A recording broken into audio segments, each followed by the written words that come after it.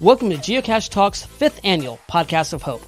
Once again, we are raising funds for St. Jude Children's Hospital. Our goal is to raise $8,000, and we can only do that with your help. To help us reach our goal, please visit the website below and donate. Now, let's join our hosts of Geocache Talk's Podcast of Hope. Thank you, Derek, for the intro and all the work you're doing tonight. Derek is kind of he's in the production room tonight, but he'll be on later as well. But welcome, everybody. Welcome to the 5th annual Podcast of Hope for the year 2020. Jesse, can you believe it? 5 years. No, I think you threw in some extra ones in there. I don't think it's been 5 years, actually. But, I haven't been here 5 years. Although I guess I have been on Podcast of Hope, so maybe I have kind of been here for 5 years. But yeah, it's definitely grown over the years we've done it. We've always raised money for St. Jude, and I don't know if Christy is around close by. We can have her on here in a minute. If not, we can catch her later on to tell us. I'll try to twist her arm later. She's in because we always volunteer for too many things. Yeah, she's doing meetings for another volunteer position she does. So okay, yeah, she's back and forth. She's helping me with the technical stuff tonight, but she's got to do another meeting at the same time that's been going on all day long. So we really have to stop volunteering for stuff. I don't know why we do that. That's okay. That's all right. But yeah, we'll catch up with her a little bit since she did. She worked at St. Jude Children's Hospital before. Mm-hmm. But so just a couple notes real quick about St. Jude. One thing also is down at the bottom, there's a ticker running. Mm-hmm. That is the link. We'll also bring up the link in a banner so you can kind of see it as well.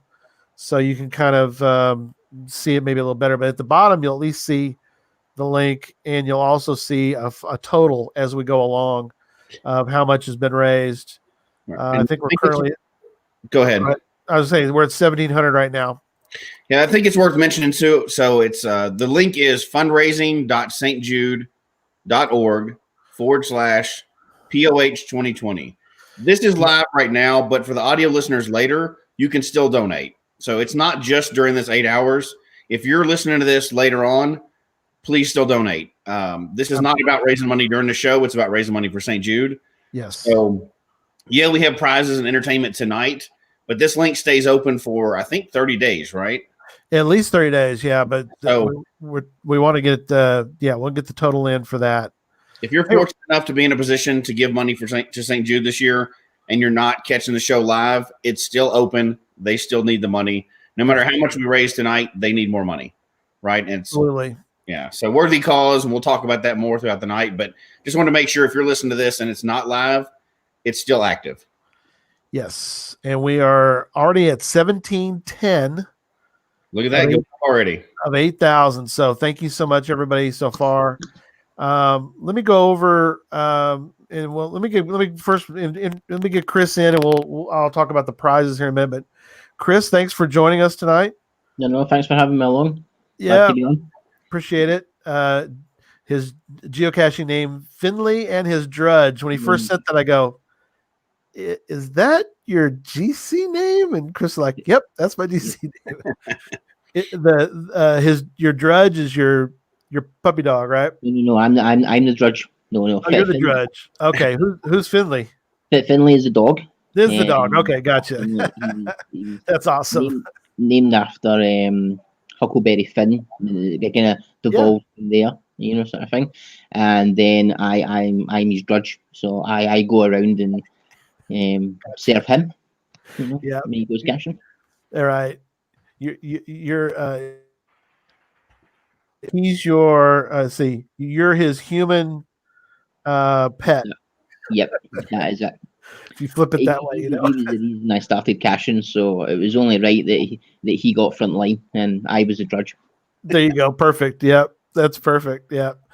We'll talk about that here in a minute. All the good things that are going on. Well, as far as geocaching goes, during this time, which will remain nameless, but we'll talk a little bit about Scotland. And I got I got a castle behind me. I won't give you too many boring home video movies or stories, but I will share a little bit about our time when we were in Scotland.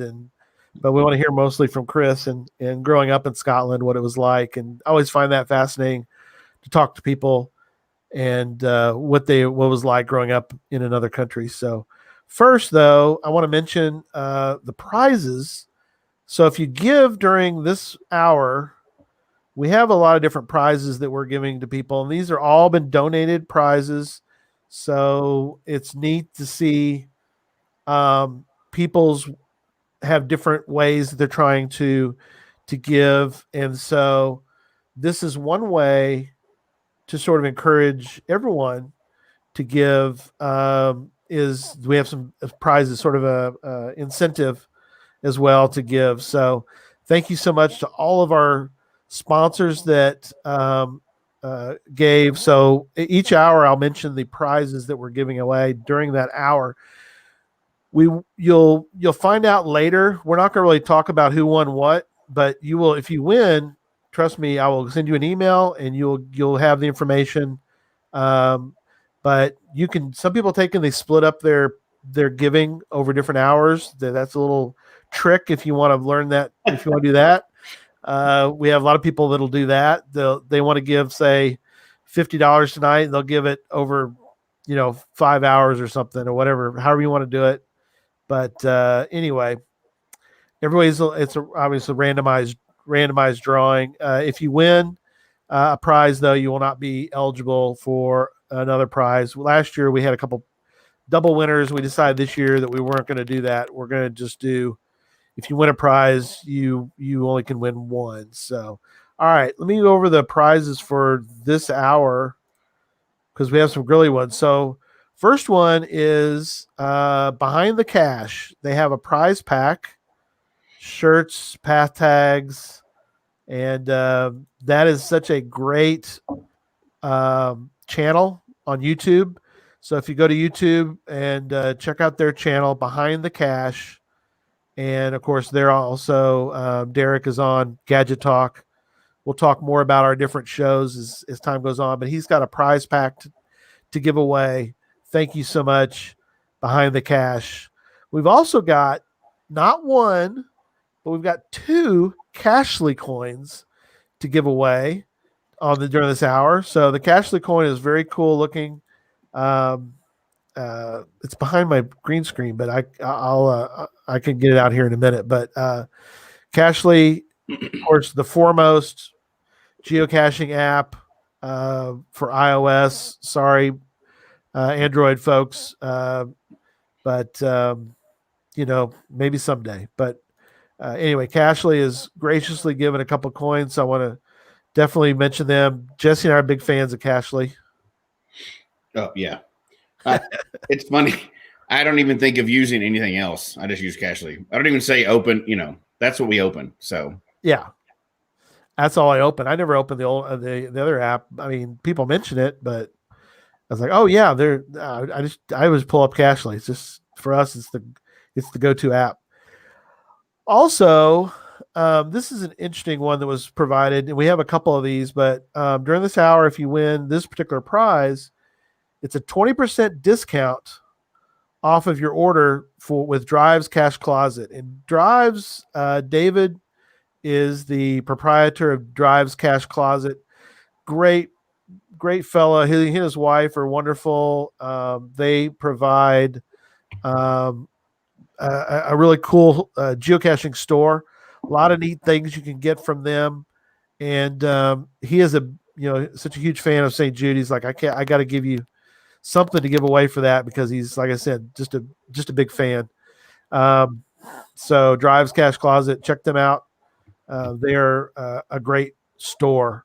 Also, again, sort of back this year again, which is great. Giving away shirts is Arted Crafted. So again, just so thankful to them for giving away shirts, and they will provide. I will get you in touch with Arted Crafted, and you'll be able to talk to them and get you the shirt and the size and the all that, so you don't get stuck with a small that you don't need a small, or you won't get stuck with a triple X or something. 2X large, whatever, shirt. You'll get to talk to them, and they will provide you with a cool prize during this hour if you're a winner.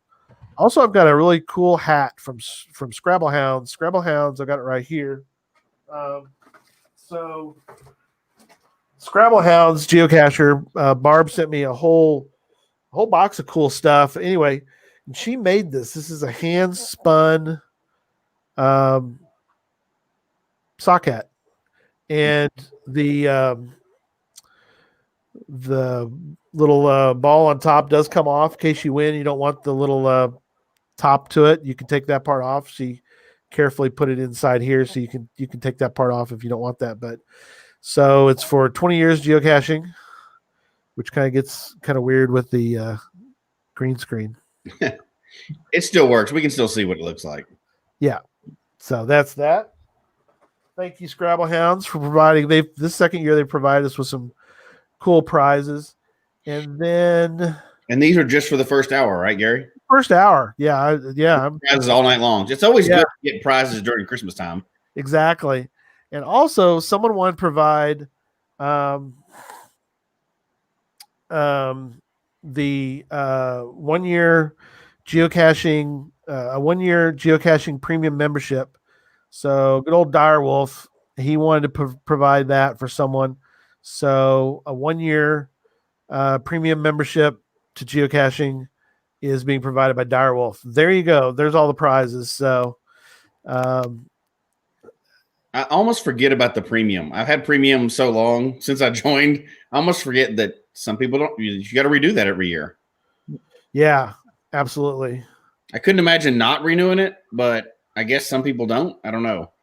It always catches me by surprise. They send you that email. Hey, you need to renew. Oh, crap. Immediately do it. Oh, exactly. Yeah, absolutely. All right. Well, let's get into this hour and talking with Chris. First, let's let everybody know, Chris, how long have you been geocaching? Started caching 2011. Cool. It coincides with me just moving to the south side of Glasgow, which is where I am just now. Didn't actually move that far. Only right. stayed just to the east and Renfrew. And I moved to the south side of Glasgow in 2000, probably just the back end of 2010. Yeah. Which is when moved into this flat and got Finley, the dog, 8 weeks old, and I decided, well, I didn't just want to walk in the same park every single day with Finn, so I remembered reading about geocaching. Oh, cool. And went to our local park. This was April 2011, and found my first half a dozen caches. Cool. And then that was us. We were hooked, and caching ever since. And as you know, well, probably the same for everybody else. Once you become addicted, every year you start doing more and more. You start hiding caches. You start going to the events. You start going to the mega events. Stuff like that. So, yep. That's awesome. Yeah, it's always fun to hear. We always love to hear like how people got into it, and then also, of course, how they got addicted to it. So, whereas Jesse started and he kind of started and then stopped and then started again. In fairness, yes, I did find one in 2009. I didn't find any more until 2011, but people have heard that story before. So. Yeah, that's okay. So yeah, we'll talk more as we go on for this hour about your geocaching. But since it's the holidays, we're right around Christmas time now, and every year we always try to have someone on who from another country and talk a little bit about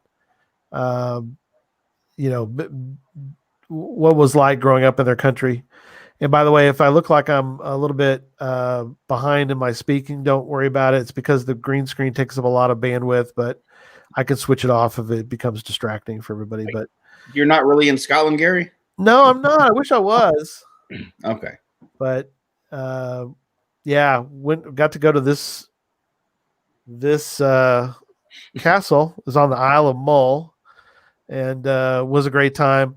If the flag is flying, that means that the person who is in residence, who lives there, is there. Did I get it right, Chris? Yes, that is correct. Yep, they're in residence if the flag is flying. Yes. Yes, and we actually got to meet this individual, and this person's father was who James Bond was sort of patterned after, or one of the many. I guess Ian Fleming it's a conglomeration of people that he had known or met.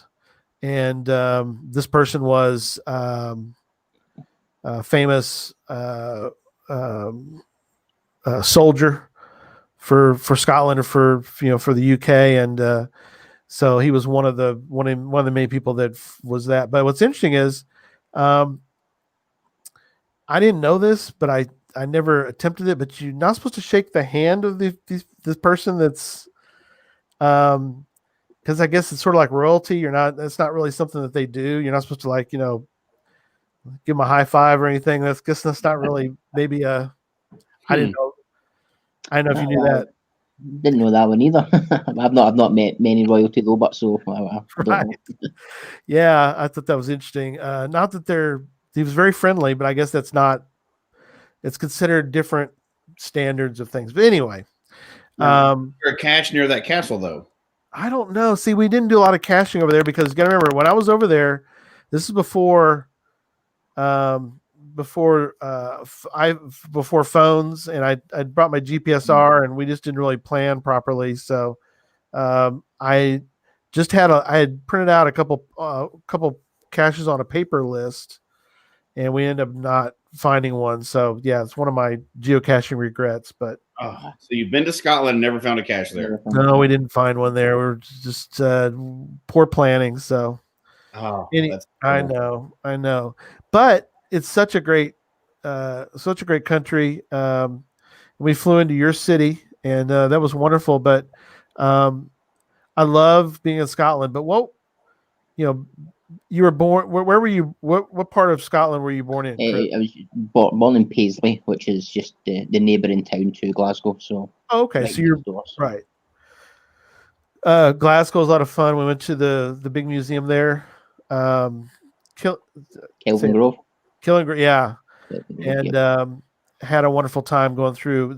It's a beautiful, really cool museum. But so growing up, well, I'll talk about different things. So around Christmas time, what are some of your favorite memories of Christmas as a kid?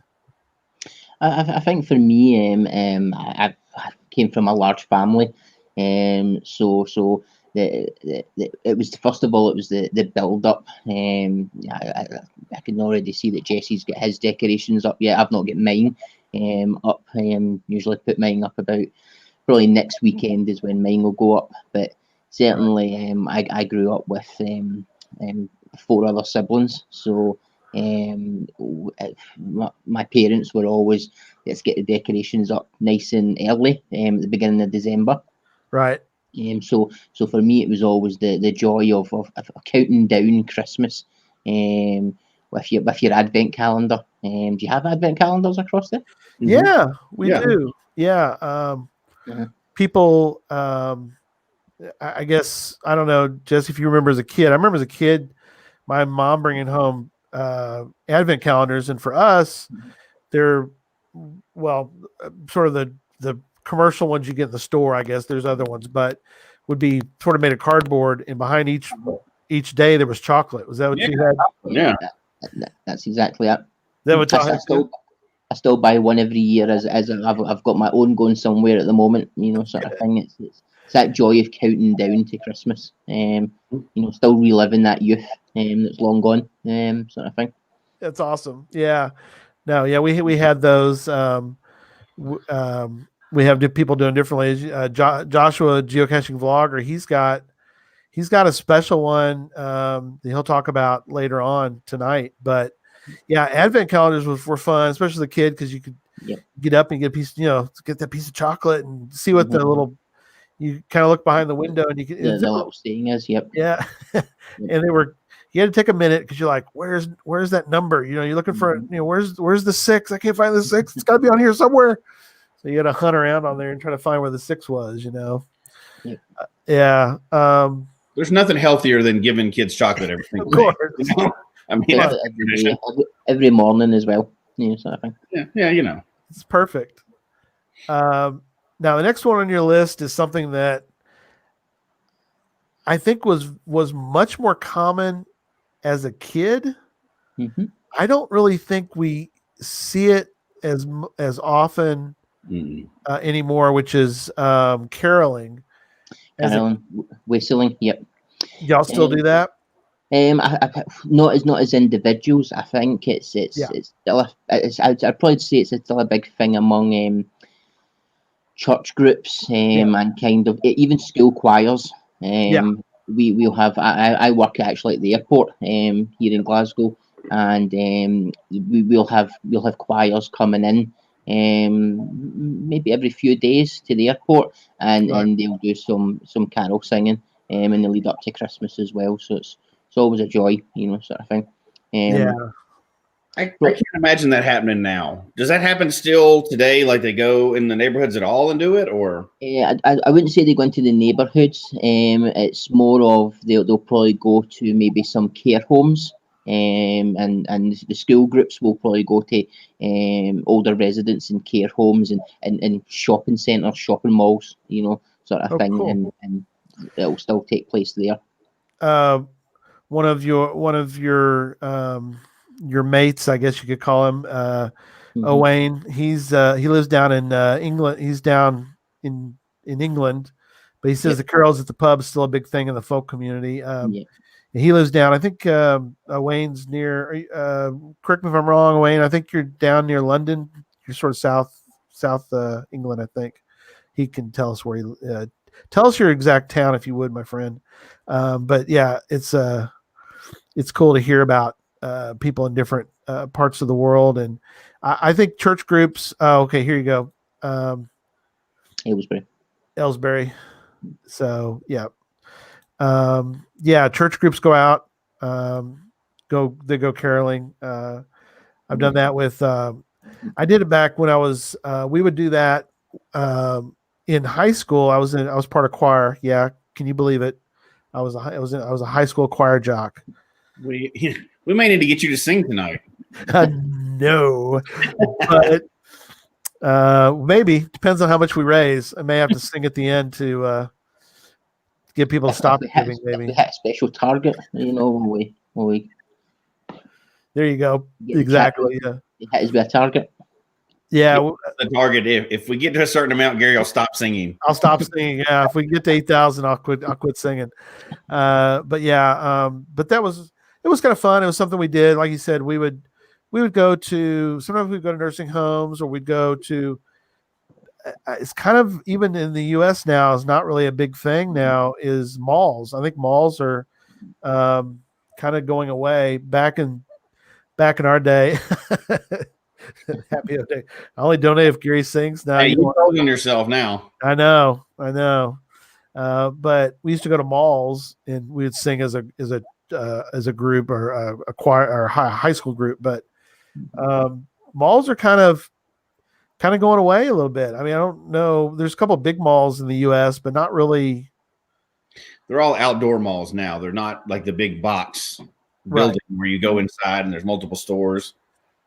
Yeah, so I think we're different in the UK. We're kind of more towards shopping centres now than we are high street. So I think it's our high street that's kind of dying out here in the UK, and it's more shopping centres that are popping up and retail parks. Yeah, I think it's cultural, right? Every place goes through different trends. So. That's it. Yeah, definitely. I think we're at a point now where if people were walking down the street singing. There would be people complaining. That's kind of how we're, some people would enjoy it and other people would complain in the neighborhood. So that's why I think they do it at old folks' homes, like you said, and schools do it and churches do it different, bigger locations. So they're not in the neighborhoods. Yes. Now, I asked Chris if he'd bring along a little show and tell, so he brought something that I know one of my sons is in the chat right now. He'll remember. I think he drank one of these. I think I may be the only one that drank this one, and I think maybe most of my family kind of looked at me and went, "I don't want that." Like, oh, this is awesome. It's like I can't. And so I actually got back to the U.S. and I actually found a can of this. So if you would, my friend, show what you got there, because I mentioned it. We have. Tell us about the Iron Brew. Iron Brew, yes. The Christmas edition. She just came out. Iron Brew is our national soft drink. Yeah, show that one more time real quick, because and then tell her, show the bottle of the bottle there again. Yeah. Iron Brew, and then we've got the Christmas edition, the Snowman. Got the Christmas edition on there. So is that like a carbonated soft drink? It is. Yeah, it's just it's a rival to Coke or Pepsi, stuff like that. Sort of thing. I think I don't know if this is an exact fact, but I do believe that Scotland is one of the fewest countries in the world where Coke isn't the number one soft drink. Coca-Cola. Iron Brew is number one here in Scotland, and probably always will be. It's kind of it's a tradition for us here in Scotland, sort of thing. Yeah. If you haven't tasted it, try to think what it would be. It's kind of like a bubble gum, I'd kind of say, sort of thing, flavor. Yeah, sort of orange bubble gum. Yeah, Udax mentions it orange. Yeah, it's kind of a sort of a cross between orange and bubble gum, I guess. You don't really get the orange fruits. It's more just a unique taste. Yeah, it's very different. Yep. Yossi's in there. Yossi, he lives in Finland. He's in Finland, so he goes, "It is sugar." Yes, it is. He knows that. Yeah. It is. They actually changed the recipe this year. Did they really? Oh man. The government brought in a sugar kind of tax here in Scotland to make us all healthier. So they had to they took most of the sugar out of it. And it has changed the recipe. It did take a lot. There was probably a lot of dedicated Iron Brew drinkers who were put off and went to other branded soft drinks. But no, it's still remained number one. They've still got their following. So yeah, Sharon says it sounds terrible. It's not. It's really good. Now, it's not supposed to be something like. I mean, it's supposed to be like a treat. You're not supposed to. It's for a special occasion. You get out the Iron Brew and you drink I don't know. For some people, they may drink it more than that. But it's just another soft drink. I wouldn't say it's for special occasions. It depends how often you have a Coca-Cola is how often we would probably have an Iron Brew. That's true. Yeah. So when they made it healthier, did it change the taste of it? It did, yeah. They kind of changed. They kind of used an artificial sugar, which did take some of the sweetness out of it. That's not good. That's not good. Because if you want an Iron Brew, you want to drink one. I mean, that's the point of it. I mean, But my son remembers eating haggis, so he was a fan. If it's done well, and there's vegetarian versions of it, but I mean, he thought that was good eating. Now, the rest of our family, I think me and Caleb were the only two that were fans. So I think he and I ate everybody else's during that celebration we were talking about before the show. We were in Edinburgh, and we did it was like a dinner theater kind of thing. It was our last night in Scotland, and they served us haggis. So it was. I don't think we can just jump over the fact that you said there's a vegetarian version of haggis. There is. Anybody that doesn't know what haggis is, Chris, can you explain to people? Haggis is spices with some meat, and it's kind of stuffed into a sheep's stomach. So, what part of that can they make vegetarian and still call it haggis? I'm not sure how that works. That's it. For the local ones, just bought day to day. Yeah, it's not quite stuffed in a sheep's stomach, sort of thing. So it's it'll probably just be replaced by some meat substitute that the vegans use, I suppose. Right. Yeah. Yeah. Okay.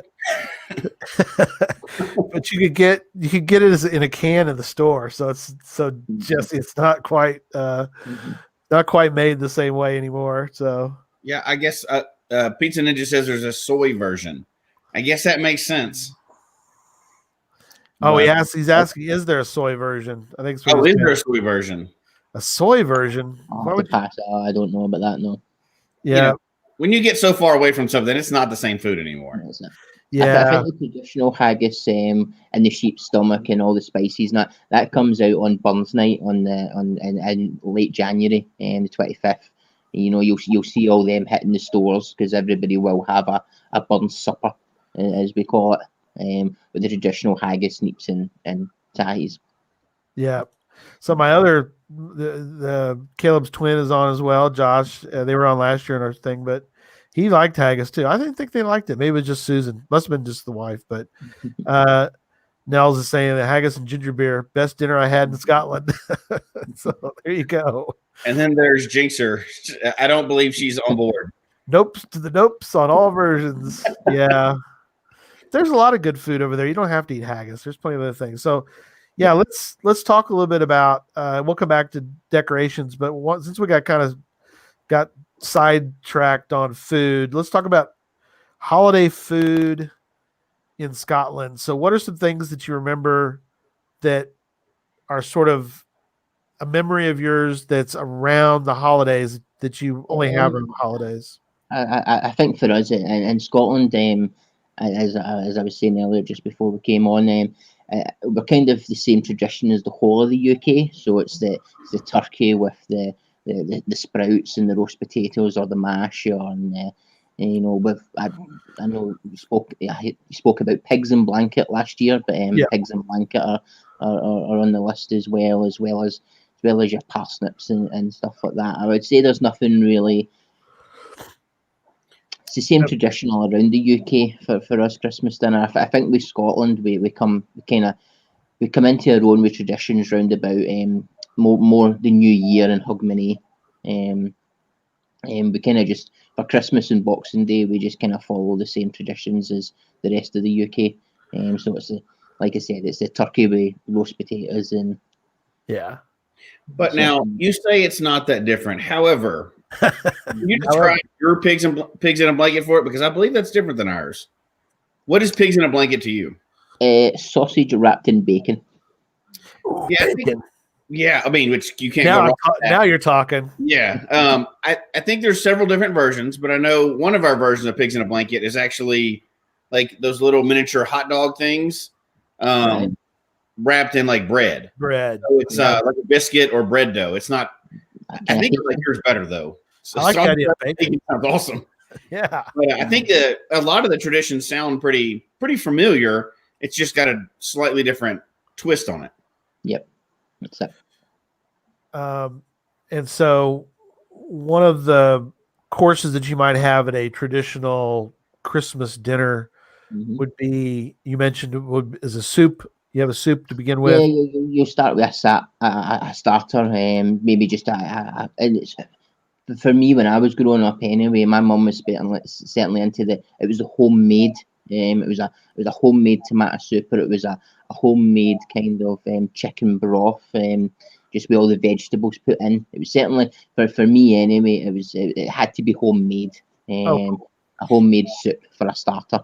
And that's what I remember growing up with mum. I actually, just one of the memories coming back was always like the large chunks of potatoes that my mum used to put in the broth and all that, which were good. That's very cool. Yeah. I don't know why we decided to start talking about food at the beginning of an 8-hour podcast. I know, that was bad. I'm going to be hurting by 11 o'clock. I'm going to have to sneak off every once in a while and eat some food. Yeah, really, because these also, like I said, the kids were pretty young, and I'll show you a quick photo of us Like I said, I won't show you too many. I only uploaded a couple. So let me show you a quick photo of our family. This again was 2009. Correct me if I'm wrong, somebody in my family, but there we are. Sans goatee. But there's my family, and I think we figured out we're in Glencoe, and I think Chris confirmed that looks sort of Glencoe. Looks Glencoe-ish, yep. Yeah. So so there we are. So they were pretty young. I mean, Nathan, he's grown, married, and so they're all kind of they've all grown up. So it was a while back, but we really had a great time there, and we ate great. I mean, we were never, you might go to some countries and you're like, I don't know if I really want that or not, but we loved it. We really enjoyed the food there. So, all right, we're on. With a knack of deep frying everything. Did you try anything that was deep fried? Well, we had fish and chips. That's sort of deep fried. Yep. We loved fish and chips. In fact, that was kind of our go-to. The group that we were, Josh was in there. Look at the cute little goatee. So that was on him. But we had lunches. Sort of. The group we were with, CIE Tours. I'm, obviously don't get money for a sponsorship from CIE Tours, but we love going with CIE Tours. Though, if I'm just saying it from my personal experience, but we had lunches off. They didn't pay for lunches. They paid for the whole package was breakfast, dinners, and like all of the castle tours and all the other stuff. But we had a couple lunches off. We were there for I think 9 days, and pretty much our lunches we were on our own in town. But we would always try to find the local fish and chip shop just because we could kind of go, oh, that was better than last night or whatever. So we kind of made our way along. They've always got their own batter, so like you say, you have to try them all because they would all taste slightly different. Yep. Yeah, and we found some towns we had better luck, but yeah. So as you mentioned, for a main Christmas dish, very similar to us, I guess. You wrote in the note about turkey. Mm-hmm.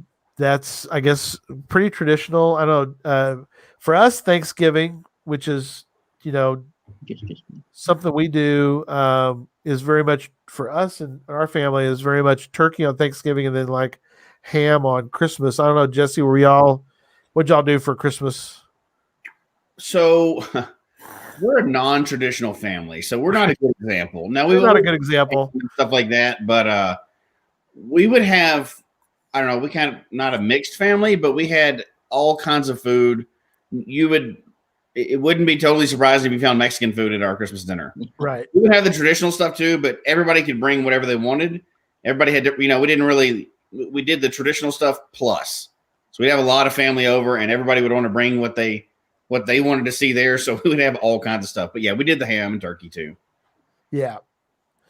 And then let's talk a little bit about desserts because as you look at my waistline, I'm a big dessert fan. So you wrote down Christmas pudding, which is completely different and you might know this, Chris, when now I'm a big British baking show fan, so I'm kind of up on a lot of the stuff that goes on in Great Britain as far as food goes, but when we think pudding, at least in the U.S., when I would say pudding, Jesse's probably thinking like chocolate pudding, or that's pretty standard for us. And it's I don't know how you describe. It's just a sweet. It's sweet. It seems like it's always sweet. It's yeah. No, great. Come on now. It's not gravy. Gravy consistency. I was trying to think of the consistency of pudding over here. Softer than Jell-O, but yeah, Jell-O pudding. Not quite as sweet as ice cream, I guess. Yeah. But when you say pudding, what do you think of when you think of pudding? Our puddings are an actual, probably like a some sort of baked cake or some sort of sponge. Right. Especially like for Christmas anyway. There's the Christmas pudding that we have which I did buy a mini one just to keep cool. Let's see it. But it's in a small tub, so I can't really show it. Oh, that's okay. All right, gotcha. But it would. I don't know if you can see that. Show you on there. Yeah. It would look like that. It's kind of like a fruit. That's it. Raisins and fruit in it. And there's sultanas in this one as well. Yeah. And the tradition around the UK, but certainly here in Scotland, is you're going to douse it in whiskey and set it on fire. That's right. You do. Yeah, sultanas are like raisins. I don't watch a lot of the cooking shows, but my wife does. And the only pudding that I've heard of that's different over there that I don't know if it's Scotland or where it is blood pudding. Is that's a whole different thing, right? Well, traditional breakfast, right? Yeah, it's well, we call it black pudding here. There's a famous Stornoway black pudding. It's known kind of worldwide. That's not a sweet kind of dessert dish. That's more of a you would have that we would have that in our fry-ups in the breakfast sort of thing. Or a full Scottish breakfast would probably have some black pudding. Yeah. We had black pudding in the morning. So Jesse, you have to think about, like, you know how you would have, instead of bacon and eggs, maybe you might have bacon and sausage, like a patty, the patty sausage. Mm-hmm. So a lot of times you would get, again, but it would sort of, when we had it, the black pudding was sort of like having a little side of like sausage kind of thing. So yes, it's just a small slice of black pudding. Yep. Yeah, so it's and it was good. I loved it. Yeah, people are mentioning about the bread pudding. Over here we do have a bread pudding. So I guess it's kind of similar, but yeah. But typically we don't douse it in whiskey and set it on fire. That's a good. That's although we do have some dishes like that. You don't see them very often much anymore. Any of those dishes that we have like that, we stole from another country, though. Of course, those are original. But imported. Yeah, they're all That's right. They're very imported. Things, but so yeah, it's good stuff. But yeah, the other things that you had mentioned, I'm familiar with, like a trifle. Australia would have a trifle. It's sort of a custardy type of dessert as well, right? Yeah, it's kind of cream custard and sponge, or a Jell-O, a kind of jelly as well. You can put different layers in it, whatever you're looking for. Okay, gotcha. And you mentioned one. I had to look it up. Clutie dumpling?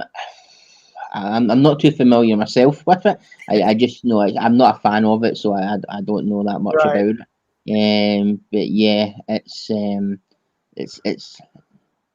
got to have the taste for it, sort of thing. So I wouldn't do it justice by describing exactly what it is. I got a picture of it I'll bring up just so we can kind of see it, but it sounds like a lot of your holidays are just like our holidays. They revolve almost primarily around the food and the family eating it. It's the family coming together around the table. Yep, that's it, and enjoying themselves. So it looks like that. It's sort of a dumpling. Yep. Yeah. So that's very cool. Just the different things. Yeah, in fact, we try all of it. So without a doubt, try all of that. Absolutely. And the winner this year, just recently, I watched this year's British Baking show. The winner was from Scotland, so yay to Scotland. Young lad, yep. Yep, for when Peter. Yeah, he did great. He won from Scotland, so I love that.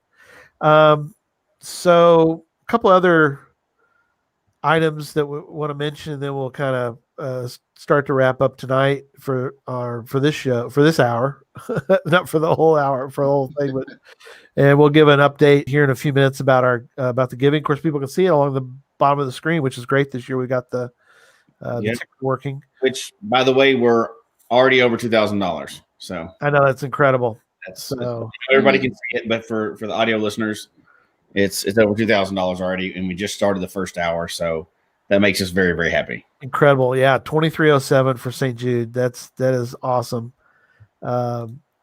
So, yeah, a couple other items that you'd mentioned in there. Some other traditions is a couple things. One I'll mention too. My wife's funny. She's a big fan. She always wants to do the item here in a minute, but something that you have in the UK is crackers. Christmas crackers, yes. Christmas crackers. And most people here, when you say crackers, they're thinking of saltine crackers, but no, you're talking about. This is a kind of.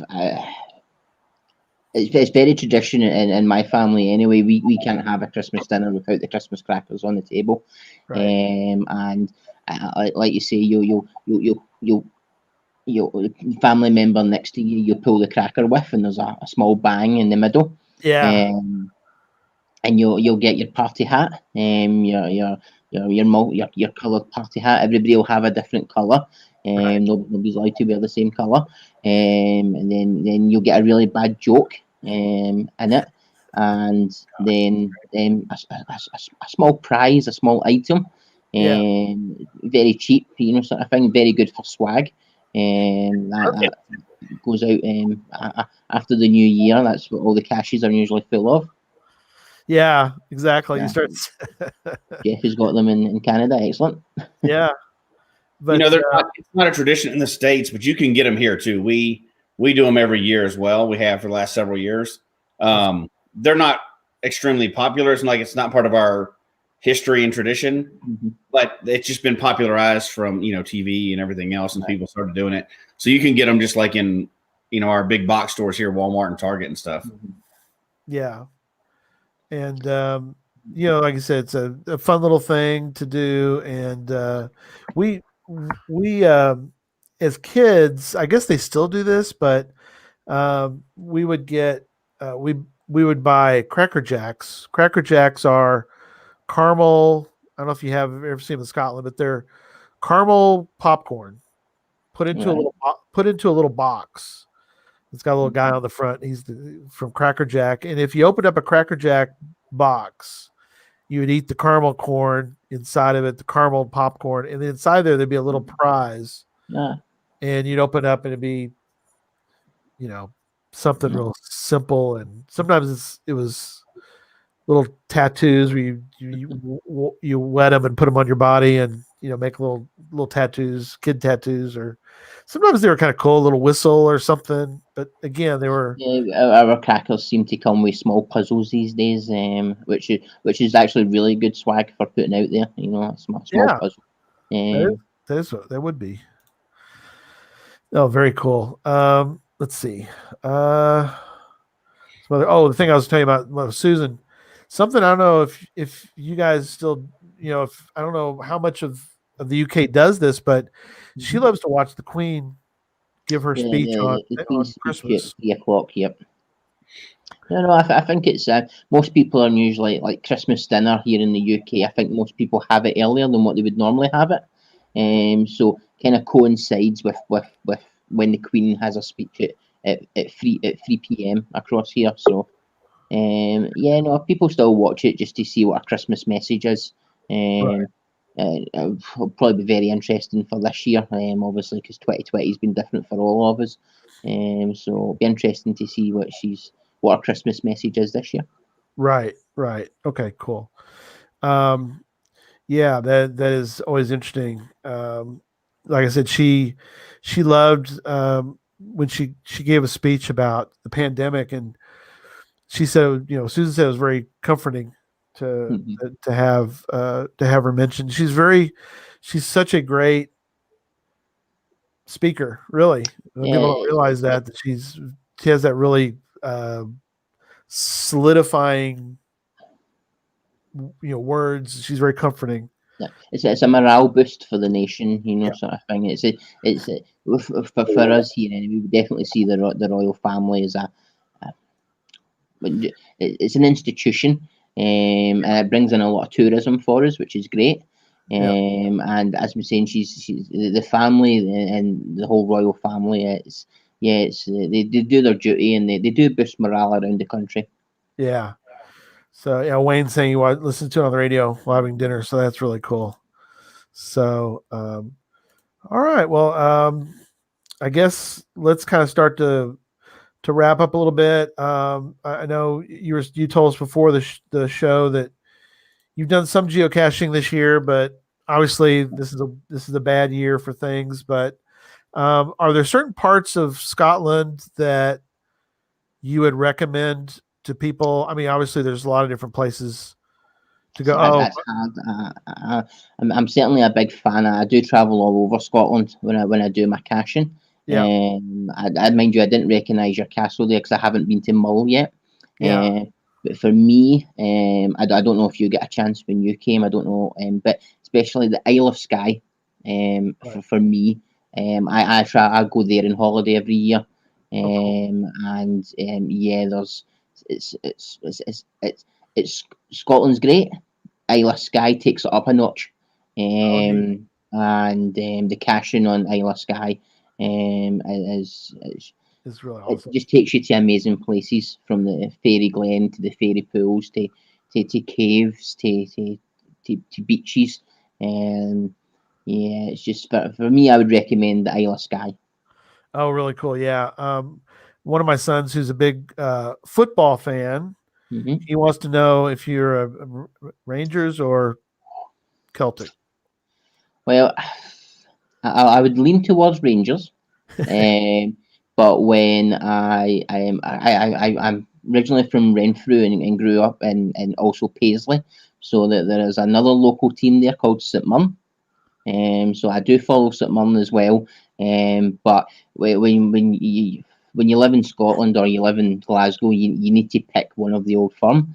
So for me, it's Rangers. I did in the past go to Rangers games. So very cool. Yeah, he is a big Fulham fan. That's his Premier League team that he follows. Is Fulham. Yep. So that's his. Now they're not the they kind of wobble between being relegated and being back in the Premier League. Premier, but he is a fan of all that too. So, but yeah, people mentioned earlier about Isle of Skye. Jeff was over there recently. He said going to caching in the Highlands, and he also mentioned Isle of Skye too. So definitely a big time, going and finding caches in that part. So yeah, he says being a Fulham fan is a special burden. So yes. Very true.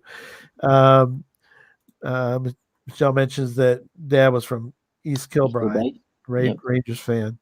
The other picture I wanted to show real quick because we're starting to wrap up, but I took this. Actually, this is a photo I took. So most people in the U.S. would be like, that is a doctored photo. There is no such animal as this, but there is. Highland cow. The Highland cow, yes. So I had friends go, "What is wrong with that cow?" And it's like, no, it's the Highland cow. That's what they look like. Aren't they adorable? They're very cute. Yeah.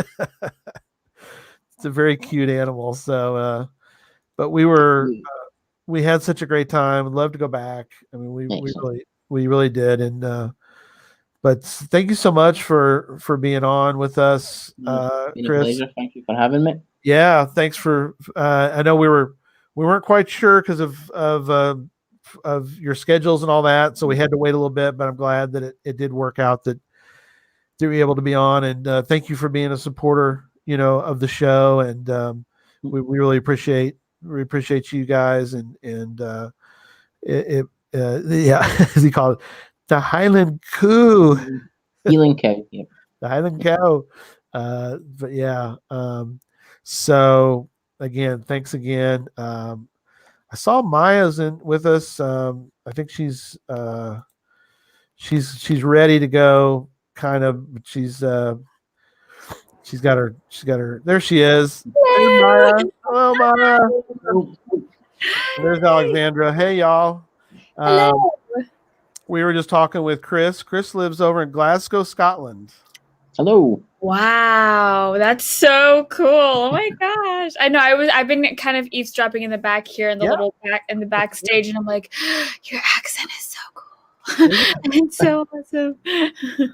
Yeah. And so I was worried that I would start talking too fast because it's a Glaswegian accent could really come out, and when you start really talking fast, people don't really understand you. Yeah. That's so cool. that is very true. Glasgow. You like the cow, Alexandra? No, I've been to Glasgow. Oh, you've been to Glasgow. Okay, I thought you were talking about the cow. I like the cow. The cow was really cute. Look how cute he is. Look at his hair. The cow is great. I love those cows. And the little baby ones are awesome too. But yeah, it was just such a great trip over there. But yeah, so again, Chris, thank you so much. And keep in touch. And if we ever do make it over, of course, we'll definitely let you know, and we'll maybe set up an event or something once we're past this thing that we can't mention right now that's going on in our world. But if you ever come to the US, obviously, like I said, let us know. I was due to come this year. I was going to come along for the celebration event. Yeah. I was due to come across for that. So I'm still in two minds if that's going to happen, obviously in 21. But here's hoping. So. Yes. Oh, absolutely. Yeah. Well, definitely let us know if you do make it over, if in the summertime or whenever the 2021 event, I guess, is in August. August, yep. I think it's right, or August or September. Yep. Well, again, thanks again, and thanks again helping us raise money. We've raised already over 2,400 for 8,000. So hats off to you, my friend, and we'll keep in touch. And again, have a good evening. I know it's late there, so remind people you stayed up for what time is it? Is it midnight? It's no, it's only approaching 11 o'clock at the moment. Okay. Yeah. So it works out great to have our international guests on early because the time thing. But anyway, so again, I wish you all the best. Hopefully the next 7 hours you'll hit your target, and I hope it goes well for you. Yes. Thanks again, Chris. Take care. Excellent. Thanks very much. Thanks. Bye. Bye, Chris. There he goes. Hello. Hey, everybody. Hi. Jesse's having a little bit of problem. Let me change. I got to change my background. I did Scotland, so now I'm going to change. I think y'all will appreciate this one. That's. Oh my gosh, that's us. Here they are. I love it. Oh wow, look at my screaming face. I did this one because the original one. That's awesome. I was like, the original photo I grabbed to put up for this, I was right over Maya, so I was like, I can't do that. It would ruin Maya's photo. So I found that one. So it's more. I'm off to the side now. We can see everything. Perfect. It's the best. I'm glad y'all like it. I'm like looking at there my you little. go. I switched. Alexandra's got you got the truth. The truth. Right here. My background. How do you change your background? That's so cool. That looks really good. Yeah, it's got I got a green screen right now behind me. Actually, a literal green screen, like literal. I know that people do it on Zoom, but on StreamYard. That's cool. So anyway, I don't grabbed. know how to do any of that stuff. I'm not good with the computers. Okay. Well, welcome. Before we kind of get started, I will give. We're going to do we'll do a top of the hour. We have a little video we're going to show, and Derek, my producer. I can say I got a producer now, Alexandra. How should I have a producer? So my producer will play that video for us. Welcome to Geocache Talk's 5th annual Podcast of Hope. Once again, we are raising funds for St. Jude Children's Hospital. Our goal is to raise $8,000, and we can only do that with your help. To help us reach our goal, please visit the website below and donate. Now, let's join our hosts of Geocache Talk's Podcast of Hope.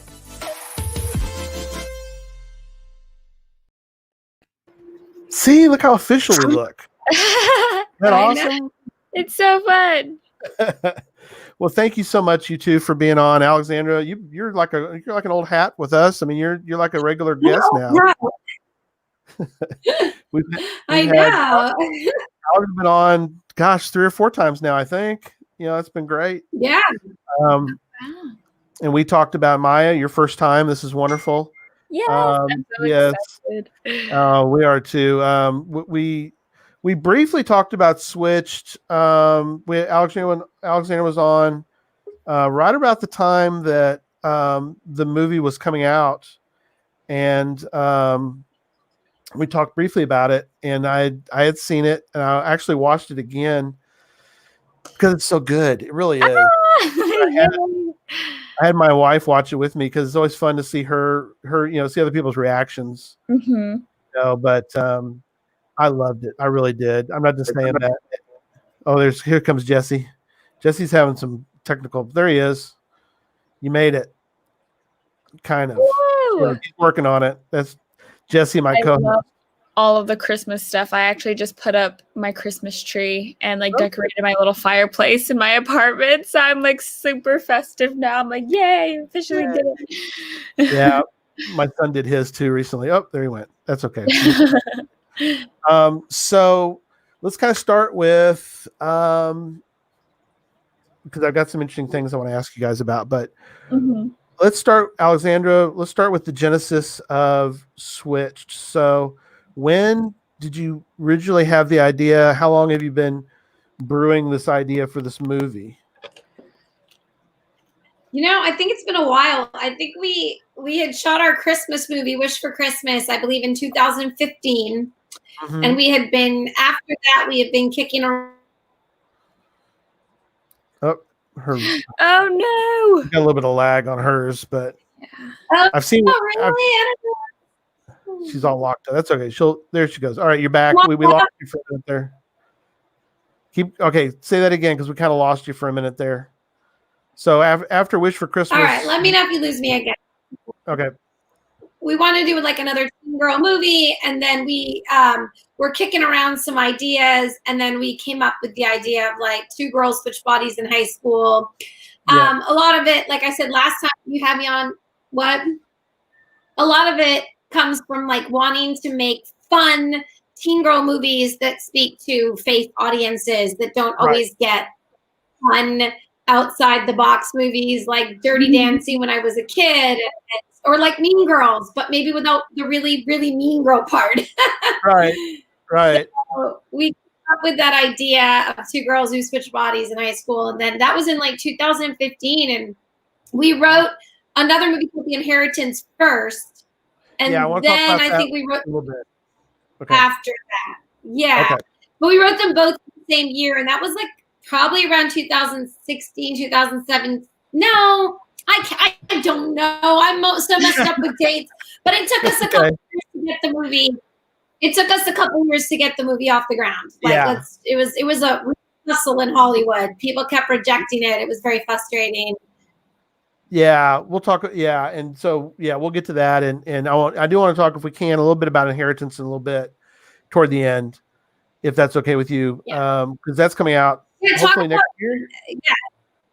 Okay, I do want to mention before we go any further, but I do want to mention the prizes if you give this hour. So let me go over the prizes real quick, and then we'll jump back in to talking about Switched. But the prizes for this hour, and Derek, help me out if you can bring up different things. So We have some friends. They have a geocaching store, Space Coast, because they live in that part of Florida.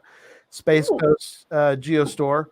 Good friends of ours, and they have a special thing they're giving away because we have a lot of coin fans that are geocaching. They love geocaching, but they also love the coins, and they're giving away a whole set of whale coins. So there's the whale coins, and they're all trackable, of course.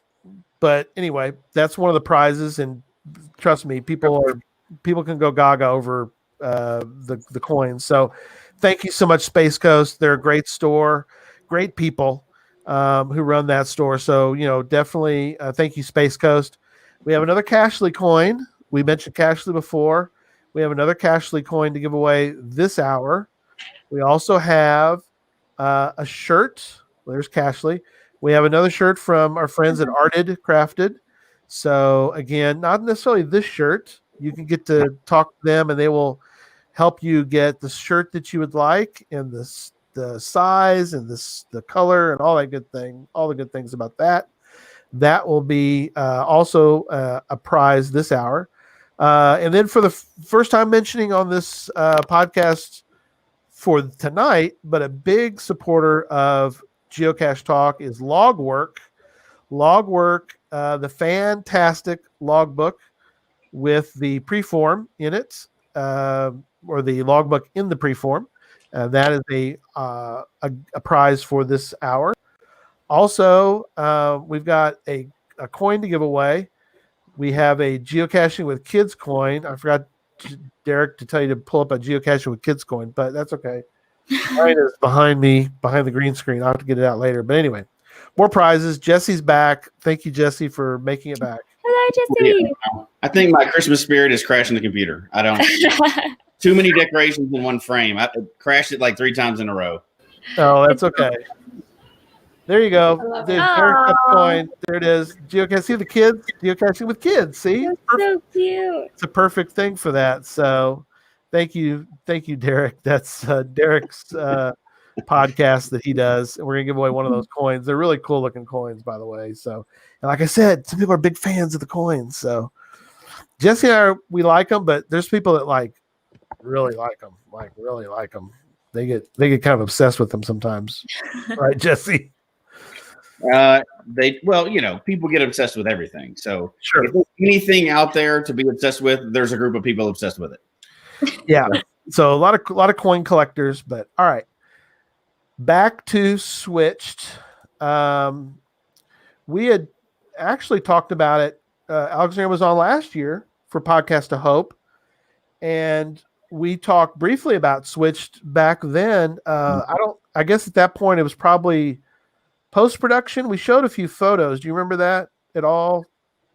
Yeah, that's right. That would have been, we were in post-production. Yeah. Mm-hmm. Wow. Yeah. This year does not feel like a year.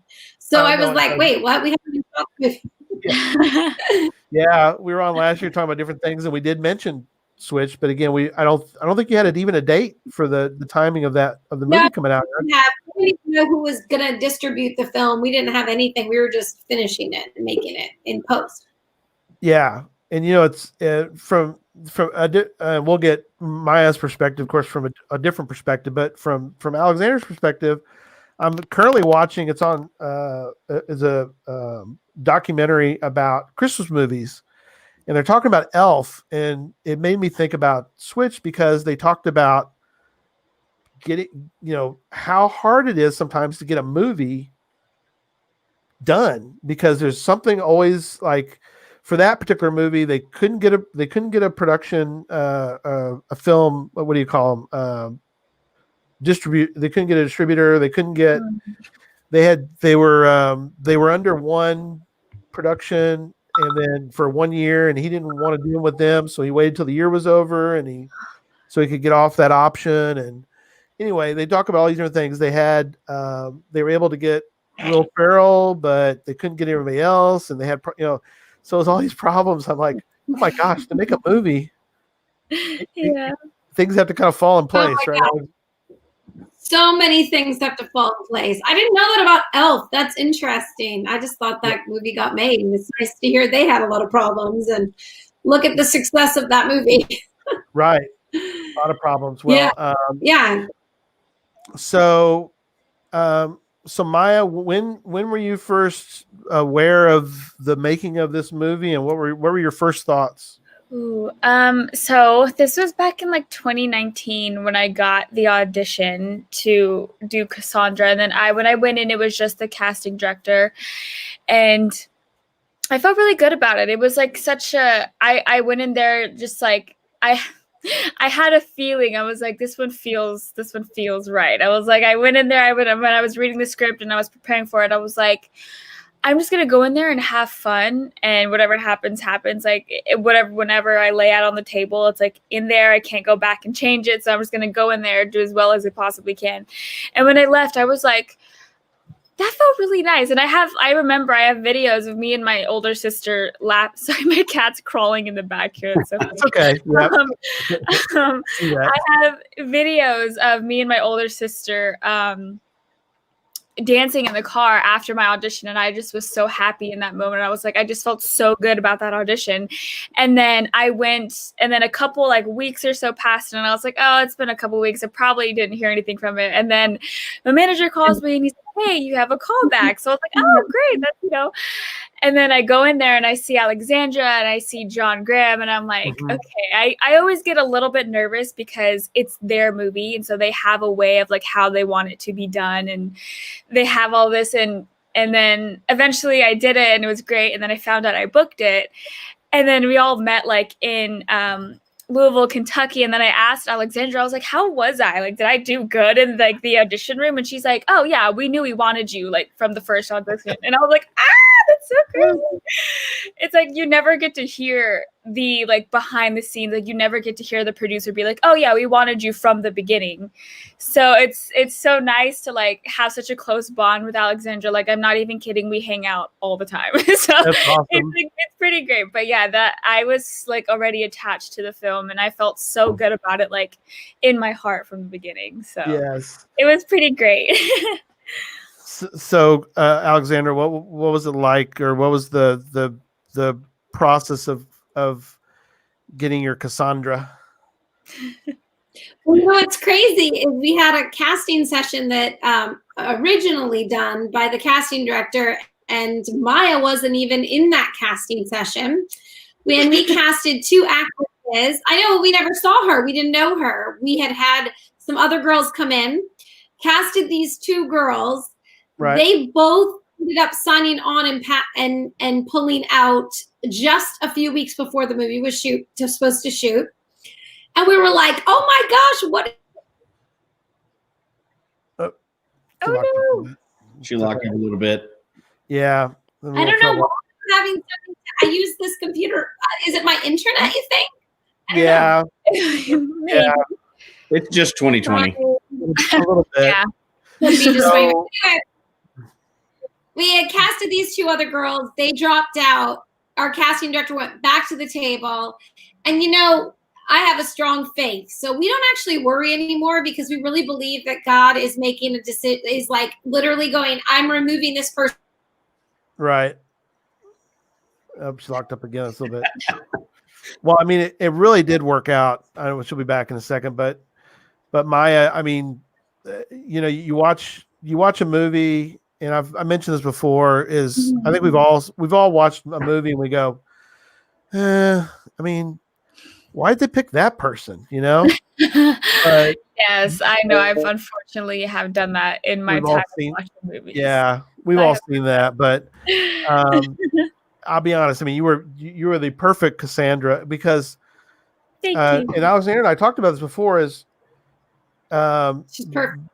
She is perfect. Miya, you were perfect. Thank you. Don't let that go to your head. But no, I'm kidding. Oh no, my head is swelling up right now as we speak. For the thing about it is that you and Madeline both had an interesting thing to do because of the movie. You have to play Katie Sharp. Yeah. I know. It's like, it's pretty hilarious because people are always like, oh, how was it playing Cassandra? And I tell them, I was like, well, ironically enough, I actually play Katie Sharp more than I play Cassandra. So I was like, people are always like, oh, well, were you more like Cassandra? And I was like, well, I was booked for Cassandra, but I definitely played more of Katie, which was also one of the other things that Alexandra and John were always telling me from the beginning. They're like, we would always find one actress that can do one or the other, but we couldn't find one that could do both. And then we finally found you and Madeline that were just like spot on with both of them. And that's why we were the ones chosen. And it's such a blessing because I take pride in me. Like, it's so funny. Literally all my friends, my boyfriend, my family, they're always like, you have the biggest heart. And it's like seeing you play like the mean girl is so different. Like, they're like, it's never like, there's a couple times where I remember watching it with my boyfriend's family and they looked at me and they're like, you're actually that mean? And I'm like, no, I swear I'm not. I promise. It's acting, I swear. But yeah, it was pretty fun being able to explore that side of the mean girl. So so well written and so well acted. Because there's a point I think you need to watch it a couple times at least. And I tell everybody, we'll put up the information a little bit how to watch this movie, but you watch it, and when y'all, and I don't want to give away too much because Jesse will know I'll spoil. Gary is terrible with spoilers. So I'm a spoiler. So it's okay. Yes, I'm so bad at it too. I promise I am too. It's okay. I'll try not to do that, but and people know, and we know the premise of the movie, but there's the point where y'all switch, and I won't give any details, but there's a point pretty much right after that where you're playing the other role and you're playing it so well that you can tell that you're now Katie and you're like telling Madeline as Cassandra, yeah, you need to do this right now. Do this. Yeah. Give me the keys to my car right now. Yeah. That kind of thing. Oh yeah, that was like, that one part. Oh, here you go. Like, yeah, I know. Oh, my cat! I'm so sorry. He wants to join the party. Say hi, guys. This is Morty. My little kitty cat. Sorry, he wants to join the party. Yeah, I remember that one part so specifically because that was literally the one part where I was like, "Wow, that was mean. Why would I say that to someone like that?" Sharp says that.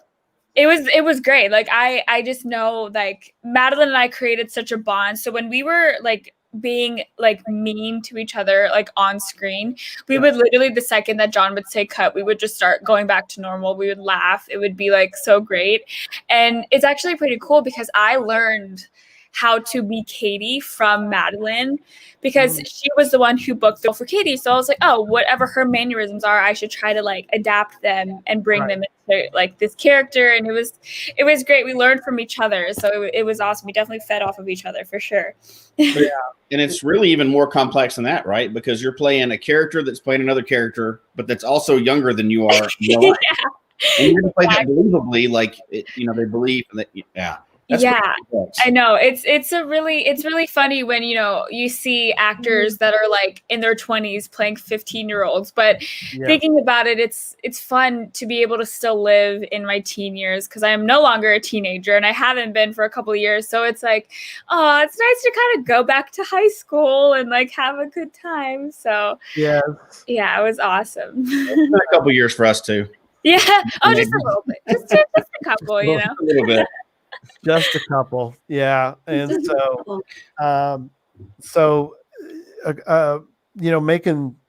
making the movie. So, Alexandra, how as far as producing, directing, and such with you and John, do you remember at this point how many movies do you think that you had done at that point? Do you remember how many you've done with? Well, Switch was our 6th feature film together. John Graham, Rick Gow, our cinematographer. Right. Yeah, that was our 6th feature. That's awesome. And is that the 3rd movie shot at that school? You think Catching Faith 1 and 2, and that one? That was our second. Yeah, so we first went and shot Catching Faith 2. We shot all the football scenes at the high school, and then we went back and brought Switch there and shot interior of the high school. Okay, that's really cool. So obviously you want a scene like that because that's the school is really, you all did such a great job of making the right, because again, there's a difference between, you can tell a difference between a bad movie and a good movie because you can tell when somebody's taken the time and effort to get the right shot, because there's the shots at the lockers, several locker shots, and those are just critical points that could easily have been done poorly or not even done at all. Yeah. Cassandra's she's rifling through Katie's locker and the mean girls you got also the supporting actors for the roles were also great. I love them. They're awesome. Errol and Jenna. Oh yeah, they're so good. Right? Vanessa. Vanessa played Olivia, right? Mm-hmm. And Nina and Chelsea Crockett is Abby, which is Cassandra's best friend. That's my best friend. All the girls were so good. They all worked good together. Yeah, it was such a fun time on set. That made it all the better. Which was really crazy is we didn't have a chemistry read or anything. Like we just automatically went to set and then we were like, oh great. And then we all became friends within like a month. So it was awesome. I would say within the week actually. It was pretty great. Yeah, they're tremendous. I mean, again, if you don't have the right people, a movie can really kind of get. They're really good because they're dealing with everything, or they're not in the know, but yet, so they got to play their roles well, but then they got to play their roles differently because they don't know what's going on. Yeah. So it is really interesting, and the message again, Alexandra, is so great. Thank you. The anti-bullying. I know there's other terms for it, but the way that you made such a positive impact in the movie, it really does come across in I think again, just the message is really brought forward so well with throughout the story. And then of course at the end you really you can really drive home that message, the kind of crescendo to the movie. There's a lot for this movie that I think is important. I think we need to make sure we have a lot of people see this movie and kids. It's obviously kid friendly, and I think it would be important for people to see it because they're underlying the fun and the movie. There's a very serious message below that message, and very timely message as well. Yeah. I mean, it makes me happy hearing everyone say that. Well, Jesse works with in the schools, so. Yeah, I work with the school district, and now, Maya, obviously, you're much closer to this age than the rest of us. Much closer to Gary and I. Right, but for Gary and I, it's been a long time, so bullying looked different back then. But I think the modern take on it is pretty important, and even right now, when a lot of people are not physically in schools, that just increases. Yeah. Many of us adults think, well, the bullying's gone because they're not in school. Well, obviously, like in this movie and like in real life, that's not true. So I think the message comes, it's even almost more important now than when kids are back in school because it's really ramped up some of that behavior. They don't have that personal face. They can't switch bodies. I mean, thankfully, right? They can't switch bodies with each other. So I think it puts a good spin on that for right now. And hopefully many, many people will watch this before they get back in schools and they'll kind of treat people a little differently. We can always hope, right? I mean, that's the goal. Yeah, definitely. Yeah. Exactly. I know it's so interesting because I know like even my dad and my parents, they were like, not even being biased, like we actually really do love this movie, and then the whole message of leading with love, because it's so apparent, especially during this year. This year I feel like has been a very interesting and challenging one for I think everybody at one point, or like this entire year. And as much as it is cyberbullying, I feel like it's definitely something that is huge, and it sucks because if someone is being bullied, I feel like for them it'd probably be a never ending thing, like no matter if leaving school, coming home, like if you have a phone or a laptop or anything technology and you have social media, it's gonna happen. Like as sad as it is, not like it's gonna happen, but it's gonna be like it's hard to get away from it, because if it's always around you constantly, it's like but that's why I'm glad that I am so blessed to be a part of something that brings attention to it, but in a positive light of like, this is how, put yourself in someone else's shoes, like think before you act, and just like, it's just stuff like that where I'm like, I'm so happy that I'm able to express that message to people. So yes. So now, outside of all the good messages that we're trying to give and the right thing, I have to ask the question: was it fun to play a mean girl? Oh, because you got to do it. Now, you can admit it. It's okay.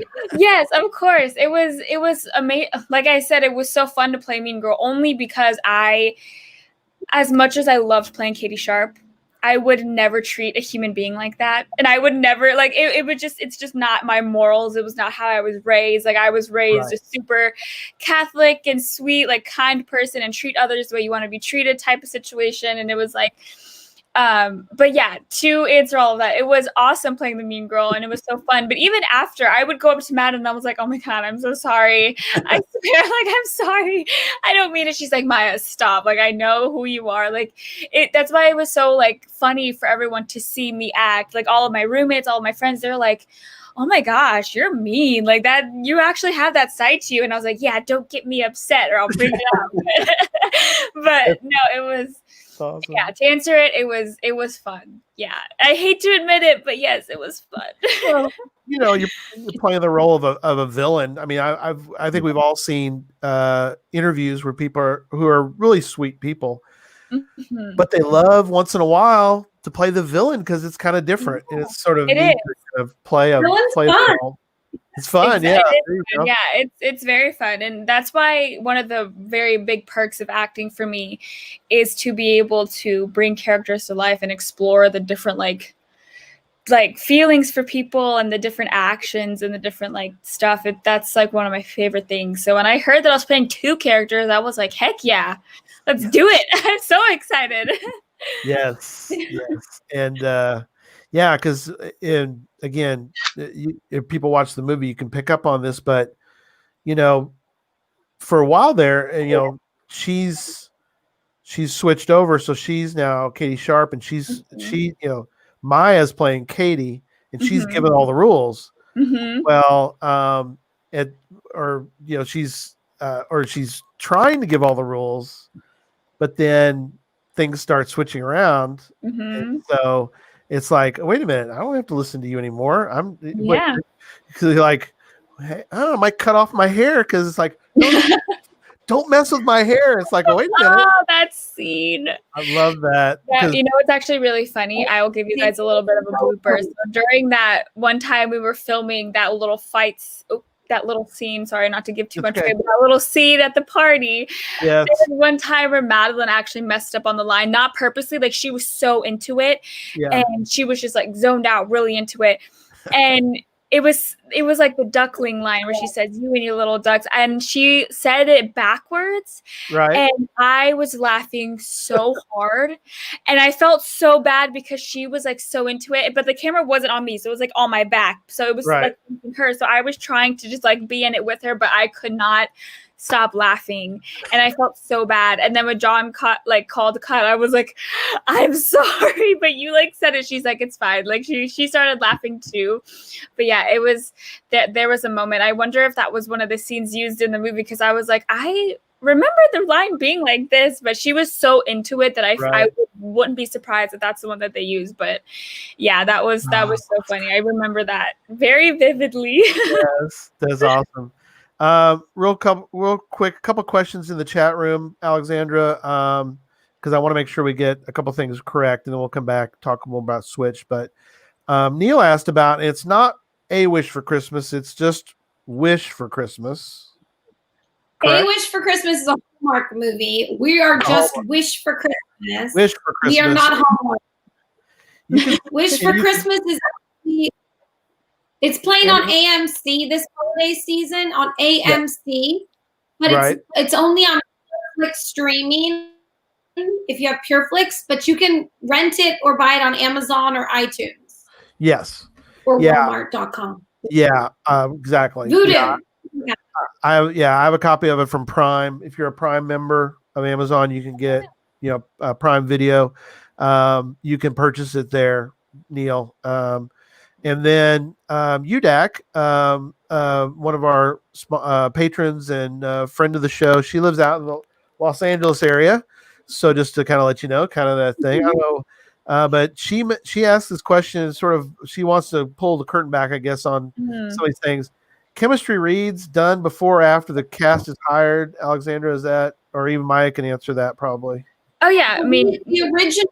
Oh no, go ahead. You go ahead. You're the producer. You go for it.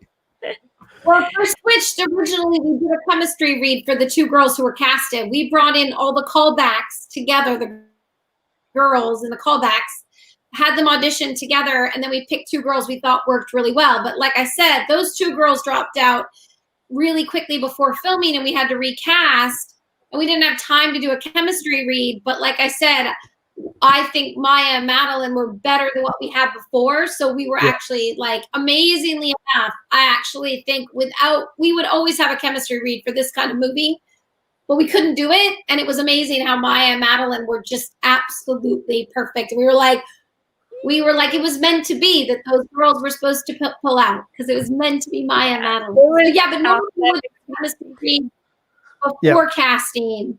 And then, And then, there you go.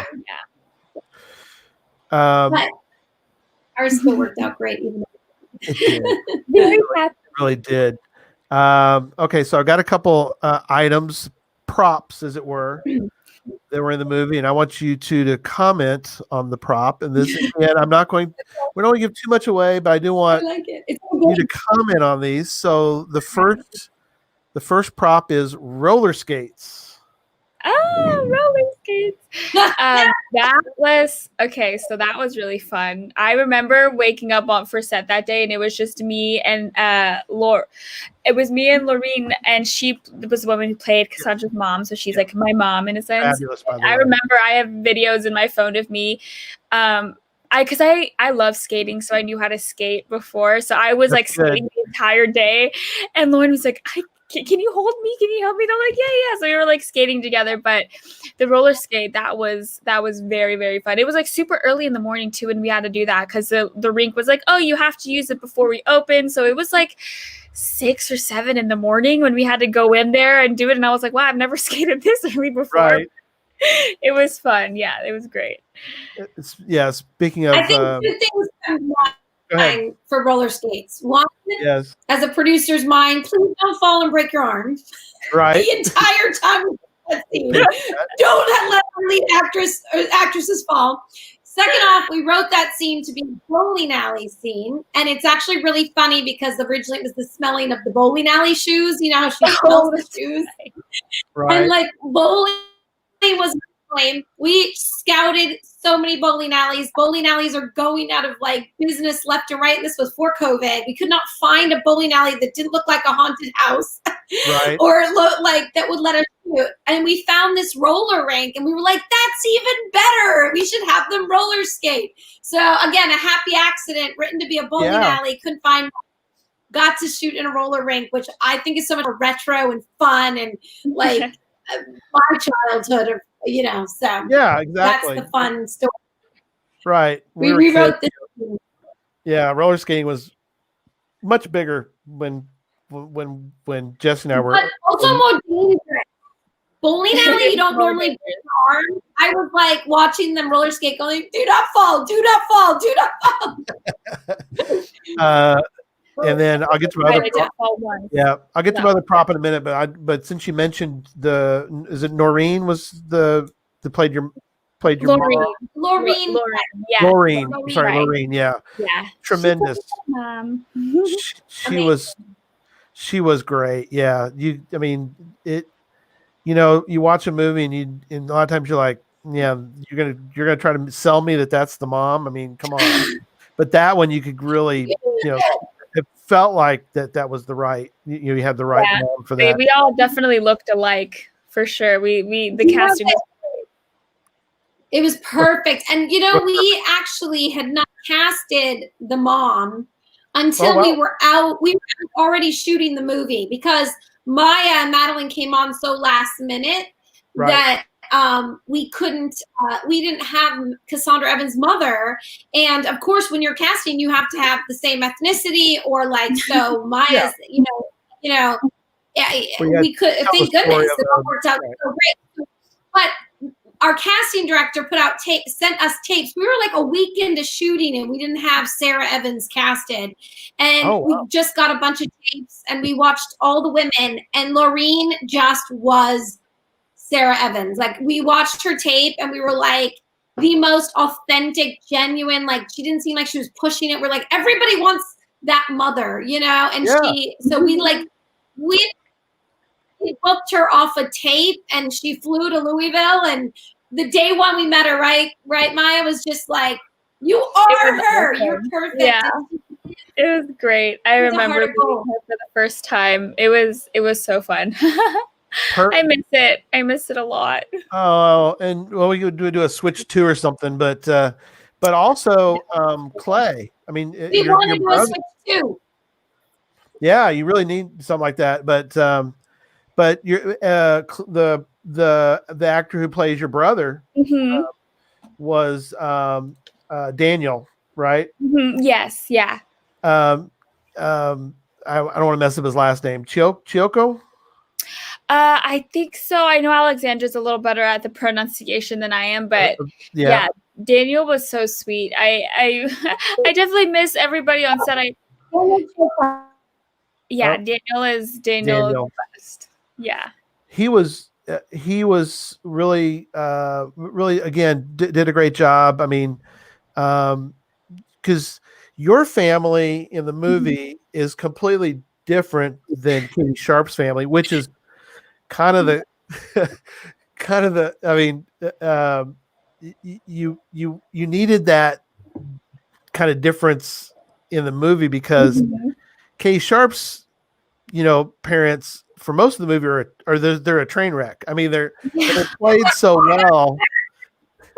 Yes, they are. They're definitely all over the place, and it was so fun getting to meet Denise and John, and it was so much fun seeing them on set because obviously Madeline worked with them more than I did because they were her parents. Family, right? It was still like I would pop in on set some days and just show up and just hang out because there was like a week or like a couple of days where I wasn't working and I actually had like a break, and so I was like, oh, I miss set. So I literally would just go over there and I would just hang out with everybody still like hours on set with them. And it was just so fun seeing all of them like do their jobs. And one of my favorite scenes in the movie that makes me laugh so much is when Cassandra or Katie Sharp is working out with her dad on the ellipticals, and she's just like, okay, like just breathing really hard because like Cassandra never works out, but Katie is like 6 a.m. run, kale salad every day. So it's like it was just so great. That was one of my favorite scenes for sure.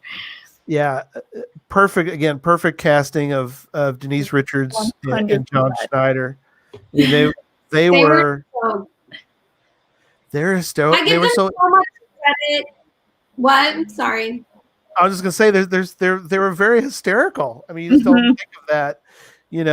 Most of the roles that they've played, at least for Denise, they've been they're like action movies. They're very serious. They're not really any comedies, that I can think of off the top of my head. I mean, John being Bo Duke, growing up, Hazard. And I told, everybody's mentioned about Bo Duke, but as I told you, Cassandra, was funny is that the connection, small world. John Schneider was my neighbor He lived next door. What? And That's so cool. Isn't that funny? Isn't that crazy? Yeah. So, yeah, this world is so big, yet everyone I feel like is connected somehow. Somehow there's something there. Right. So again, just perfect. Go ahead, Alexandra. I was just saying, John did a behind-the-scenes interview for our movie, and he actually said that that's what he loved about the script because he felt like it was like the goofy dad from Back to the Future, and that was that he was excited to stretch his comedic skills of being goofy. And what I loved about Denise and John was that they really both understood the script, and they got those parents. We did not want those parents to be villainized. Like, we don't want them to be mean. We just wanted them to be like airheady, like they don't know what's going on and they don't care. And we hadn't really worked with John or Denise before we casted them, and they both came in and they got it. They read the script and they understood, and they're hilarious. So instead of being like, oh, they're so mean, like those parents are mean, they're not. They're just all over the place. And I appreciate that they both read the script and really understood and took that away and brought it to the screen. Yeah, exactly. I mean, he just plays clueless, and of course, at the end they do. At the end, they do get it. Give away the full ending there, Jesse. Yeah, there you go. Not to ruin it. Here I am spoiling it. All right, my other prop that I want to talk about is the guitar. The guitar. Oh, okay, so that, surprisingly enough, I did not know how to play the guitar. I wondered about that. No idea how to play the guitar. It doesn't come out in the movie at all, because I was going to ask you. That makes me very happy because yes, I was going to say, oh, can you play this and all this? And then I think I read and did some more checking on stuff, and I was like, oh, maybe she doesn't even play guitar. So you sold it. You sold it. That was the goal. That made me very happy because I wasn't nervous about not being able to play. I was more of like, I wonder if I'm able to portray that I am able to play. So I think a week before, or like the first week of filming, I know that John Graham gave me a guitar to practice on, and he was like, okay, well, here's the song. This is what we're going to be shooting kind of towards the end of filming, so you have a little bit of time to prepare for it. And it was the song called Dear Sparrow by Hope Allers. She's amazing. Yes.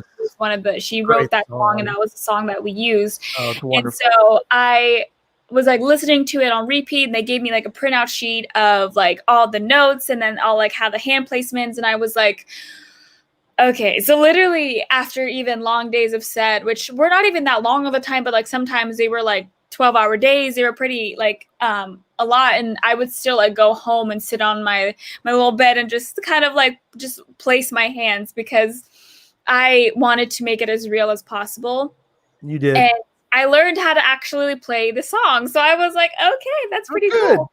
And so when we were at the end, when the whole big Juilliard happens. I didn't spoil that. You did. That's I know. Well, Juilliard is at the beginning, so who knows if I go or not? Who That's knows? true. We don't know, but go ahead.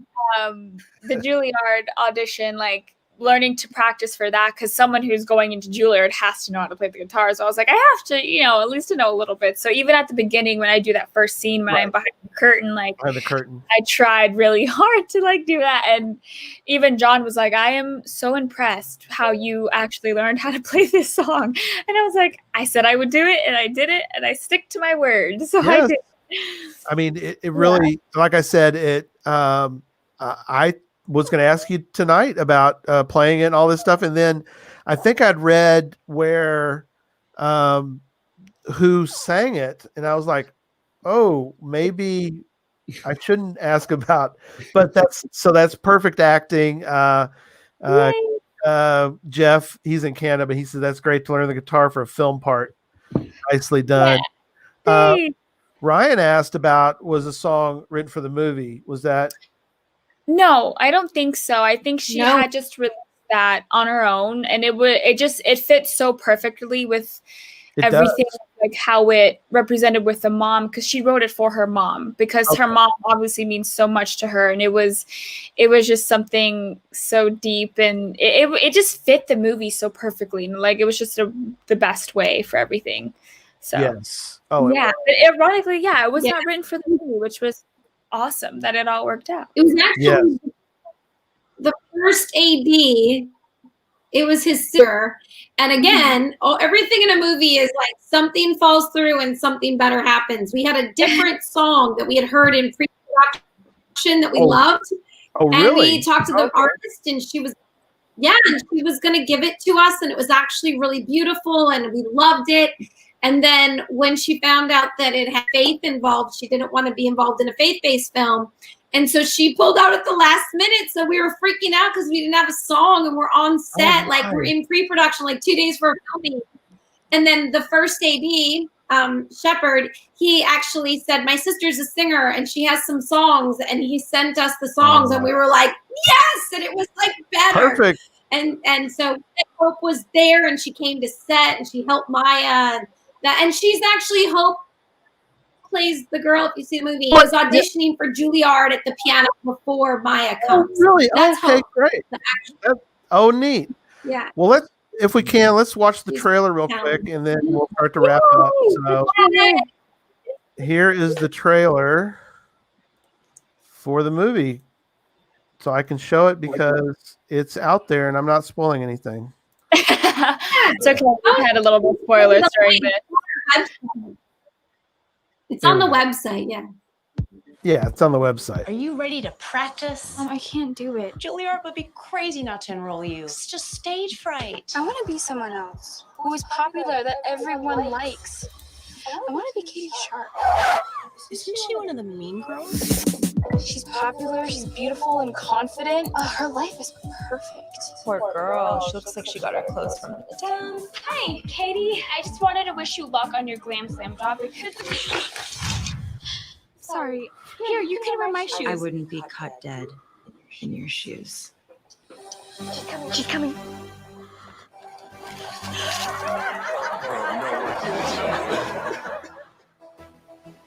Sis, I'm so sorry. I don't want to talk about it. Dear God, please show Katie Sharp what it's like to walk a day in my shoes. Walk a day in my shoes.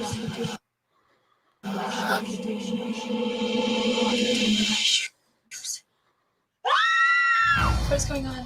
You have my face. This is impossible. What are we supposed to do? Go to school? Cassandra Evans is digging through your locker. Well, what do you think you're doing? Looks like there's a glitch in the system. We would never be friends with you guys. You're kind of losers. No, we aren't. Yes, you are. Who are we talking about? Your latest video, outperforming everything. I don't want to be that mean Katie Sharp. This is your job, honey. This is my business you're messing with. I'm Skylar Stone, editor-in-chief of Glam Slam. I think I'm better at being Katie Sharp than you are. It's my face. It's my life. You stole it from me. We're leaving. Wait. I'm Cassandra. You're Katie Sharp. You've ruined her reputation. I don't care. Have either of you thought to ask what I do care about? Cancel the audition. No. Do you still want this? What do we do now? I think all we can do is make things right for each other. I know it's really easy to judge someone, but before we idolize or bully them, we should take a minute to imagine what it's like to walk in their shoes. Family hug. Ready? Yes.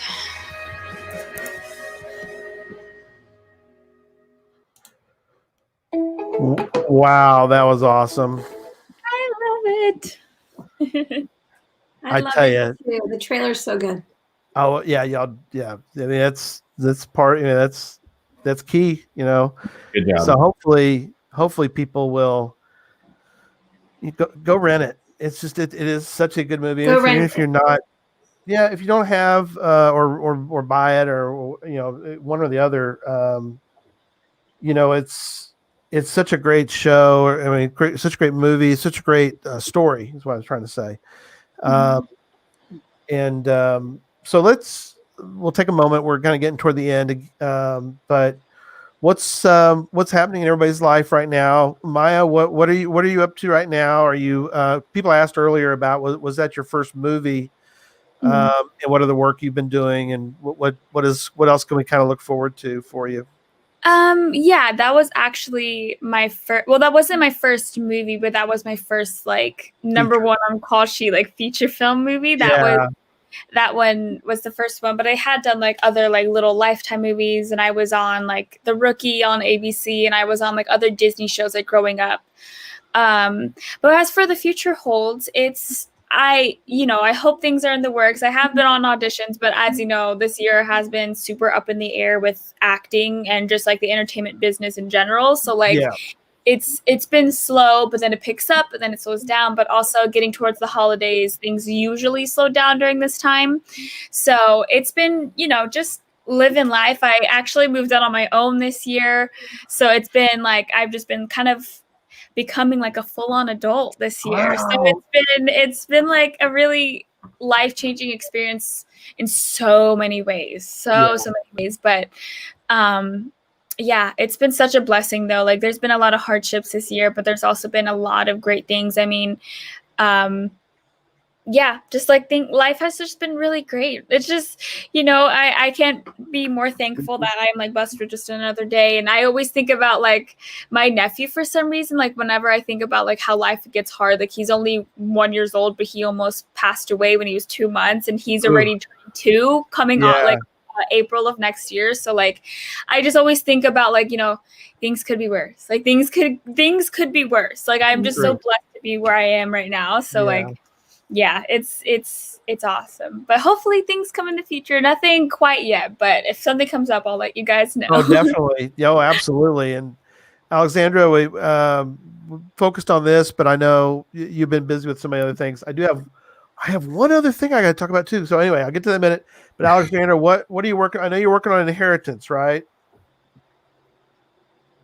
Yeah, well, Inheritance is in post-production, so our editor is editing it. I'm actually writing another teen girl movie about a girl, a shy science whiz who clones herself in order to create the perfect identity. Oh, like cool. She duplicates herself. I think multiplicity means, Good idea. And for young girls. But then realizing that she was always created perfect all along, so we're working on that, and it's so good. It's about identity and knowing, our worth. And so that Andrea and I are working really hard on writing that one, and it's got a lot of science in it. So it's a really tricky one because you can't really duplicate a human being, but we do want the science to be rooted in reality, like 3D printing and cloning and DNA. And so it's like a lot of research and a lot of work to make sure that at least some of it's based in reality. But it's a really fun kind of outside the box film again that we want to make another one. I really want to make teen girl movies. I feel like there's just not enough people speaking positively to young women in the entertainment industry. So that's really a passion of mine. Oh, very. Any positive messages right now are a good thing. I agree. I agree, but I don't like the stuff I see that's going out to talk to young women. So I'd like to be a part of doing better. Better. Well, and we've talked before, and always want to mention that you have a book about women in production, doing, not being in front of the camera but behind the camera. We need more directors and producers, women who are talented to do that and given the opportunity is critical. The Ms. and the Biz kind of is.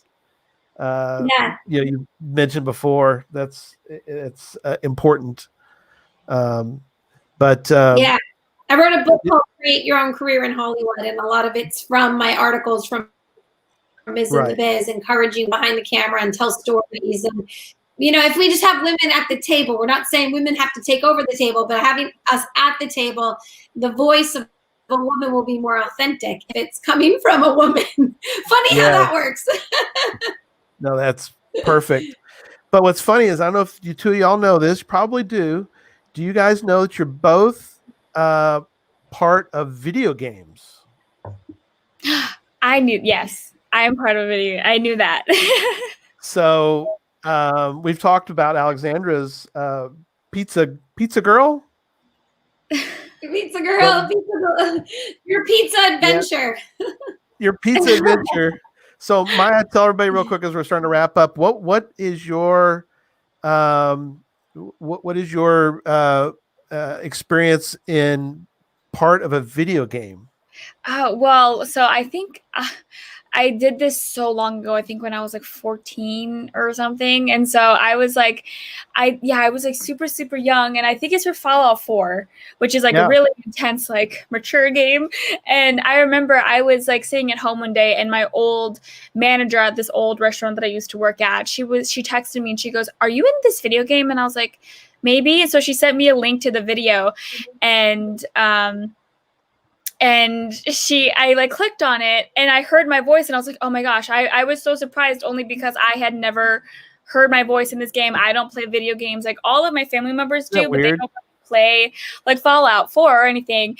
So, and I was like talking to my boyfriend, and I was telling him, I was like, yeah, I'm in this game. And he's like, that's a really big game. That's a huge franchise right there. And I was like, yeah, I mean, that's cool. But it was really fun. I think I just did the little roles of playing like a little girl or something. Yeah. So, yeah. So they need to, the check hasn't come to you yet for the royalties for that, or? Honestly, it may have, but I think now if I ever get the residuals, it'll probably be like 10 cents or something. Right. It was a couple years ago, so yeah.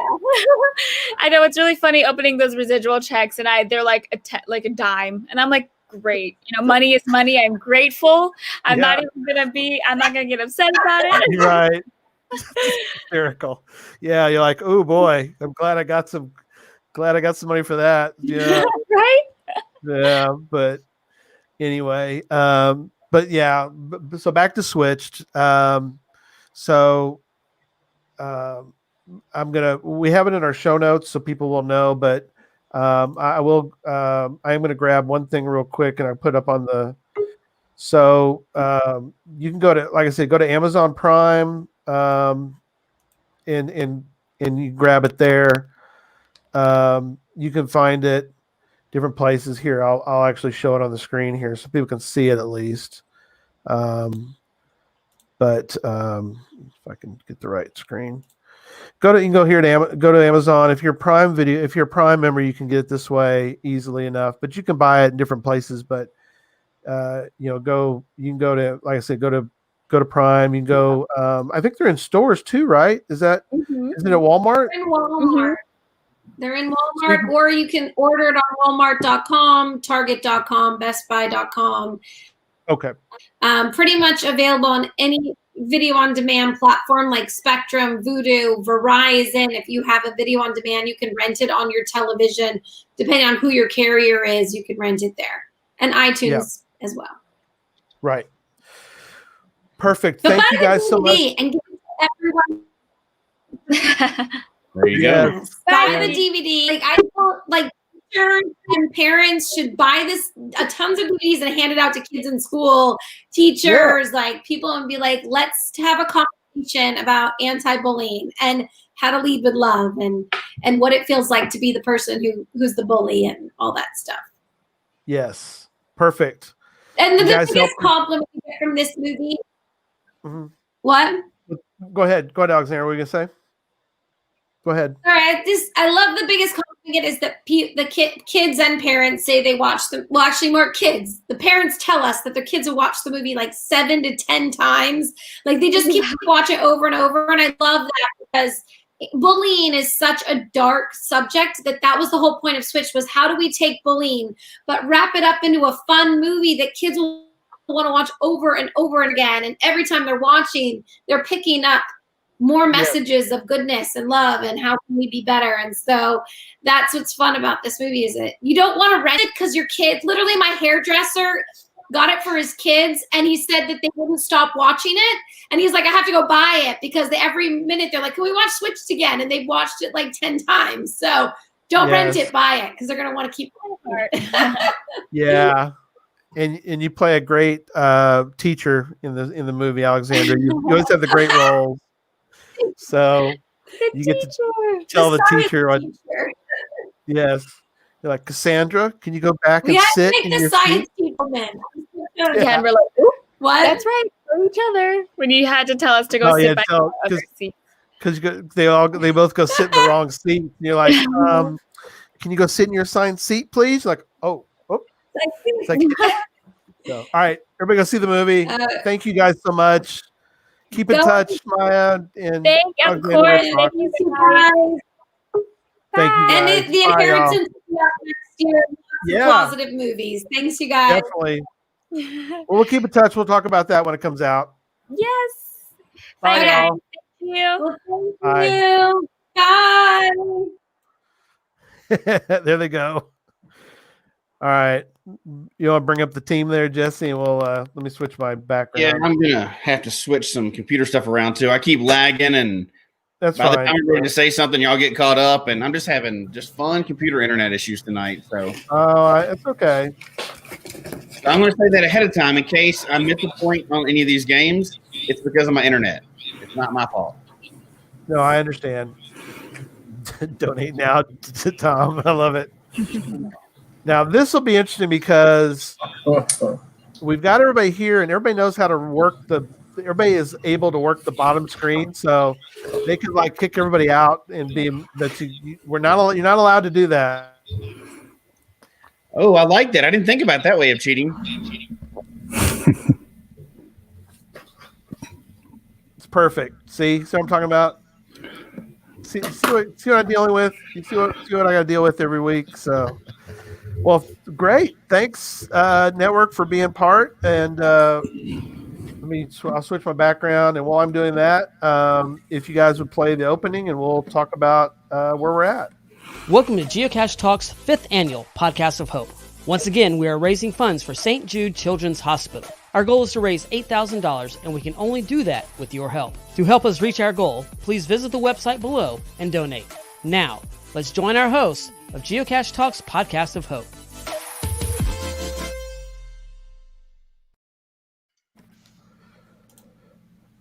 Awesome. We're back. If anybody's just joining us, this is tons of hosts for this one, so everybody's going to get confused because there's so many people on. Yeah, we never had this many people on at once. I don't think ever on a StreamYard. Obviously, yeah. Wow, that was fun. I need to check the board.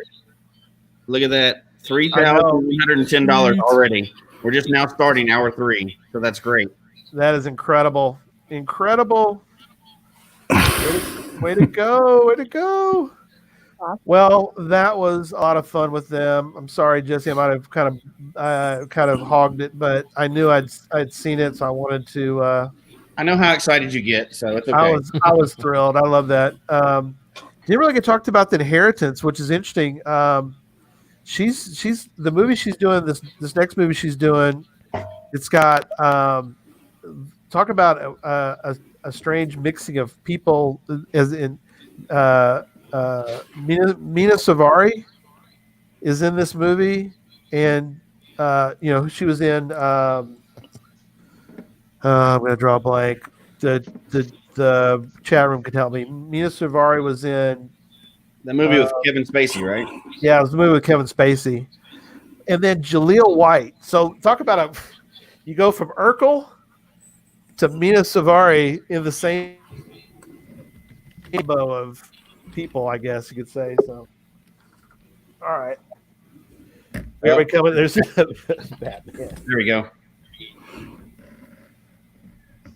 So, why are we here this hour for people that just joined us, Gary? Why are we here? We're raising money for St. Jude, as I mentioned, and for this particular hour, we are going to do a little bit of a game. I'm going to give away or tell you what the prizes are.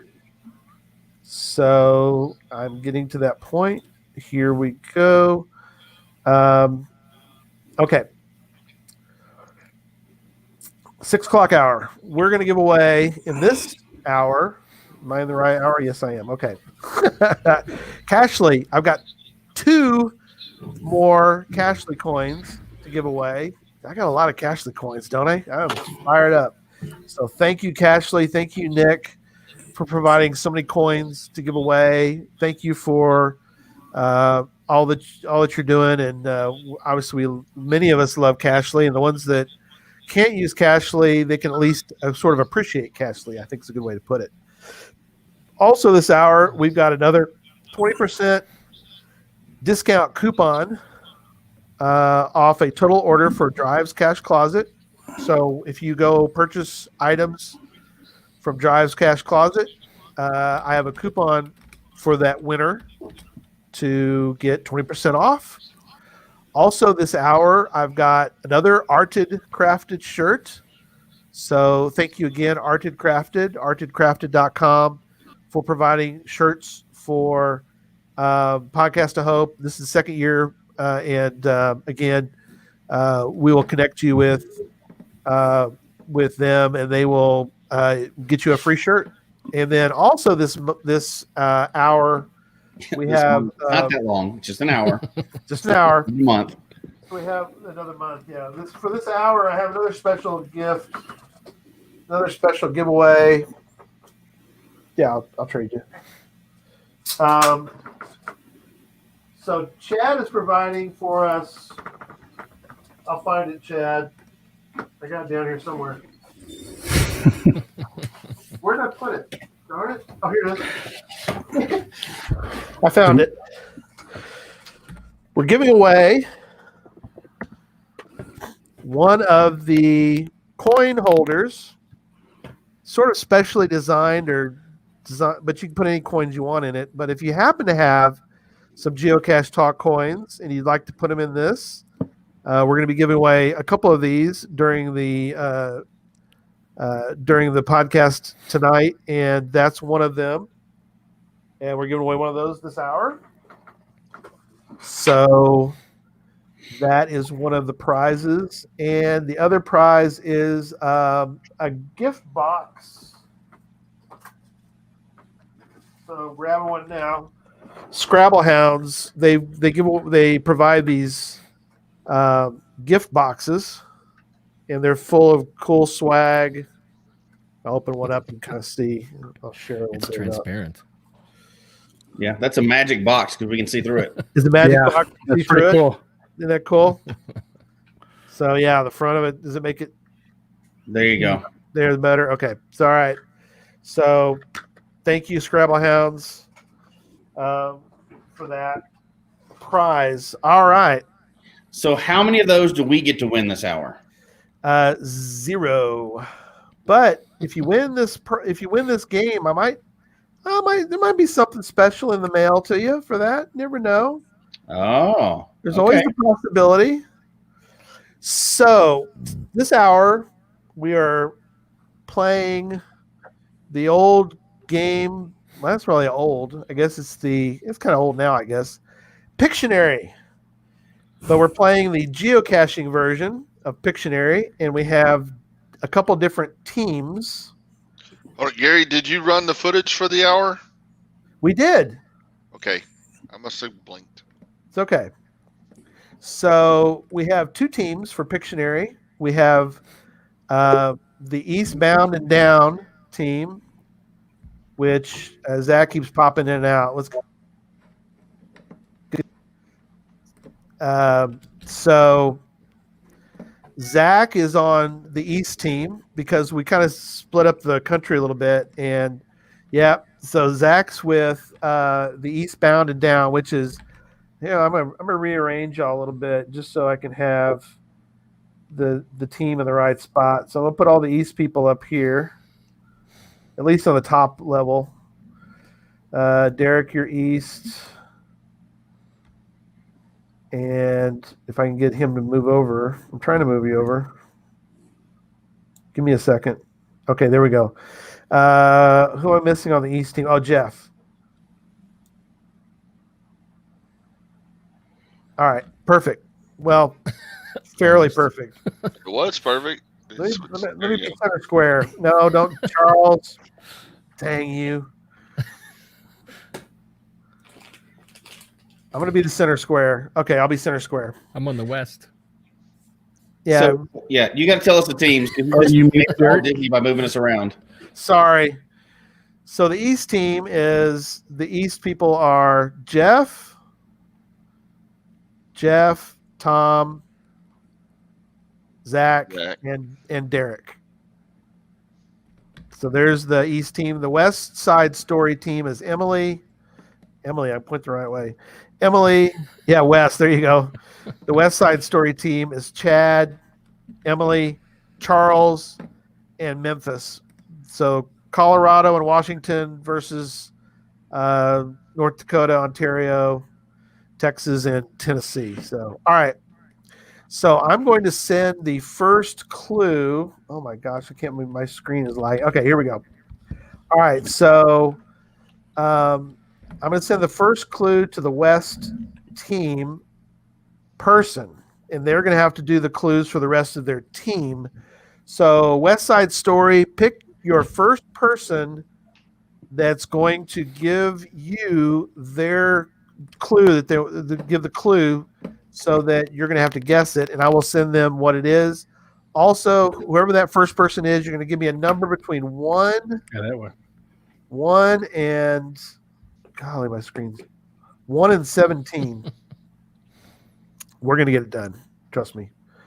So who's giving the first clue? Looks like it's me. Okay, Emily, pick a number between 1 and 17. 3. Okay, I'm going to be sending you a text. Well, not a text. I'm going to send you a message in Facebook, and this will be your clue, and I will have a timer starting here when not yet. But let me bring up the screen.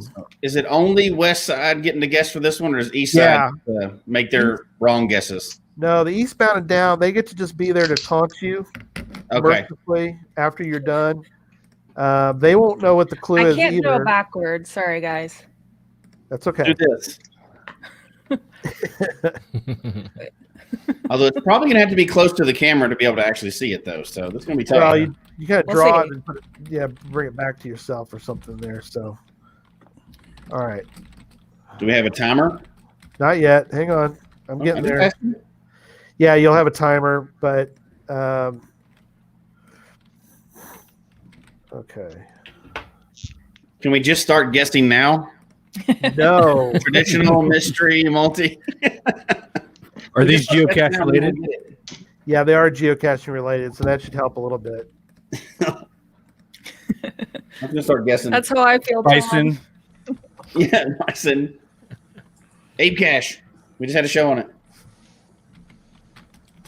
All right, Emily, I've given you the clue, and I'm going to start. It's all pictures, right? It's all pictures. So you have the clue. Let me get my timer set up. You will have, how much time do you think we should give them? 5 seconds? Oh, maybe 30, 20 seconds? A half. That's pretty short. Chat room, how much time should I give them? At least a minute. A minute? No, you're not going to get no 45. 30. Give them 30 seconds. 30 seconds, you think? Yeah. Okay. She's drawing on a marker board. Yeah, we'll see how it goes. We can change it. Yeah. Just a game. Hey, check out our total so far, $3,312 so far. Nice. We're at 41% is what we've already raised to $8,000 right now. That is great. Someone give $21 more. Let's go 3333.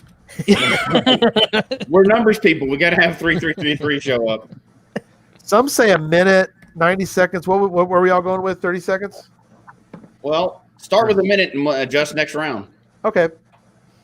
Well, it can't go next round, but I see what you're saying. Well, I mean, East doesn't count. They think they're good, so they'll get less time anyway. They said 30 seconds. We said a minute. So I'm just saying. Maybe we don't need that much time. Yeah, we don't need it. All right, I'm gonna highlight Emily, and we're gonna start right now. There's the timer going. Micro in the woods. She's now drawing. Signal. Ape Cache. Correct. That's correct. Just you guessed that before. You are correct. So that's not Gary. Look more like Charles. Hey, easy now, easy. Gary I'm was a much better geocacher than I am artist. You did well. All right. Somebody keep score. West Side's got their first one. All right. You're right. They only need 30 seconds. Let's just switch it.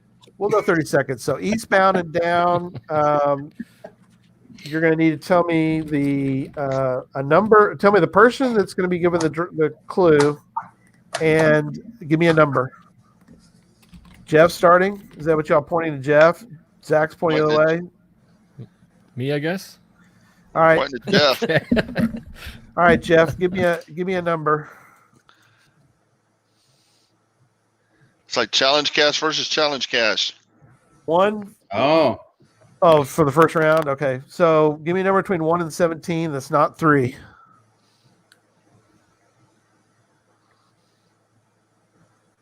There we go. Lucky number 13. 13. Okay. I'm going to be sending you what you're drawing. So let me close some stuff up here. And here we go. Yeah, really get the theme music going. in case you've forgotten, that's the score so far. Just throw that out there for you. Undefeated. We haven't forgotten. It's a shutout so far. All right, there's what you got to draw, Jeff. Mercy rule. Okay. All right, let me get you ready. And here we go. The timer has started. And highlight Jeff. There you go. Sorry. Travel bug. Travel bug. Maintenance. Correct. Wow. I love it. Travel rush the bug is correct. All right. West Side Story. I need a person drawing and a number that's between 1 and 17. That's not 3 or 13. All right, Chad. What? 8. 8. Okay. I'm the worst of this, so I might as well get it over with. All right. This will be interesting. Uh-oh. Well, they're all interesting, but oh, great. So is this hard? Well, I don't know. You tell me. They're all geocaching terms, right? Yeah, they're all. Draw. Okay. They're all related to. I'm lagging a little bit here. Here we go. If he gets Gadget Cash, it's rigged. You know that, right? You know what Yeah, can we do that one? That one would be easy. No, sorry. You have to draw it. You can't just go and grab it. Okay. There's your clue. Just turn around and point. Just draw the logo. Just That's draw the right. logo. Yeah. All right, here we go. Somebody highlight Chad for me. The clock is ticking. Is it? Start Okay. drawing. Regular. Letterbox. Letterbox. Letterbox. Hybrid. Maybe we should have it. Good job. They get harder as time goes on, by the way. So. Oh, okay. It's random. It is random. Now it's getting harder. It's random. Well, you're picking all the easy ones right now. No, Let's it's catch on real quick. it gets Gary's harder because next So the low today. numbers are easy. we start getting No, away from not the artists. necessarily. Not necessarily. But just so far, you've picked the easy ones. All right. Eastbound and down. Give me a person and a number. Maybe you'll pick. There's some more easy ones in here. There's some hard ones too, but there's some easy ones. It's kind of a mix. I'll I think it's 3 on 1. I'll just do it. 3 on 1. I'm gonna tickle your armpit, Tom. Derek, are you the one picking? Are you the one drawing? I'm drawing. Number 6. Okay. I am sending you the clue.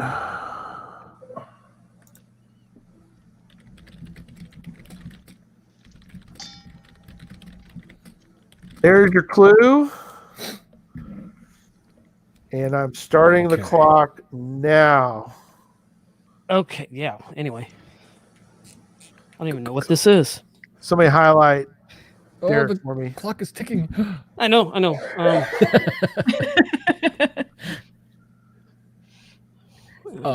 Smiley face. Find Yeah, log, no, found it no, log. no. Oh, can we steal? Quiznos.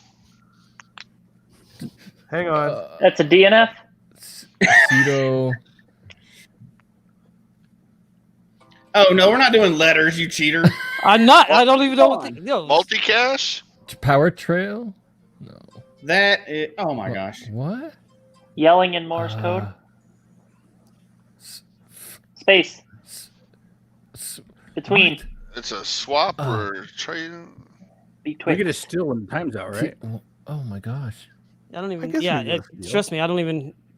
Are we not allowed to steal? No, we can't steal. That's a long 30 seconds. Yeah, you're very done. long. 30 seconds. Okay, good. I'm done. I hit it. It didn't. Sorry. I should have done that. I just thought of that. Yeah, you picked a really hard one.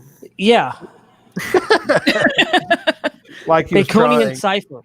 I've What? What? I'm glad you got that. Baconian cipher. I have bacon. no idea. Bacon cipher. Sizzle some bacon. Then it registered. Oh well. So there are harder ones. There are hard ones. All right. What's the score? Sorry, guys. I 2 believe west, 2-1. 1 east. Is it 2-1? 2-1. Or 1-2. Depending how you do it. No, you always All put the winner first. Westbound burn my and hand. down. Who's drawing and who? And give me a number. I'll draw, and we'll do number 9. Charles, number 9. Number 9. Okay, I'm sending you the clue here in a moment. Good Lord, have mercy. Bring up Charles. I hope you get like Caesar. You should draw a salad. Pizza. Someone getting stabbed in the back. Yeah. I got a lot going on with this computer, so it's being a little bitty slow, but that's okay. We got it going. All right, Charles, your clue is headed your way. I have the timer reset, which I don't think I had last time. That's why it was so long. Maybe. So 30 seconds. There we go. Somebody highlight Charles. And Charles, go. Bison tube. Bison. Log work. Hot dog. Give him a chance. He's got to draw it. Travel bug. Snorkeling. Underwater deep diving attribute. Scuba. Underwater diving.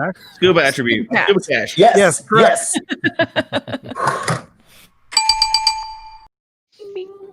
That's a tough I thought one. maybe it was. Yeah, I thought maybe it was the ape cache getting thrown over the edge. Yeah, that's good. Yeah, it's good. He's throwing over the book. All right. Next person, and give me a number. All right, I'll do it. All right, Tom. You send it on Facebook, right? Or you send it a text? I'm gonna send it in Facebook, but you have to give me a number. Make sure you put it in the East Coast. 12. 12. Like my age between my ears. You got it. And I'm sending it in a Facebook message as soon as I can pull up your name. All right. Real organized here. Sorry. Tom. Computer's being really slow. And now we're up to $3,463. 43%. Almost half there. Know what this is? That is awesome. It looks like a dog's mouth. It's a polar bear blinking in a snowstorm. There you go. Oh, you're close, Jesse. Yeah. I was thinking a white dog, but we're okay. All right, Tom. The clue has been sent to you. Well, it ain't got here yet. Tom's sitting there looking at it thinking, no, it's not here yet. Well, it's not here. There's some guy in Louisiana that's like, what? Hey, Gary, just hold it up real quick. We'll see it. I sent it to you on Facebook. Facebook. Messenger. All right, I'm in Messenger.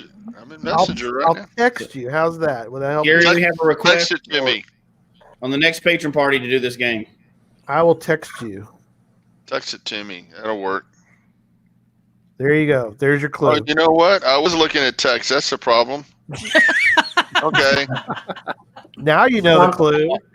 All right. I got it. I got it, though. It popped up. Here it goes. The clock is running. Help out your Eastbound and Down team. We got to see it, Tom. Gotta see it. I don't want you guys to win, but you might want to share it with the team. Yeah. 17. 17. Draw draw what I sent you. We got to see it. Oh, I got to redo it. Cliff cash. Tree cash. Tree. Oh, I hope we get this right away. I'm sorry. Stop the timer. County cash. Oh, I see what he was trying to do. United States country. Am I allowed to put letters? You're okay. He can draw where he wants, but chat room, help him out. Texas challenge. East side. Cash the line has. Oh no, thank you. No. That's not what I was helping. Oh yeah, Geo Woodstock. Oh yes, one was in Tennessee. 17. But 2020 was supposed to be up in Canada, not 18. That's what was throwing me off. It's your Woodstock 18, not. Oh, 18. I was thinking year. Yeah. See.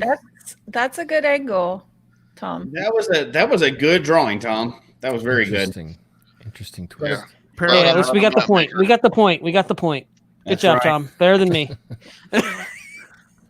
All right. Next person. I think I'm the only one left. All right, Jesse. Give me a number. Wait, Zach hadn't drawn. Oh, well, 2. I haven't drawn. Yeah. Oops. I jumped the gun. That's okay. No. We got more. Zach's we got on my more, side. Got some more Zach's on rounds to east. go. So Yeah, I'm on East. yeah, he's on the east. He's on the east team. Oh, whoops. No wait time ran out.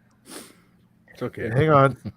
Just so I remember, am I guessing this round or am I not guessing? No, you're not. guessing. No. This is for That's what I thought. Yes. for the West team. All right, Jesse. There is your clue.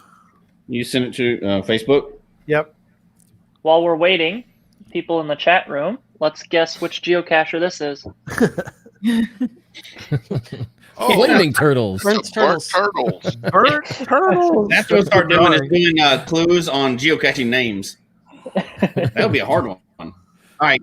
All right. Clock has started. Somebody move Jesse up to the top.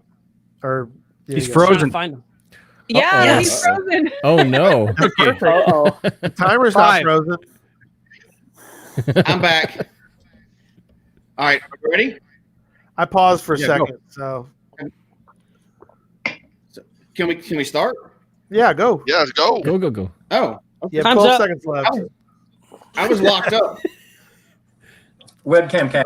Webcam. Oh, good drawing. Good I didn't know we job. had started. I totally blanked out on there. That's okay. Yeah, you locked up a little bit. That's okay. All right. That was Over. a trophy for the donut trail. That's right. Zach, give me a One. number one. Okay. Number one.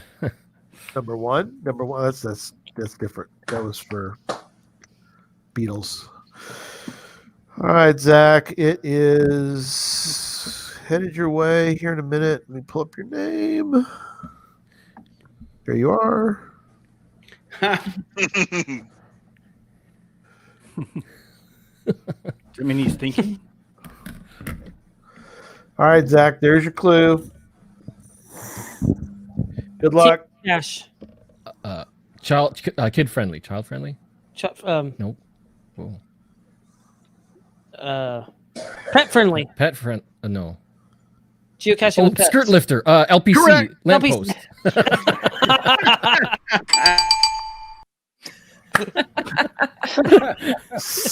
Skirt lifter. I'm glad somebody guessed quickly. That could have gone. I was running out of things to draw. Could have gone badly quickly. Oh man, that's great. All right. Okay, back over the West team. Is it who started off? Emily did. Emily. So sit back. Yep. Okay. Pick a number. Oh, I don't even know what's left. 2? No, I did 2. Who's been taken? 4. 4. Okay, here you go. Do Irish people call it a kilt lifter? Or Scottish people? Right. Do they call it a kilt lifter? Kilt lifter. I don't think they have kilt lifters over there. That's a shout out to Owen from KC making that joke in the comments. Oh, was it? Okay, great. That was a good Gotta one. save my sources. It's funny. It's very funny. Emily. All right. There is your clue. And I am starting the clock. Clock has begun. Ooh. Bison tube? Correct. Didn't he? That's sort of a, I guess that's sort of a bison tube. Needs maintenance. That cache needs some maintenance. You're right. So I want to know if Throwdown Cache is going to be one of these because that'd be great. You never know. Is that? I can't even count this high. Is it 5-2 already? No, we have 3. You got Tom 3 minutes of drawing. All right, next person and number. That'd be me and 5. 5, you got it. 5. Okay. By the way, all the numbers between 1 and 7 are taken, just FYI. So that's good. But hey, we're having fun. So over to Jeff. Jeff, there you are. Here is your clue. The clock starts. I like the little timer for Jeff. Ready, okay. Go.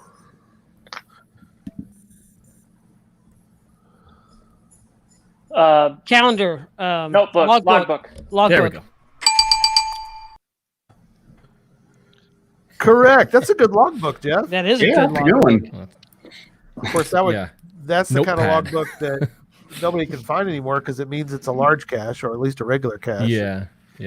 Nobody finds regular caches anymore. Otherwise, it'd just be a long rectangle strip of paper. Yeah, you're right. Wayne is correct. He's still awake. Wow. Way to hang in there, buddy. Oh, yeah. It's just like a few more hours. Hey, you know what? Gary, you went nice. You could have gone right in the rain, which would have been even harder. Well, you never know. Okay, next person. Lots of rain. Raindrops. Hey, I got a technical question real quick. My video is like 5 seconds behind the audio. That's okay. You're in time for us. Hang in there. It's your dial-up.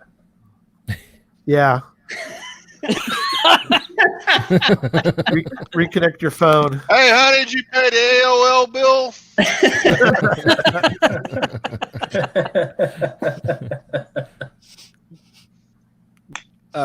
Is 9 left, Gary? No. Keep going. 10, 11. Sure. 10. Which one you want? 10 is fine. 10, okay. All righty. Over to Chad.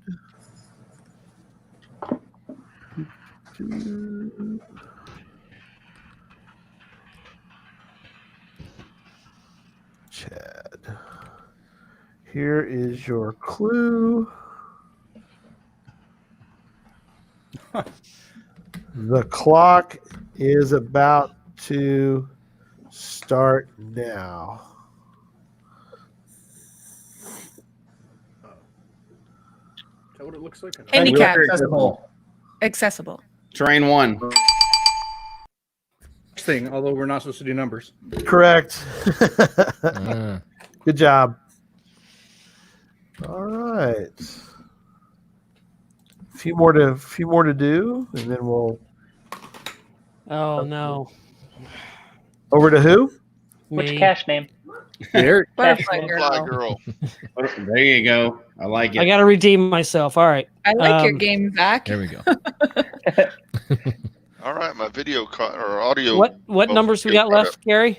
11, 14, 15, 16, 17. Let's go with 11. All right. Good luck with this one. No, I'm kidding.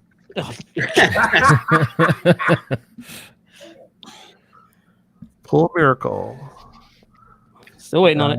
Out of thin air. I'll give you another cipher one. How's that? No, that's not okay.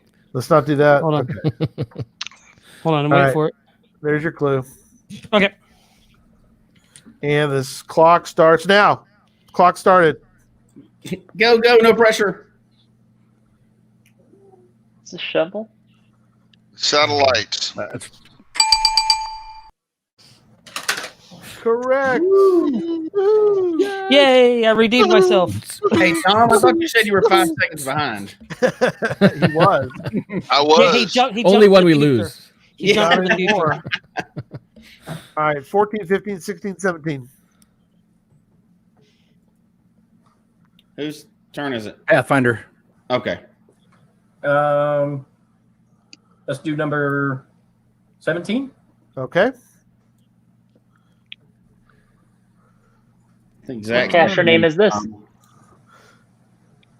Queen Fuzzy Dino. B. Fuzzy Fuzzy B. There you go. Is there such? Is that someone in chat? Be fuzzy. All right. Charles. Right? Charles, here comes your clue. There is your clue. Go. That doesn't look good. The clock Yes, is it's started. not. Can we put Charles on the big screen, Gary? Yep. There we go. But Oh, he's already changed it. Switch. You got it. Fish. Boat. 10 seconds. Underwater. Nearby cat? fishing attribute. this is hard. Goldfish. Food nearby. Rhymes with fishy? Chat room? Chat room probably help you out. The fishy grid? Oh, Burnt Turtles is onto it. You got part of it, Burnt Turtles. You didn't get the whole Red thing. herring. Red herring. Red herring. Very good. That is hard. Yeah. Oh, I know what that one is. So that I know it. Yeah, you Oh, you yeah. You have a red pen, huh? All right. That is a hard one. That's tough. There are some hard ones. Should've done like Scooby-Doo.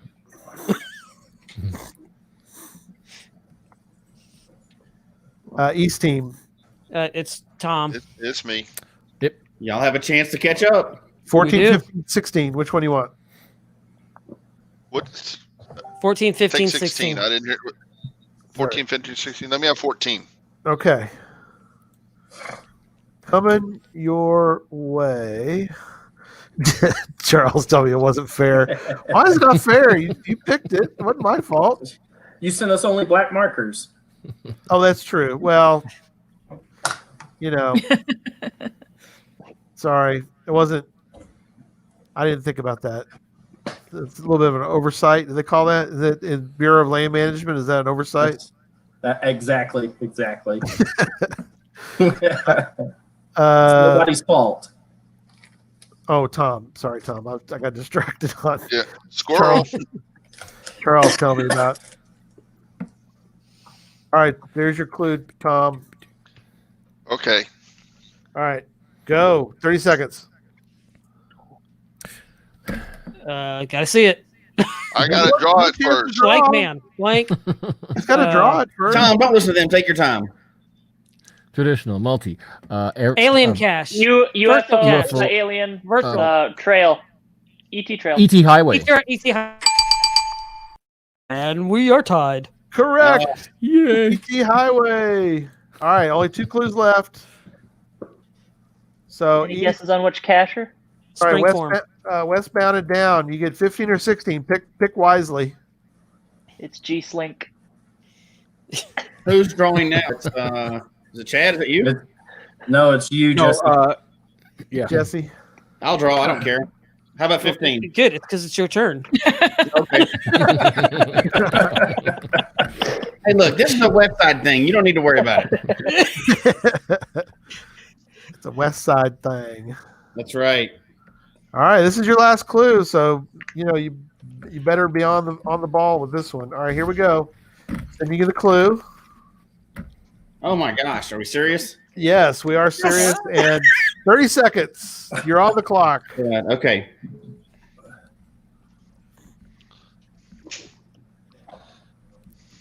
Donut. Yes. Donut hole. Donut Trail. I heard it, I think. The Donut Trail. Donut Trail. Oh, I was thinking it was Donut Trespass. I think Pathfinder said that earlier.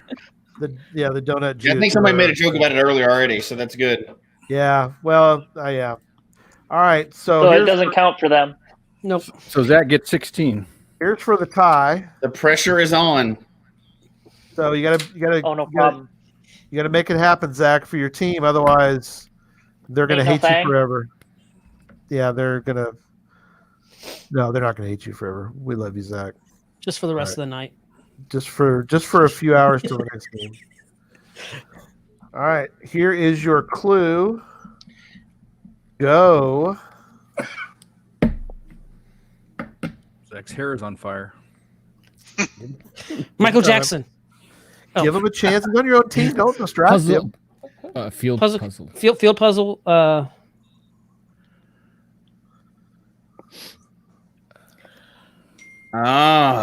Point. 10 seconds. Shocking. 5 seconds. Light switch. Momentary switch. Magic cat. Oh, they didn't make it. Blue switch. Yeah, did you need to doing blue?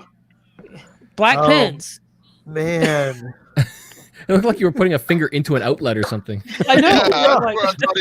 I about yelled out electric water boy, but outlets look like that, y'all.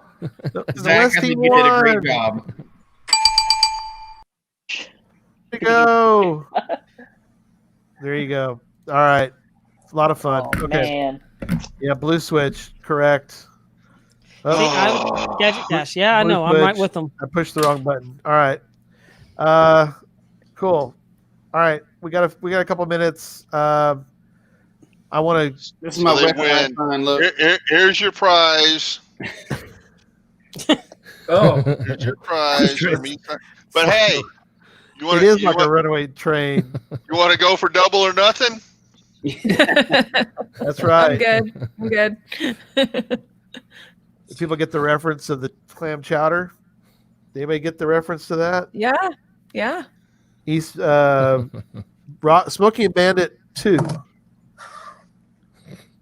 Oh, no, it's the end of the first. Well, that's what the second one was about, but that started at the end of the first. That's true. It did. They mentioned it. Double or nothing. Go for clam chowder. Yeah. Oh, and that concludes the geocaching Rorschach test. Yes. Yeah, the link is scrolling. It's down there. We can throw it up on a banner. That'll help you. I got it. Okay. While we have a quick minute, I do want to say formally to everybody, thank you so much for a great year. It's been a lot of fun bringing on a lot of new faces, and thanks to everybody who's here. Thanks to for Angie for being on for when she wanted to go ahead and retire from the network, so she's not with us. But shout out to her for taking care of the blog for when she did. I was thankful for that, and but thanks to you guys all for for being a part. All the shows are so well done, and I'm getting a lot of great feedback from everybody. It's been a great year. We really kind of started the year off with the new shows. Geocaching with Kids is first week in January, wasn't it, Derek? Yeah, it was first week in January, and the second month actually was Joshua too. So yeah, we started off with just us. So yeah, what's that one? Hang on. What do you got there? You're welcome. Oh, thank you, sir. No, it's been wonderful. Something that I don't think we really had spent a lot of time thinking about this either, Jesse. Were we? I mean, we really didn't think about this. Came about fairly suddenly, don't you think? Well, yes, but it was a long-term plan.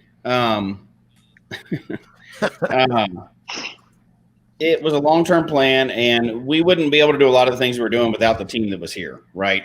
So, And we haven't even talked about what's coming up in the future, which we're going to later. We're not going to spoil it yet, but that really wouldn't be possible without all the people we have here today. So it's been a lot of fun, but it's more and more work. Every time you take on something else, it's more and more work, and we have an awesome team to be able to do this, And it couldn't have come, couldn't have come at a better time. That's not COVID.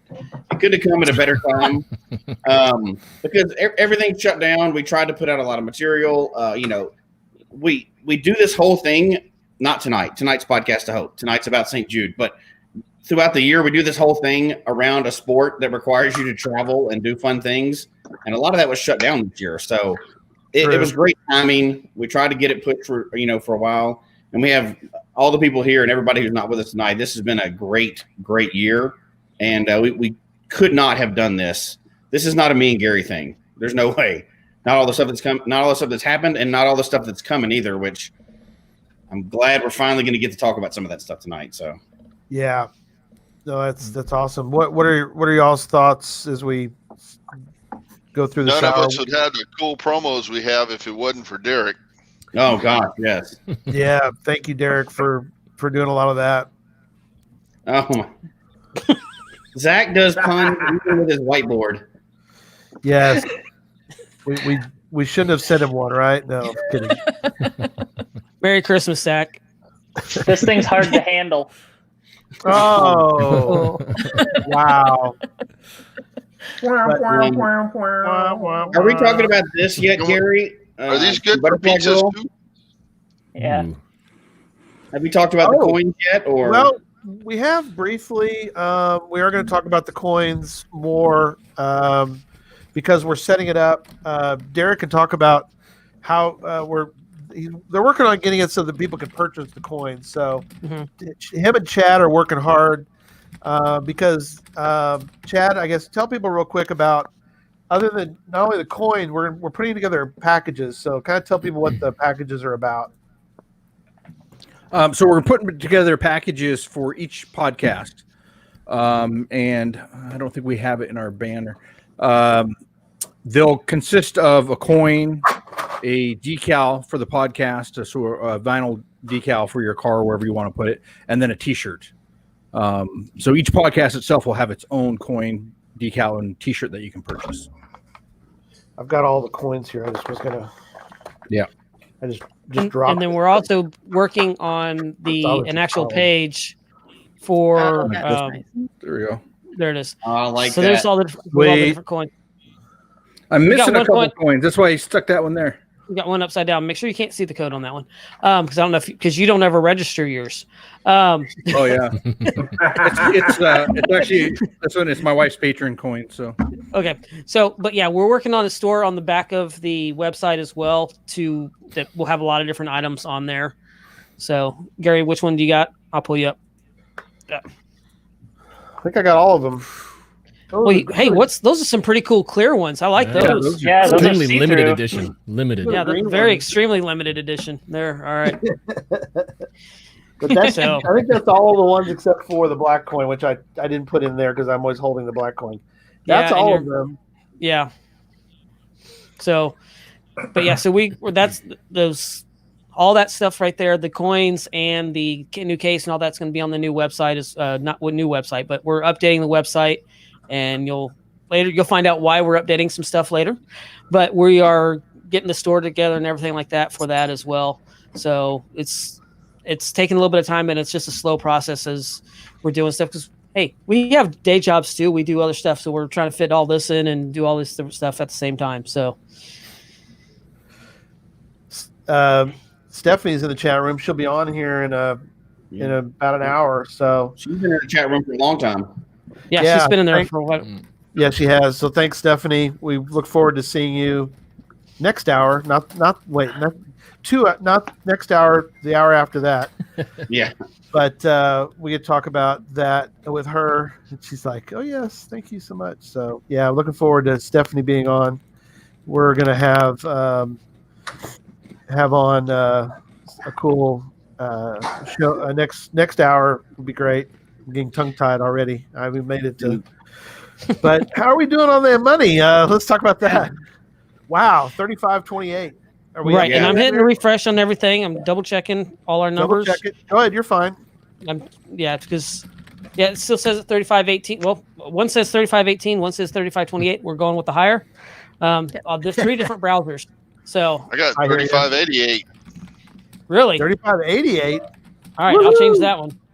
It's weird because I'm looking at 3 different browsers, and it'll be this.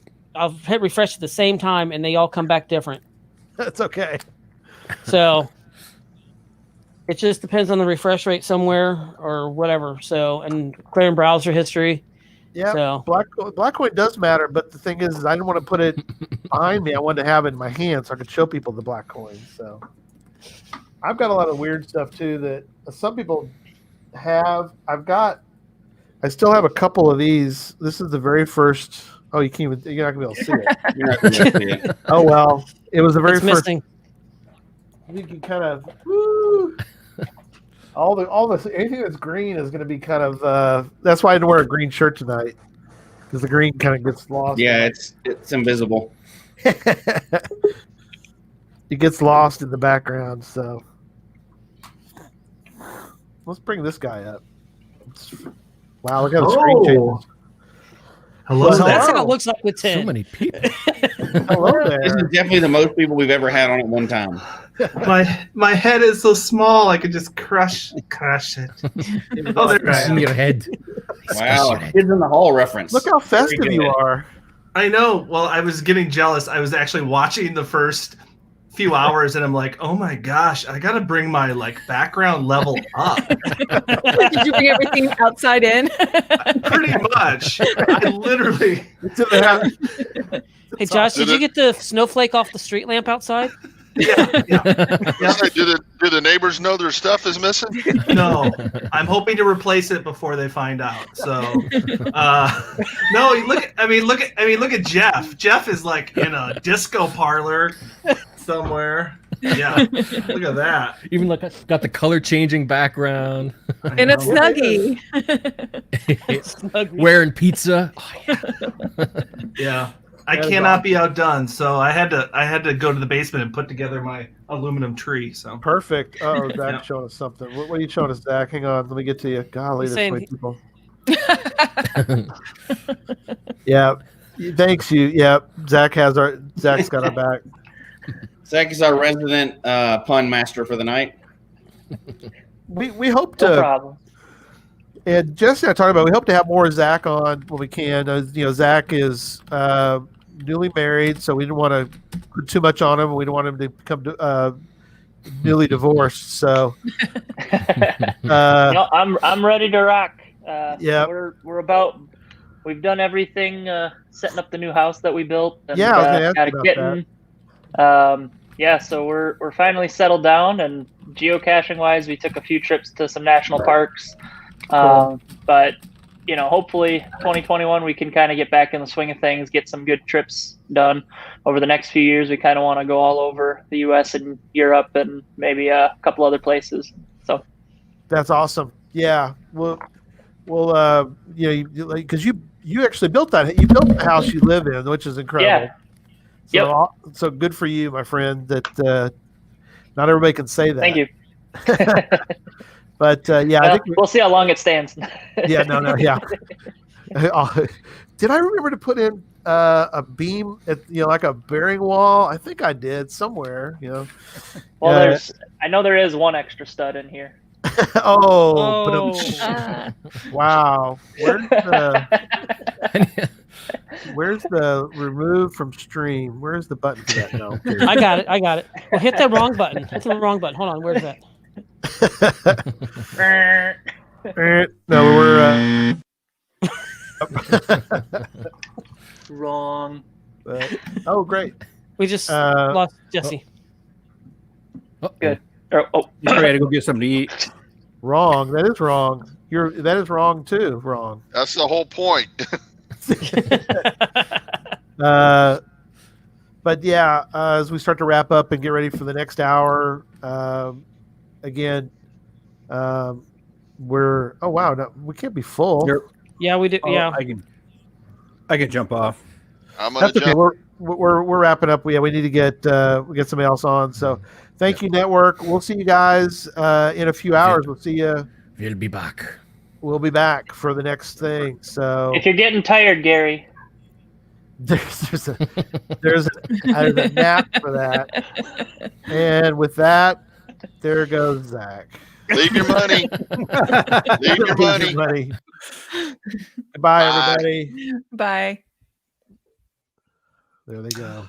It's just us alone. There we are. Finally, at last. Hey, good to see you.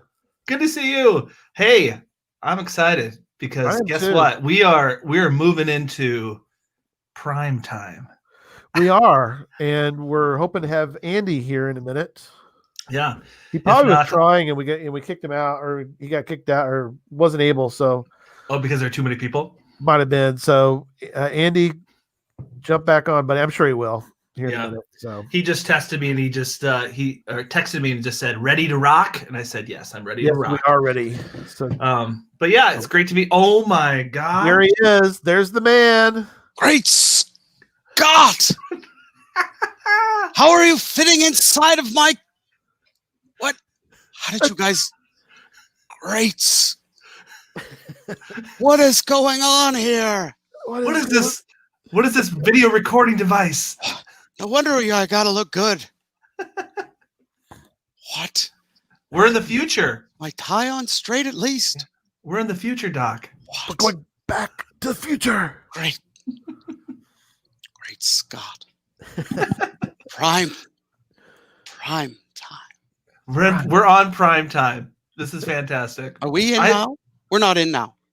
Yes, it's live. We are. You're live. We just haven't started yet, but we're live. For somebody who knows a lot about science, you seem really confused, Doc. Wow. Let me drink some more of this. Why do people keep saying the heavy? What's wrong with the future? There's something wrong with the gravitational pull. What's wrong? Everybody knows that. So what I'm wanting to know while we're getting ready, and Andy, thank you for joining tonight for this hour, buddy. Of course. We'd see a lot of cool.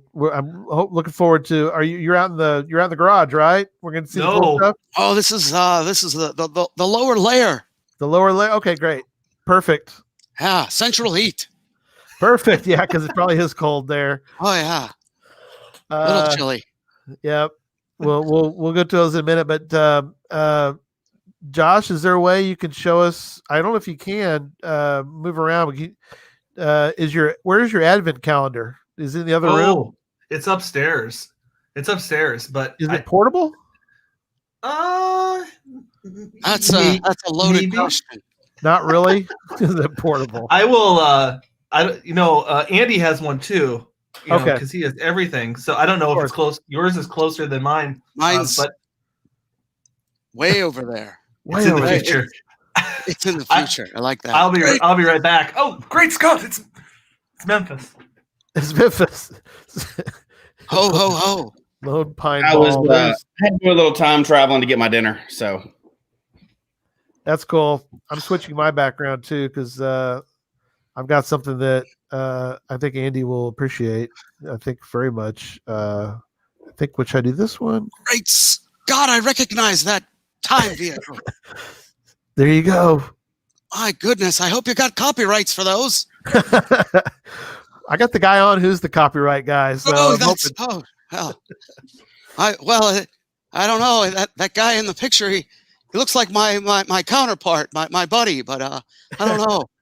I got this other one too. Let me go to this other one. It's kind of maybe a better, I don't know if it's a better picture or not. But I'm young. that's right. They're young there. Wow. Look at that. We got Joshua bringing in props. He is. I'm bringing in the clock. I'm bringing in the clock tower. Save the clock tower. Save the clock tower. I'm holding the clock tower.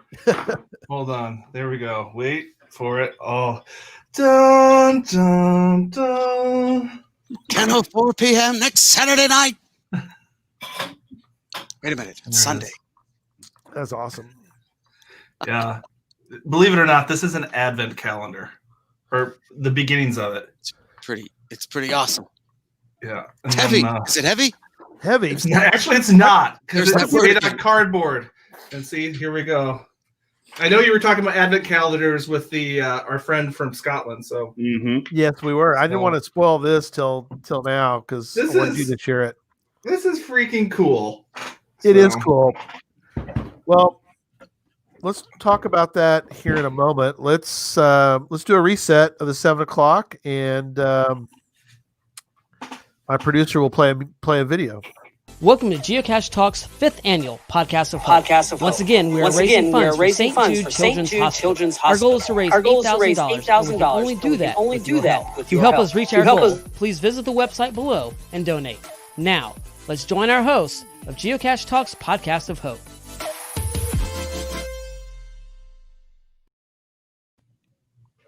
There we go. That was pretty epic. I still can't figure out how you all fit inside my laptop, especially since I have a flat screen. Well, thanks, Doc. Yeah, you gentlemen don't look very flat. It's a little advanced stuff there. Great Scott. My diorama. It's my school project, right? That's right. Yeah. It's not a geocaching one. It's just a Back to the Future one. It is, but you've been releasing each day on Instagram. Is that what you've been doing, Joshua? Yeah, on my personal Instagram, I have been sharing the every day of the Advent calendar, the Back to the Future Advent calendar, and basically we're putting together the clock tower, and then also we're getting little Playmobil pieces. We so far have 1985 Marty and Jennifer. That's awesome. I mean, look at the detail. It's just I geeked out. That's awesome. Yeah, that is awesome. Okay, so before we go any further in our discussion, let's talk about what we're giving away this hour, the 7 o'clock hour. So this hour, can I reveal what we're giving away? Gary, are you ready? Ready? Sure. You're not even aware of this. No, I'm not. Where are we giving away? We're giving away Andy's DeLorean. But you gotta fly your own plutonium. That's incredible. We're giving away a DeLorean. Yeah, why not? You know, it doesn't work half the time anyway. Well, we'll get to that too. Just stay tuned for DeLorean talk here in a minute, but we'll get to that. Will it fit in the TARDIS? We'll get to that in a minute too. Okay, so let me go over So this hour, if you give during the 7 p.m. Central Time hour, we've got a 1-year premium membership. This time was going to be provided by Drives Cache Closet. Again, Drives Cache Closet, great geocaching store. David and his wife run, and sometimes Keith will help out as well. They have a great store. He travels around the country, selling at the Megas and the Giga when they're available. But you can also purchase off the website right now, since we're in something we can't mention. And he's going to provide a 1-year premium membership to a winner during this hour. Also, another one of the coin holders is going to be this hour. So The answer is C. The answer is C. You're correct.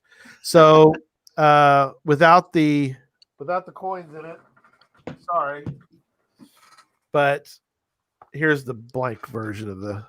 So we're gonna give away a coin holder. It's coin holder, blah, blah, blah, blah.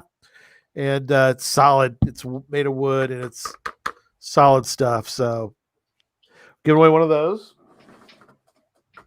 And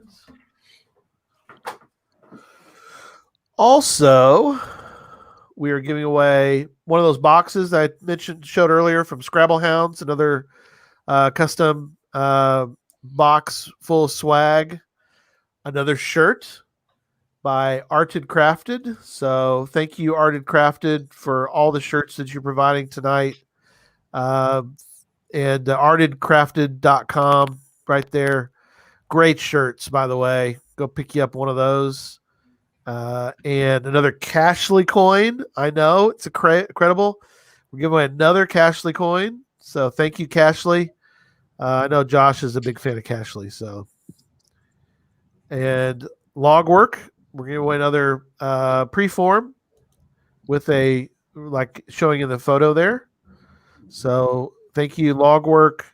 They're big sponsors of the show, especially Gadget Talk is kind of their podcast of choice that they support.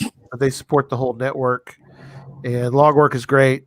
The fantastic logbook and a preform. So that those are our prizes for this hour. Awesome. Let's give everybody. We're almost halfway there, right?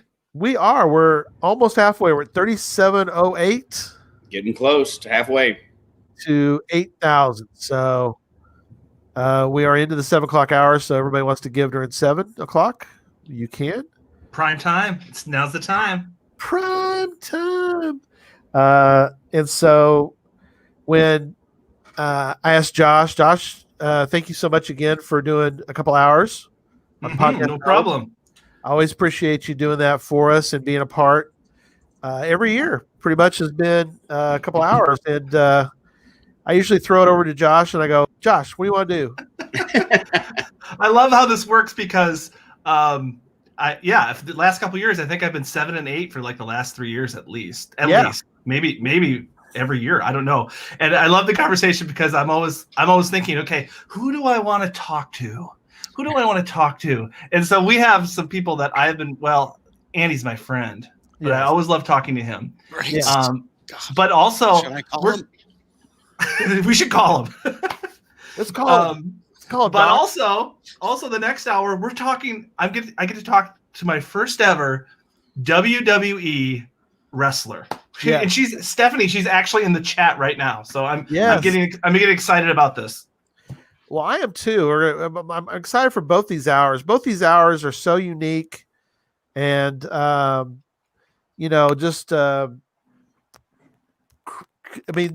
I would ever thought of, other than maybe Andy because some of his connections, and also for seeing this.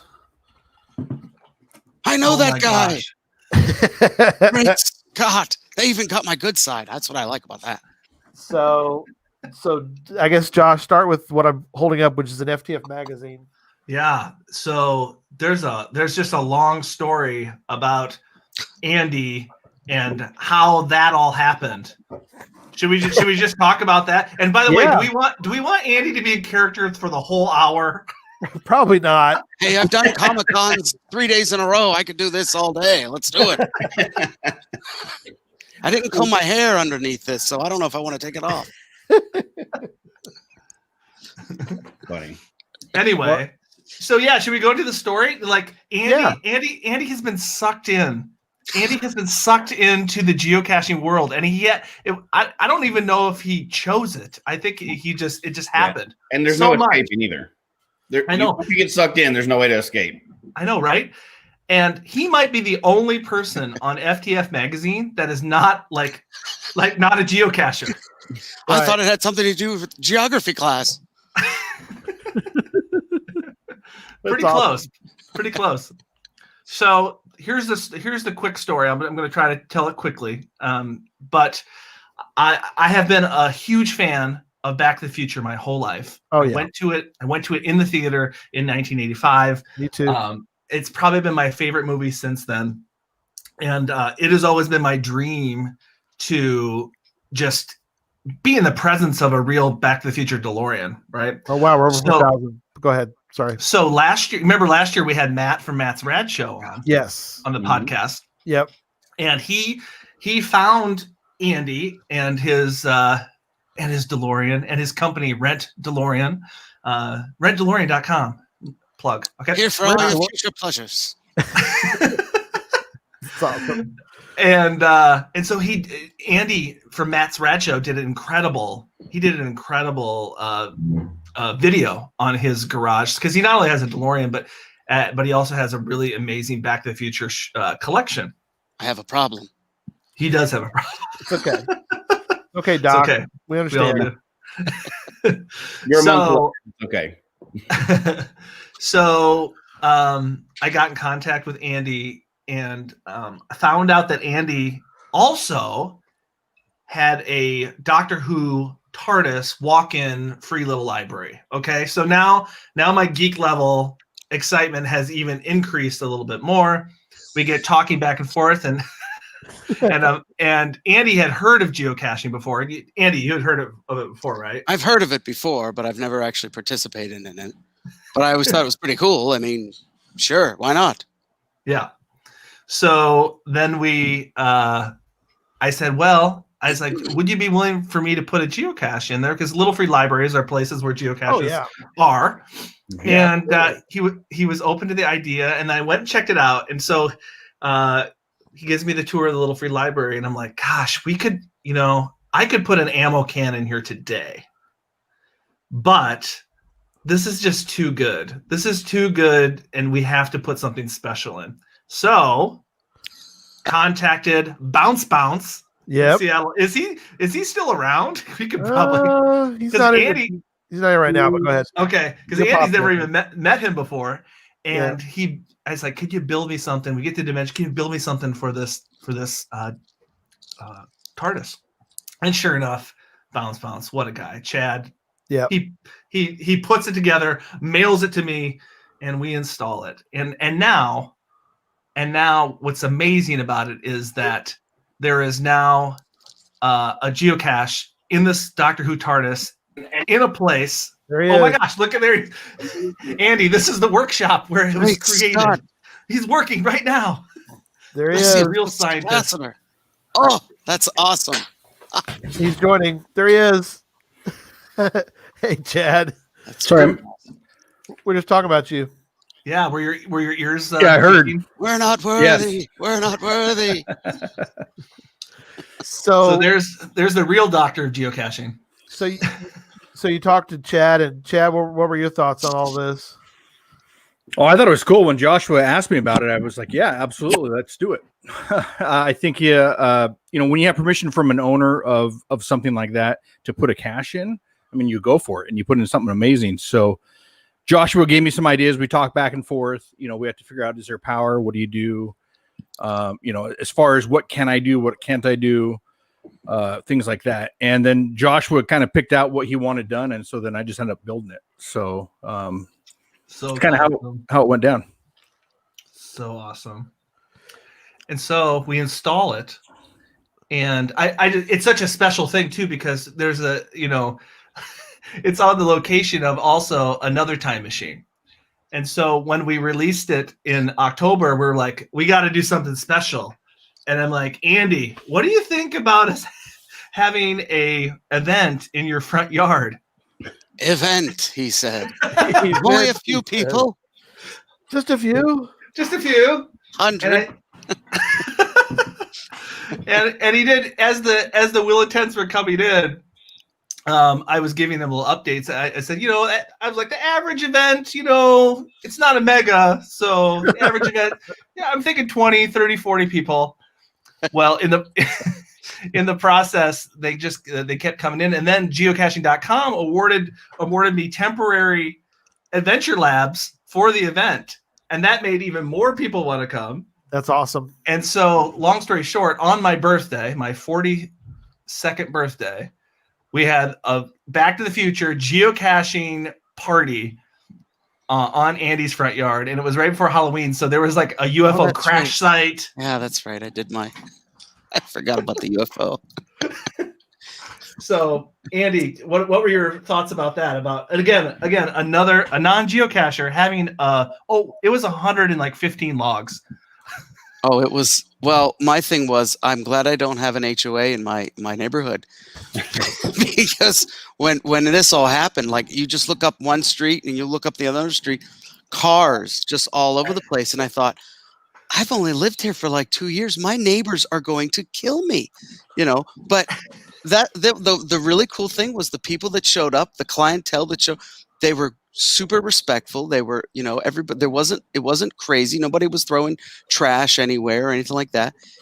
It was a great time. And I remember going upstairs into my bedroom and looking down through the window and taking photos of just everyone. And I mentioned to my wife like what was going on, but I said, "Did you see outside yet?" And she, no. And she looks outside the window, and there's just, my entire lawn is just people. And it's like, yeah, I think I told you about this today, didn't I? That's awesome. But we had a blast. We had a blast. Yeah. So that picture from FTF magazine is of that day. What an amazing! I mean, I don't know if I can ever throw a better party. I mean, my favorite things in the world: geocaching, Back to the Future. Oh, it was so good. Incredible. And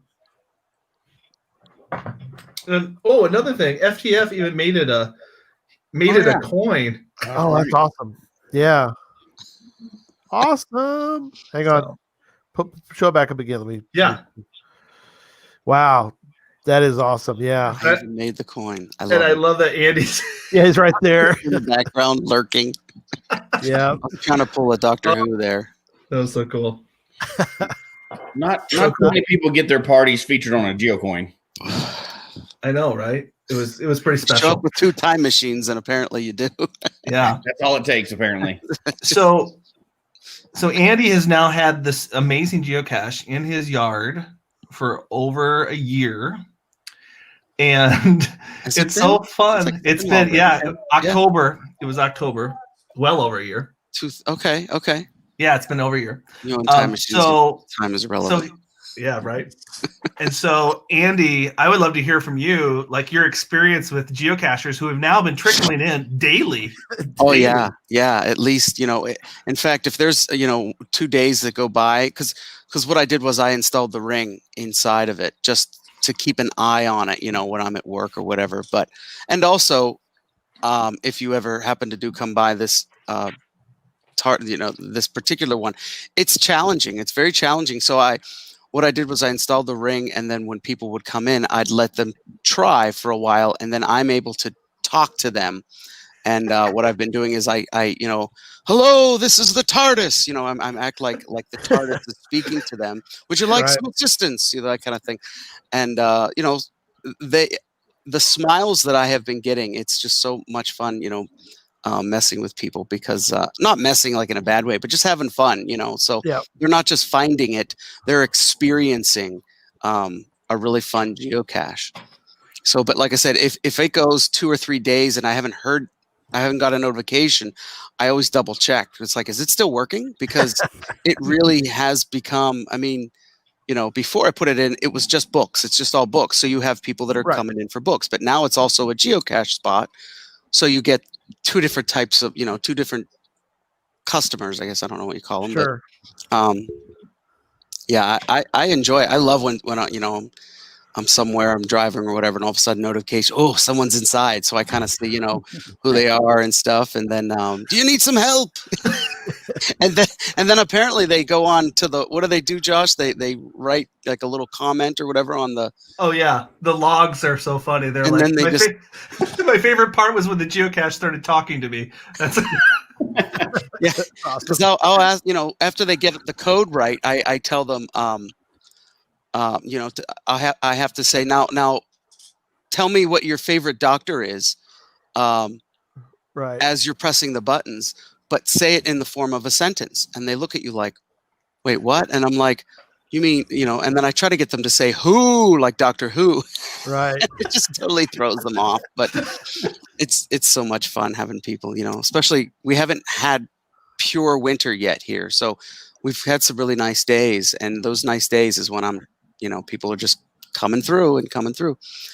And I love it. They're very respectful. There's nobody crazy that's coming in, breaking things or whatever. So, I spent some time working on this thing. So I am partial to keeping it secure and all that kind of stuff. Well, I got part of this video, I think, that we could show. So let me do that, because then you can talk a little more about this. So I found this. Makes me nervous. Oh, great.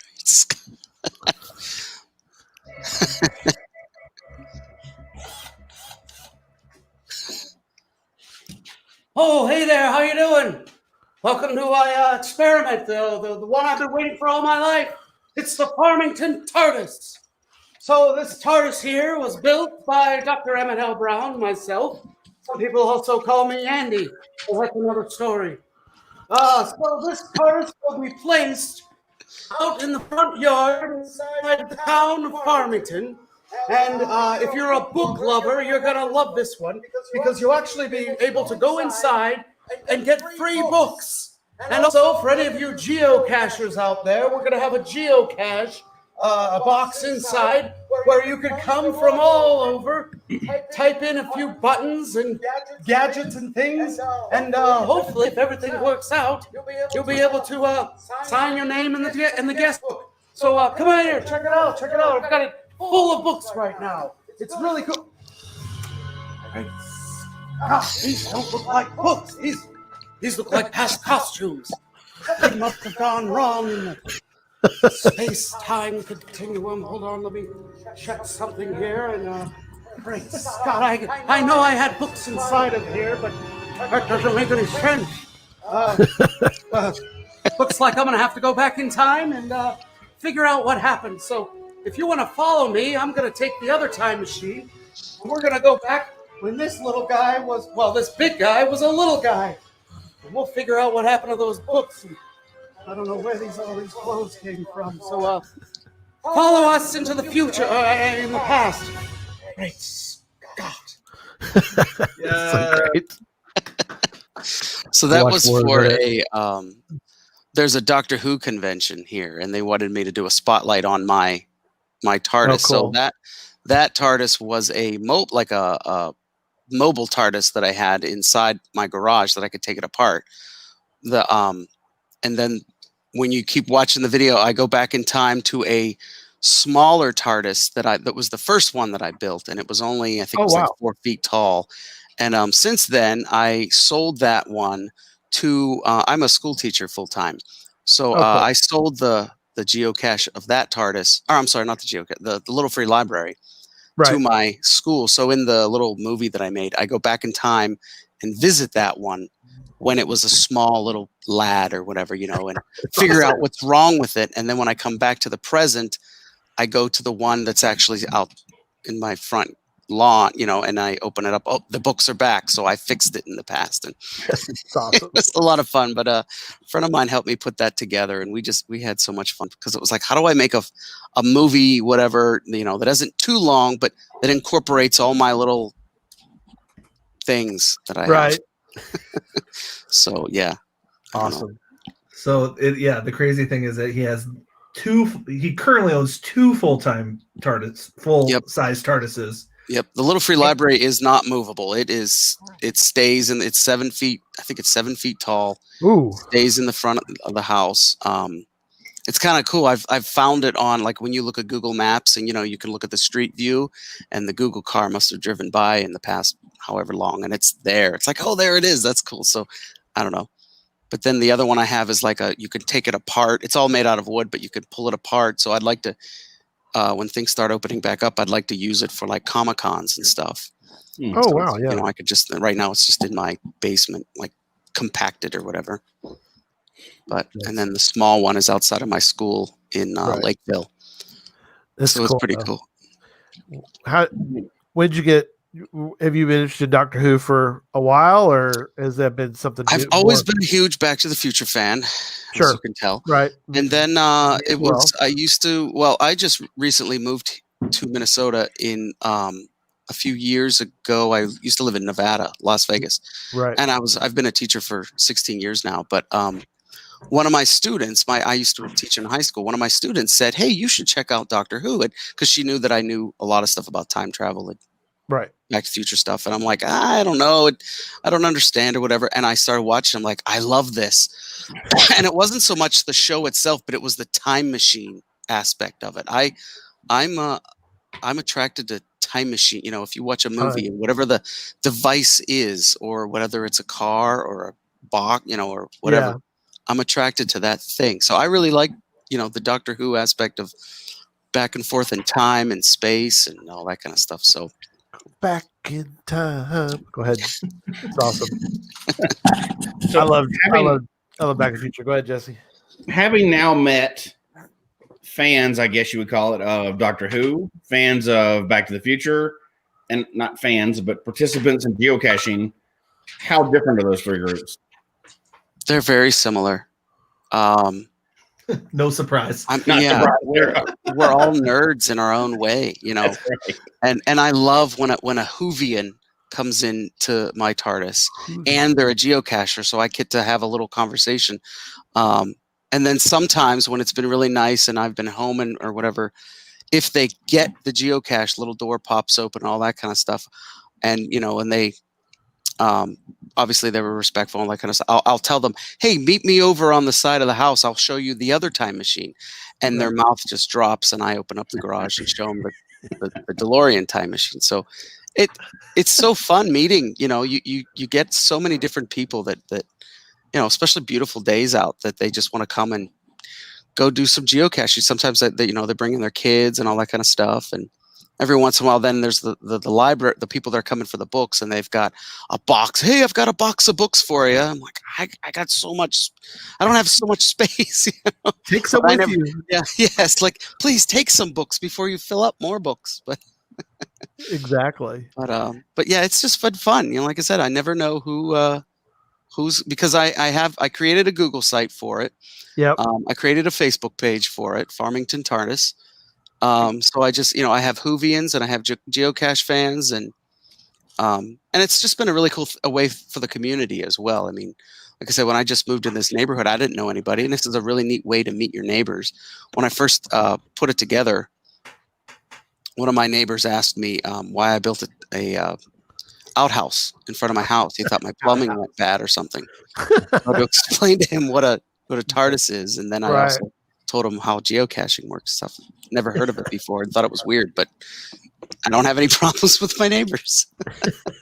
That's good. It can definitely go worse. You could have neighbors that don't like it. Oh yeah. Well, that was when we had Josh's what was that, your 5,000th? Yes, 5,000th find. Yeah. That's what I was worried about. I thought there's gonna, I'm glad because in Vegas HOAs are all over the place. You get a letter if you keep your garbage can out a day late, that kind of thing. So here, I thought, here I am building an elevator shaft, an elevator just outside, blue, right in front of my house, But I asked a couple of the neighbors that have lived in the neighborhood a long time, and I said, do you think anybody would have a problem with this? And they said no, because I filled it with books, and kids come in all the time, and they're getting books out, and there's adult books, kid books, all that kind of stuff. So I just keep up on it, and then with the cache itself, I have to make sure that it's still charged. And I don't know what kind of what was the gentleman's name that built it? Chad, yeah. Yeah, he must have traveled to the future to get this battery, because we still have not had to charge, because I don't have power running out to the thing. So everything has to be either on a battery or everything is solar powered. Wow. But I still haven't had to charge the battery that's inside this thing. And it's been through a hard winter already. Yes. Mm-hmm. So every time I am, checking to see, it's like everything still works. So, because once it doesn't, I'll just pull it out and I charge it, kind of thing. But I haven't had to so far. So I think he must have got batteries from the future or something. He has a flexi capacitor in his shop. So there you go. Perfect. Yeah, it's got a lot of favorite points. 84 favorite points. 84 favorite points already in the first year. That's pretty good. Well, and it's only at 75%, and yeah.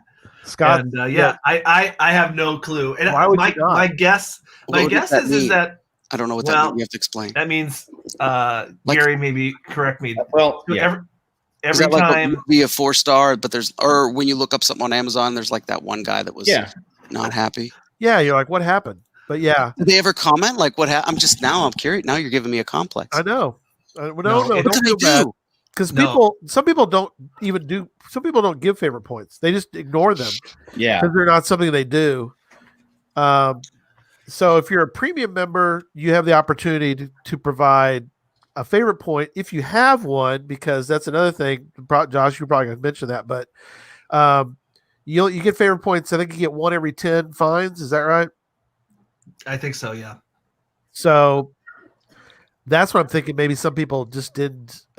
Either they don't give favorite. Some people just ignore that part of their profile. So don't feel bad, Andy. I think it's more that it is a tough geocache. I'll tell you that. Like I don't go in and say, "Hey, can I help you?" If I notice somebody sitting out there for a long time, or I'm at work and I can't help them or whatever, that kind of thing. But I'm sure there's been a few people that just, I can't do this. I give up, and they probably leave with a right. Yeah. And the first day it's tough. Yeah, the first day we had it too, it was logged several times. And a lot of the people that were at the event, just like you said, Gary, they just don't even think about favorite points. It's just like, I went to this event today and I found a geocache. So I think but but just so you know, Andy, 75% is still very good. That's good. Okay, very good. See, in school that's a C, so I know we could do better. Well, a lot of base. Well, if a person who's not a premium member, they can't give favorite points, so they might love it. They may think this is the greatest cache they've ever found, but if they're a basic member, they haven't paid the extra money to be a premium, they can't give it a favorite point. So that's okay. So those people are Well, and not only that, you got to remember this is not a normal year, and you've still had that many people come and do that thing. In this year, it'll probably, just to warn you, it'll probably be more people next year. There was one time I remember going out and I sneezed all over somebody, so that might have been the guy. Yeah, that's it. Andy, probably is that. I all over the. Oh my gosh, you're patient zero. Where that started. Yeah, really. Started it. Well, let's switch gears back to the thing behind me for a moment. The thing. The thing. What I refer to it as sometimes when it doesn't work. Right. See, that's I've heard that notorious about DeLoreans. Go ahead, Josh.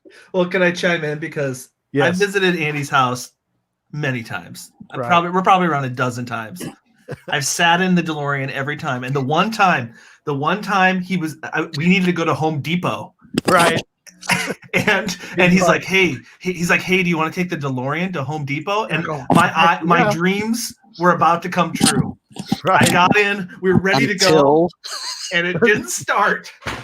Just like in the movie. Dang it. We even hit our head on the I know. I was swearing. So I have yet to ride in it, but someday.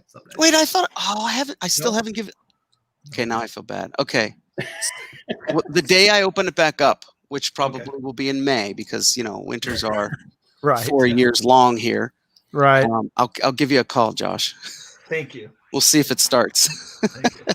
So I guess, Andy, that it may be somewhat true of what I heard, that DeLoreans can be kind of finicky.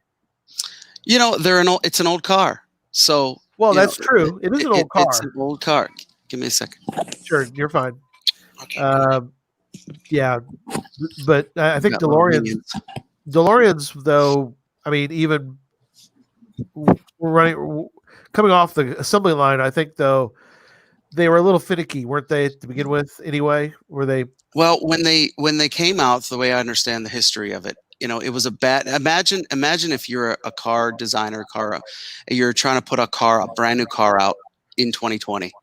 Right. Not many people are running out to buy cars, so that was something that really, really hurt the DeLorean when it was coming out.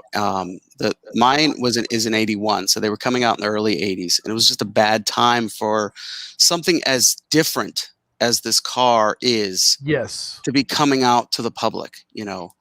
But I mean, I'm very involved in the DeLorean community itself, and every owner that I know is we're all different in our own way. Right. When I first got this car, I knew nothing about cars. I'm not a car guy, you know, but you learn really, really quickly when something goes, you know, when something breaks and all that kind of stuff. The community is awesome. The way we share ideas, share problems, you know, there's forums all over the place. YouTube guys will, you know, they'll create a YouTube thing of them fixing some things and then share that with everybody else. Well, that's cool. So, you know, it gets a lot of flack. Every time I go somewhere, there's always one or two guys, oh, DeLoreans are junk, you know, that kind of thing. But yeah, sometimes it's also a level of jealousy, because I'm telling you, I mean, it is a celebrity when I take it out somewhere.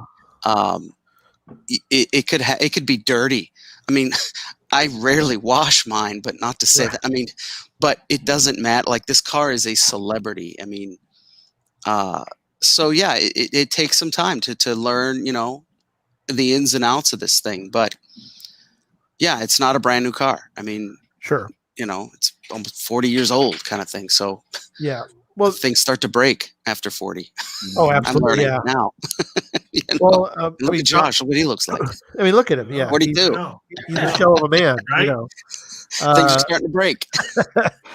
But yeah, obviously don't have time tonight, but something that people should do is go check out, read a little bit about John DeLorean, because he's a fascinating person. Everybody kind of thinks about it on the tail end of everything with problems he had, but if you go back into his days of, you know, he's the one that he was ahead of his time. He was. I mean, he brought to you know, GM I think he's the one that came up with the GTO. GTO. I mean, yeah. Yep. So I mean, if you go back and look at the GTO and and I'm not think of the muscle car era, you want to think of John DeLorean.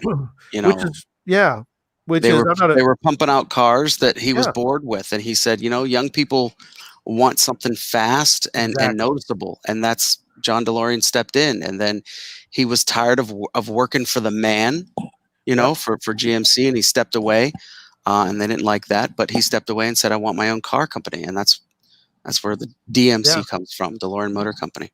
Yeah, and so that's some great documentaries out there. They're all over, you know, YouTube and stuff. There's a photo right behind my head of this came out 2 years ago, I think. It was called Framing John DeLorean. Really cool documentary. The guy who plays John DeLorean is Alec Baldwin. That was a great documentary. There's a couple different movies out there, but super fascinating history when you really dig deep into the life, into the history of the DeLorean itself. People just think, oh, he was a cocaine addict. That is so not right. That's not true. It's you're not getting the whole story. You're not getting any, you know. So, and I meet all of them when I go to a gas station. You know, there's so many people that know everything there is to know about the car that they've never even seen before or owned. Well, and there's one thing to just drive a DeLorean around, just a DeLorean, because people are, like you said, people are going to go, oh my gosh, but you're driving this DeLorean around. I know, you guys. It's fully stocked with everything. It's real. Got all the bells and whistles. It's real. It's fun. Is there? How did you do the inside and all of that? I mean, is there? Can you buy that stuff online somewhere, or did you build all that? I mean, a lot of the stuff I have was built. Some of the stuff I bought personally. You know, I mean, there's forums all over the place for this kind of thing, but mine was a guy that I knew in Vegas. He was a prop builder, and him and I became really good friends, and him and I wanted to try to make this car look, you know, somewhat like the time machine in Back to the Future without breaking the bank. So mine, if there's any time machine people out there that are, it's so funny, there are screen accurate guys out there that, you know, oh, that's wrong, that's wrong, that's wrong, that's wrong. And then there's my car. But to the average Joe, it works, you know, and I have so much more. I have so much fun with that car. And there's a couple times where I've taken it at events and stuff, and then, you know, later on that night I have to go to the grocery store or whatever, but I'm in my civilian car and I forget that I'm in the civilian car, you know, and I'm like, why isn't nobody noticing me? Oh, wait, I'm in the soccer mom van. Nobody cares. But you take this car to anywhere, and you cannot take this somewhere and be in a hurry. If I get gas, it takes 20 minutes just to get gasoline because I've had the gas attendants themselves leave their store to come out to talk to me about the car. And it's like, shouldn't you be inside, protecting the? There's the door. This is I had a Doctor Who movie night. Right, but you got there's the back of the DeLorean now. Yeah, look at the back of that thing. He's even got the front Knight Rider Ready Player One light on the front. He's put Ready everything Player on One. I loved the movie. So when that came out, we did a Ready Player One premiere at the Minnesota Zoo. So I try to suit it up. If you watch the movie of Ready Player One, well, the book. I'll just say this: the book is amazing and so much better. I heard the book's incredible. I've seen the movie, and then they did the movie. But in the movie, it has the red. It's supposed to be like the Knight Rider. Oscillating red light on, and I just kept it there. It's still there, and mine has some bullet hole stickers on the side. Yes. So it's very unique from all the other time machine people out there. But I've gotten to know so many different DeLorean owners, so many different time machine owners. It's like I said, Josh. I feel bad. I haven't taken you for a ride. We're taking a drive. I mean, I'm telling you, it's a celebrity. It really is. I was just somebody the other day who said, I saw you the other day. And I was like, oh, where was I? And they really weren't even talking about me. They saw the car, So, she was like, oh, I saw how many people were looking at you while I was driving. I'm like, oh, yeah. I can't believe how many times the back of a cell phone. I see the back of a cell phone all the time when people are flying by on the highway and stuff. Oh, that's incredible. How many of them are out there? I know all of them are in different states, right? People that are making the movie. Do you know how many are out there? Originally, there was only 9,000 made, I believe, like 9,000, something like that. And they only believe there's about 6,000, 6,500 left in the world. There's a ton in California, and I think it's probably because of the weather.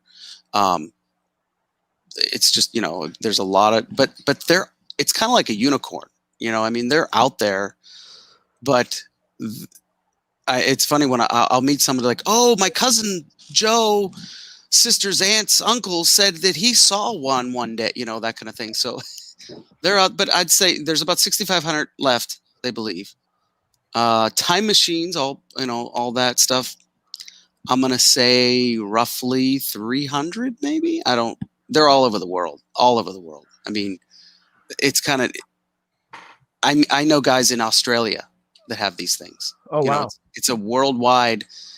It's such a neat thing that the fact that the movie went global.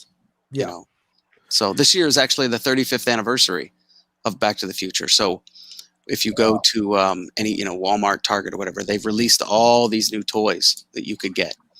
So I've been breaking the bank a little too much, but and you mentioned it was featured in Ready Player One. You're updated again when Ready Player Two comes out.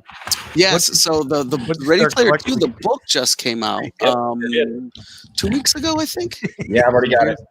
Yep. Have you started reading it? I haven't. Josh, I have not. I got to finish another book first, and then I'm reading it next. So the really cool thing about this, the author Ernest Cline is a DeLorean owner. Oh wow! So, that's pretty neat. But he wrote the book, and then the movie came out in 2015, I believe. And he wrote Ready Player 2. Did I miss and that then part? He wrote Ready Player 2. Okay, cool. And it's wow. So the book's out.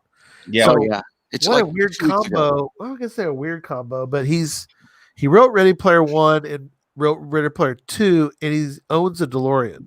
It makes sense if you've seen the movie or read the book. It makes a lot of sense. Well, I watched the movie. But I'm just saying, so much better. Yeah, read the book. I heard that. My kids told me the book is incredible. It's way better. Especially if you're a gamer, and the neat thing about the book and the movie is the fact that everything is VR. Kids are going to school using headset, VR systems and all that stuff. And all of a sudden this year, 2020, like everything's online. It's so bizarre. Like I said, as a teacher myself, I'm meeting with students very similar to what goes on in the movie. I mean, not that advanced where we have avatars where we're walking around yet, but that really isn't far away. I mean, it's now, but it's not the norm yet. But sure, that's the cool thing about owning this car. It's like it's not that sci-fi yet. Or, you know, I don't know. What's really cool is that the Ready Player One audiobook is fantastic because get this, here's the geocaching connection. It's read by Will Wheaton. Oh wow, yeah, Yes, right. It is. Who is probably the famous geocacher that everybody goes to. Yeah, is that right? See, I didn't know that. I didn't know that. I mean, I knew it was Will Wheaton, but I didn't know he had a tie to geocaching. Mm-hmm. No. Yeah, he's listed on whenever that's they list there was an initial list that geocaching.com came out with, which were geocaching celebrities, and so he was on that list, and so everybody mentions it. I don't think he's big into geocaching, but he's mentioned on there as somebody who's geocached as a celebrity. Anthony Bourdain was on that list, and who's the guy in Australia? Hugh Jackman. Hugh Jackman, yeah. Hugh Jackman's on there. You know, so different levels of.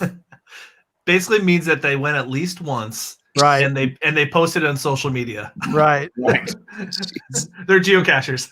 It's a strange list. Mia Farrow's on there. Melissa Joan Hart. Leave Sean. So, what's kind of neat in the same world that I'm in with DeLorean owners, the celebrities that own DeLoreans. Right. Seth MacFarlane, for example. Yeah. Right. Cool. And you see his car in A Million Ways to Die in the West. The scene when his character walks into the barn and there's a time machine there, and actually had Christopher Lloyd cover that was Seth MacFarlane's car. That's funny. Oh, okay. Kind of neat. And then just off the top of my head, do you remember Ernest from the 80s and stuff? He was the DeLorean owner. Jim Varney. He was a DeLorean owner. Yeah. Oh wow. Johnny Carson owned a DeLorean. Oh my gosh, these are great trivia questions for future reference. That's right. There's is a he? more out there. Is Hugh Jackman that big of a deal? I guess he is. I'm sorry. Sorry, Jack. Well, I guess we're not getting him on our show now. I'm in my third hour here. I haven't stopped. I've been talking straight for 4 hours. This is what happens. Your brain goes to mush. So, but in that 4 hours, we have raised $4,868 for St. Jude. So it's wow. Yeah, keep it coming, people. Keep That it is coming. awesome. This is Joshua's first hour. We got to get up to 5,000 on this hour. Oh yeah. We're not even far away. We're really close. I know, you think we would have been there when we put a DeLorean on the line? I mean, yeah, really. I sent this out to all the teachers that I know, and us teachers, we're millionaires, so they got to be donating. Hey, if you're listening, donate. That's right. Now, so I don't know if you want to change the subject at all, Gary, but he has another time machine too. I do. Oh, I get it. I can't remember. We can talk about that. I do have one last question about the DeLorean part. Is that do you still provide it for? You have a way. I mean, you still have people that want to rent it for a day, or not rent. You basically bring it over to a party kind of thing and put it out front so people can. Sure. Okay. So I do. So my site, rentdelorean.com. If you're let's say you're having an 80s party, corporate event, birthday party, whatever. And you live in my area, I will, we'll talk about pricing and all that kind of stuff. I don't give you the keys and say have it back before midnight. Right. That's not that kind of rental. Because I'd never see it again. It's like Ferris Bueller's Day Off, where they exactly. It would be gone. Tear it up, bring it back. Yeah. How many miles have we got? Comic-Cons, sure, that kind of thing. Yeah. And then my site also caters to the United States, basically. If somebody in Oklahoma is having a wedding, you wouldn't believe how many wedding requests we get. It's really kind of neat.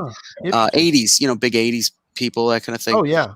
I'm not going to bring my car, but I have a network of DeLorean owners across the country and across the world, but I focus on the US anyway. Right. That I'll, get them in contact with and stuff. And in fact, one of my friends just sent me a picture tonight that he was, one of the events that I sent him, they're doing some kind of a video shoot in the middle of a field at night. So he sent me a picture of his car sitting in this field. It's all dark and all that kind of stuff, and with his car all lit up and all that. But through that, I've gotten to know so many different DeLorean owners and stuff, and it's been really, really cool. Just getting and then when there's a movie that comes out or whatever it is that the car is featured, sales go up, I guess you can say, because everyone's like, wow, because people think the only car that ever existed was the one that was in the movie, and that isn't true, so it's kind of cool. Yeah. Go ahead, Josh. I'm done with I was curious. So. Well, the funny thing is, speaking of movies coming out, what a great segue. What a great segue. There was another time travel movie that came out. It sadly, because of quarantine, it didn't maybe get as much, I don't know, acclaim as it maybe should have. But Bill and Ted's Excellent Adventure, or Bill and Ted's, I don't even know what the third one is called. Face the Music. Bill and Ted, Face the Music. So, Andy, tell them a little bit about how you spent some of your time in quarantine as a teacher. So, again, I'm attracted to the time machine aspect of movies, and Bill and Ted is a total 80s movie. That's this one, right? Yep. So I have always, my vision is when things go back to normal and we have, conventions and stuff. How cool would it be to walk around a Comic-Con and see a booth that has Bill and Ted, Doctor Who TARDIS, and the Back to the Future car all in one place where you could take photos with it, next to it, and in it, and all that kind of stuff. So, again, what I do for a living. I'm an art teacher, and I am big on not spending tons of money on projects because there's always a way to figure it out without having to break the bank. So a friend of mine over quarantine, he tore up his deck. So he had all this extra wood just sitting on the side of his house. And I said, what are you going to do with all that wood? He said, I don't know. I'm just probably going to just toss it. I said, can I have some of it? So I got all of this wood. So what you see is it's all made out of wood, and I have some paneling that I used and stuff. That whole thing probably cost me about $30, $40. Wow. Because the only thing I really spent money on was the spray paint. Right. But everything else was, a friend of mine, he works for a graphic design company and had all this extra plexiglass. And I don't know if you guys have ever cut that. Actually, the phone itself, it's all made out of wood and paneling and stuff. So I built all of that stuff. But my dream is to get that huge Comic-Con booth, 20 foot by 20 foot, and just fill it with a time machine alley is what I want to do, where people can, get picked. Because I don't know if you guys have seen Bill and Ted 3. I thought it was an excellent movie. I mean, see what I did there? But I thought it was great because, you're always afraid of, I loved Dumb and Dumber. But when you go and see the reboot, what is that, Dumb and Dumber 2? That was terrible. It was just terrible. Dumb and Dumberer. Yeah. It was terrible. So that's what you get, when you watch Bill and Ted 3. It's like, these actors, Keanu Reeves is older, and what's his name? Winter. I forget. What Alex Winter, I think his name is. They're older guy, and they've been doing other stuff or whatever. But I thought it was a great movie. It was a movie about time travel, and they incorporated the phone booth. So I was like, I have to, as an art teacher, as an artist myself, a bug gets in my head, and I think, crap, I have to build that, or I'm not going to be able to sleep. Like, that's how it works as an artist. Is that how it works? That's exactly how it worked, because it took me some time to how do I do this, and I don't want to spend tons of money and all that kind of stuff. But when the idea is placed in your mind, you have to do it. I'm sure maybe it's the same thing as geocaching. You see one, and you're like, I have to go find that one, or however that works. The hot tub. So what's funny? You don't know how many people have asked that same question. Right. They see, and the very next one is, what about a hot tub? A hot tub time machine. Where the heck am I It's just a hot tub. It's just a hot tub. Well, that's no big deal. You got lots of money. What do you care? Actually, a friend of mine, he's a prop collector. He just showed me the other day. He has the Chernobyl. Remember the in Hot Tub Time Machine, the magical drink that made that. You guys are looking at me like you don't know. He has the original. It looks like a Red Bull. Oh wow! He's like, look, this was the one that was in the movies. Right. Chernobyl. That's awesome. But anyway, I don't know, something about Time Machine. We'll bring Stephanie in. Hey, Stephanie. She's been patiently waiting for hours. Yes. She's muted though. Yeah, You're muted. unmute yourself though. Push the your. There There you you go.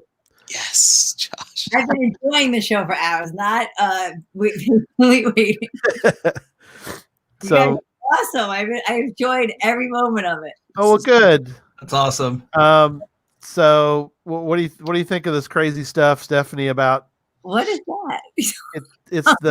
it's this coin that's the flux capacitor. Oh, I do know it now. I'm like seeing Slingshot first.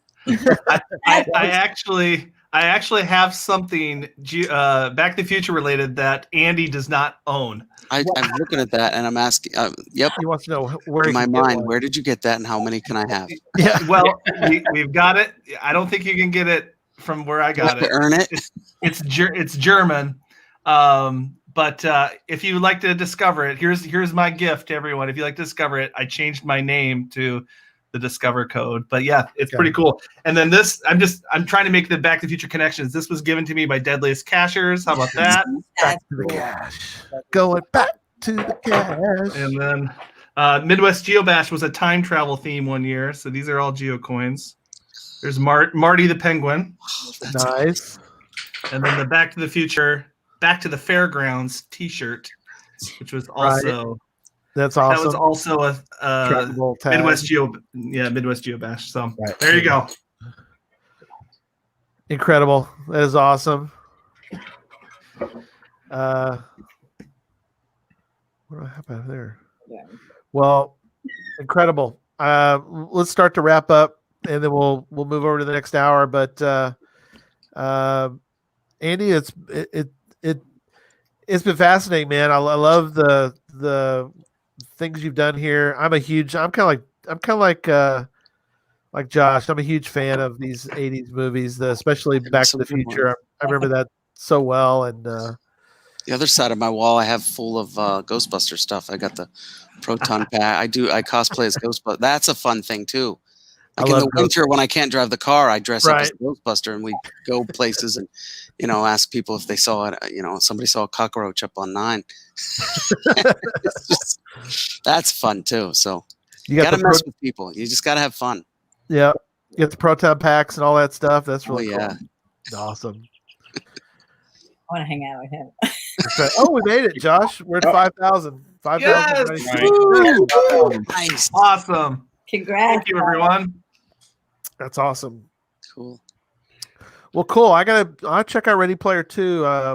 I wonder if they'll make a sequel. I mean, a sequel, but I wonder if they'll make it into a movie. I assume they will. The first one was pretty big. Oh yeah, it did really well. So, yeah. Well, I want to thank you guys for having me here. This was really, really cool.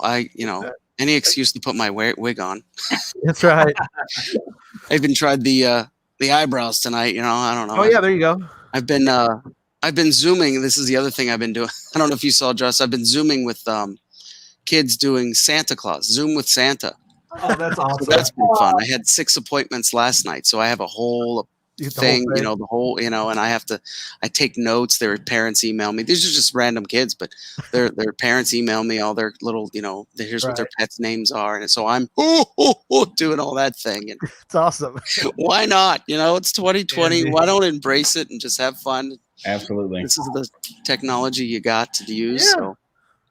Andy, you are an incredible human. Thank you so much for hanging out with us. Thanks for having me. This is great. You're awesome. So, yeah, one of the first persons that came to my mind when I was like, who do I want to talk to on the podcast of Hope? So, was Andy. That's great. Tough act to follow. I don't know how I'm going to do it. I know. Oh no, Trinity, Stephanie, I'm really excited to talk to you. Oh, I'm so excited to be amongst you all. Seriously. Thanks. Definitely. See you guys in the future. Thanks. Bye, Doc. Merry Christmas. Doc Brown, ladies and gentlemen. Great. Oh, great Scott. So great. Great shows. Oh man, I think Andy delivered. Don't you think? He did. You did great.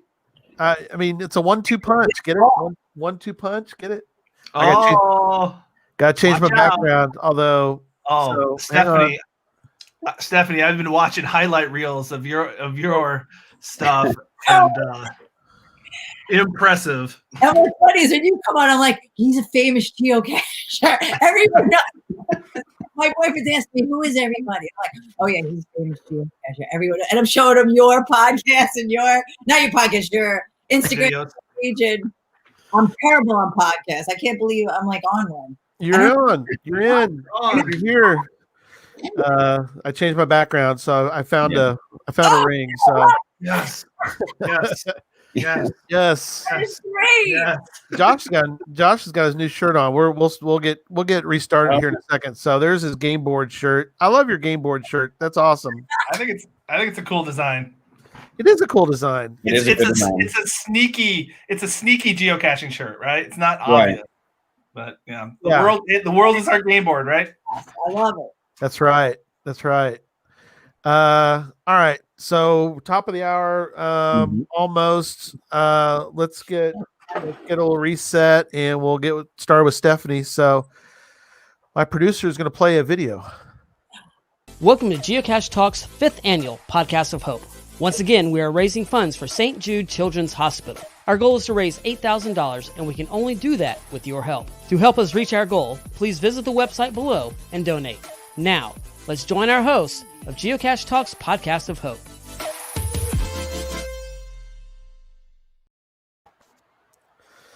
Awesome. Thank you, Derek. So official. And then you said, so it was so official. I know.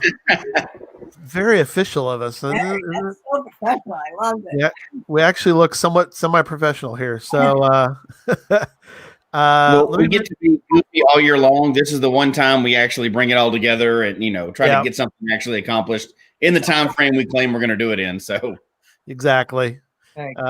So let me mention the prizes. We're giving different prizes every hour for people who give during that hour, and so far we've had a ton of prizes that they've been provided. So let me mention the 8 o'clock hour prizes. This hour a little bit different. It starts off with a geocoin, and as everyone knows, people love collecting things, and one of the things they love to collect is geocoins. This is an original stash bucket. So as everybody knows, the geostash was the original geocache was the geostash was a bucket. So somebody made it into a geocoin, and that is being provided by Drives Cache Closet. So thank you, David, for providing another cool prize during the 8 o'clock hour. It's the original stash bucket geocoin. Also during this hour, we've got another shirt. Arted Crafted is providing another shirt for us. So thank you, artedcrafted.com, for providing another shirt for this hour. Also, Cashly providing another coin for us. Lots of good coins. So thank you, Cashly. Cashly is a iOS app that pretty much we all live with. I don't know what Stephanie. We'll have to talk to Stephanie what app she uses to go geocaching with, but for us, it's Cashly. Another item this hour is Logwork. The fantastic logbook will be put into a preform, which is you don't see a lot of preforms out there, but sometimes you do. And a preform geocache will have the Logwork fantastic logbook in it, which is a Ride in the Rain paper. So that's even more helpful. Also this hour, we've got, and Derek's even got it ready to go. It's the Puzzle Talk. There it is. Ooh, sorry. The Puzzle Talk. There you go. Thanks, Derek. Puzzle Talk Geocoin is one of them that's coming out. There you go. Thank you, sir. That's awesome. Yep. That is a prize for this hour as well. And Scrabble. More stuff. I suck at the puzzles. What's that? I can't get the puzzles. So do I. You're going to do is watch it. They'll teach you how to do it. So I have one of those books, how to do puzzle cache. Oh yeah, there you go. Very helpful. Yeah, we love that. Yeah. Anyway, I got a tumbler. tumbler from Scrabble Hounds giveaway. So it's also during this hour. So a lot of cool prizes for people in the 8 o'clock hour. So here we are. And the grand prize is that Stephanie has agreed to drop kick somebody in the face. Awesome. Yeah. So giveaway chops. That's not real. That's not real, everybody, just so you know. No, I think They ask us to do that all the time. Well, Stephanie, thanks. We were talking about, and you probably heard earlier, but we talk about Joshua gets a couple hours every podcast to Hope, and I always send him a note and I go, hey, you start thinking about who you'd like to have on, for this year, and he's like, all right, let me give it some thought, and somehow I came up with you, Stephanie. I'm honored. Thank you. Yes. Stephanie, I've been following your Instagram account for quite some time, and I'm like, oh my gosh, she's a geocacher and a professional wrestler, and a stunt woman. She sounds amazing. Too often. So. I love geocaching. I mean, like, I am the big. Obviously everyone's a big fan, but I swear I walk around and I feel like I run geocaching because I promote it like I own it. I'm like, this is the greatest thing in the world. This is the greatest sport. You got to do it. People, all I do is talk about geocaching. Everywhere I go, I do it. I mean, I was so gun ho and I did it so. I definitely fell off a little, but like I was telling. It never goes away. You do it forever. Yes. And you can do it anywhere. Anywhere. Everywhere. I just went to Hawaii. I did it. Everywhere I go. I'm like, I have to get a geocache. People are like, wait, what? I'm like, you have to get a geocache. Yeah. Cache Line says that's a true geocacher. Yes. Stephanie, besides everything else she's done, she's a real geocacher. I know. I hope you make fun of some of the other people. I'm like, all right, wait, I have over 100 hides, and I'm mad at myself because I'm only at like 4,000 times. I was like, my goal is to get, be at like 10,000 by now. You found 1,000 in 1 year. That was my claim to fame. I mean, and it was funny because I wanted to reach that goal and I was falling short of it. Yeah. So I did like 400 in a month. She got serious there at the end, but accused me of cheating, and I'm like, I didn't know you could cheat at geocaching, but then I understand how you can because then everyone explains to me. But I'm like, I spent 8 hours in the woods with 3 battery packs, and I hike forever.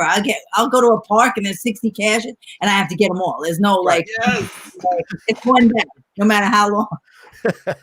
This makes me so happy because we were just talking about Will Wheaton because geocaching.com, they like to brag about the the geocacher celebrities, but Stephanie, you are a real geocacher.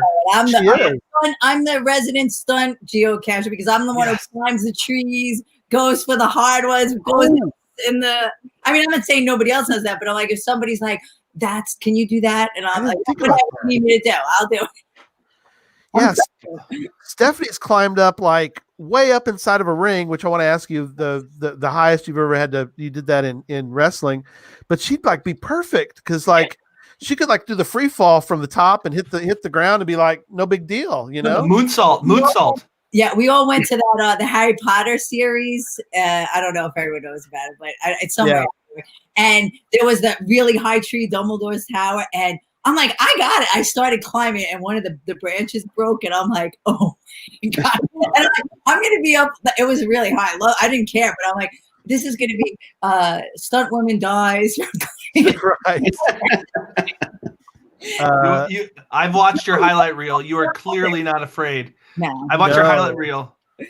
You're clearly not afraid of heights after watching you moonsault off of the top rope. So I had my girlfriend I used to go to, she was like my driver in the puzzle, the brain. And I'm like, I'll run through the woods and you just solve the puzzles and I'll go in.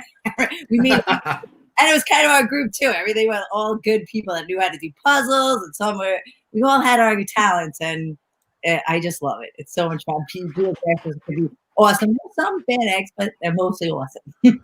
That's awesome. The bad experiences I already had the other night.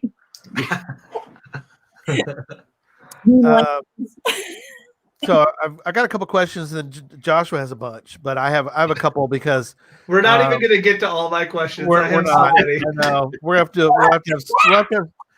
have Stephanie on like a regular. I would love a regular geocache hour, like our normal geocache talk. We'll have to have you on geocache forever. And I learned so much from you guys and get like the best geocache. Yep. My goal was to like do the whole world and go to geocaching headquarters. Yeah. Can you share? Do you want to share your Instagram name? Action Trinity. So I have it up there. There you go. Trinity everywhere. I was Trinity in wrestling, and then through geocaching it went Action Trinity, and then that I incorporated. That's my corporate. Right. Oh, cool. Perfect. That is awesome. So yeah, let's if we can, let's turn the Wayback Machine a little bit because I want to go back and ask you first about. We'll talk about your wrestling career a little bit, but I'm always fascinated by. We talked a little bit. You and I talked a little bit the other night about stunt work, and also getting to double in movies because that's always kind of a interesting. I mean, you already paid the stunt person. You might as well keep them there. I mean, go stand over there because I'm already paying you to be a stunt person, right? Yeah. So we see a lot too. So we're always, on set. We're doubling, we're safety, and we're helping. The person doing the stunt. Lots to do. We have to look at it. All about safety. So it's kind of cool though that you're, you get to kind of do both. The extras can't do the stunt work, but you can do both. You can do the stunt work and be an extra. But how did you first get into doing stunt work and also getting into once you're in as a stunt woman, does it sort of snowball? Because I mean, you've been in a lot of movies. I mean, go look at your, if people go look at the at your IMDb. I mean, there's Indiana Jones and I just look at it and remind myself because I hit my head a lot. I'm like Spider-Man 2, School of Rock. You did some TV ones too. Daredevil was the movie, and so how did all that kind of begin? Well, I feel like I was born and bred a stunt woman, just didn't know the title. And I've been an athlete and played every kind of sport my whole life. I just wanted to do everything and anything that was action and sport. Right. And then I was trying to figure out, I went to college though. So I definitely have things to back it up. And except if I keep hitting my head, I'm going to lose all that. But, after college, I'm like, I don't know what I want to do for a living. And I had relatives out in California that said, you should be a stunt woman. My uncle was a race car driver and he was doing a benefit for something. I'm like, oh my God, that's the job. And I hightailed it right out to California because I thought Hollywood, that's where all it is. Sure. And I started doing live stunt shows, and we're dating back to the Waterworld stunt show. I've been doing this 25 years. So, wow. Yeah, so Waterworld stunt show and, at Universal Studios, and then I started doing background extra work and pushing that. I want to be a stunt woman. And I think my first break was The Rock, and it was just stand-in work, but I winded up driving the car for her, and then it just snowballed. I started hustling sets and getting work, and then I came back to New York and then started getting work in New York. I'm like, oh my God, I could do this in New York, and then I came back to New York. I mean, it's so much more work in California, but a lot of people to compete with, and I was still new in the business, so I came back to New York and started getting my foot in the door. And I mean, I was just meant to be that. And I really just want to do stunts. I never went into this business to I want to be famous. I want to be an actress. Never. Right. Stunt work. I mean, I used to ride horses and race jet skis professionally. And my dad owned a motorcycle shop. Oh, wow. And motorcycles, quads, trikes, jet skis, everything. Anything that he had. I was he didn't have any sons. So I was the tomboy of the family. Second kid. Was get on a motorcycle. And my parents rode motorcycles, so I think I was on one as an infant. I have pictures where my dad had his two daughters on, and so that was just a tomboy. And I love geocaching. I'm out in the woods, and I'm I know. I do geocaching on my horse, on my bike, on kayaks, on jet skis, anywhere there's a geocache. That's awesome. Yeah. Is there certain, I would say roles, was there certain types of stunts that you really like, really love to do? Is there anything intricate that, like you mentioned, have you done like motorcycle type stunts or?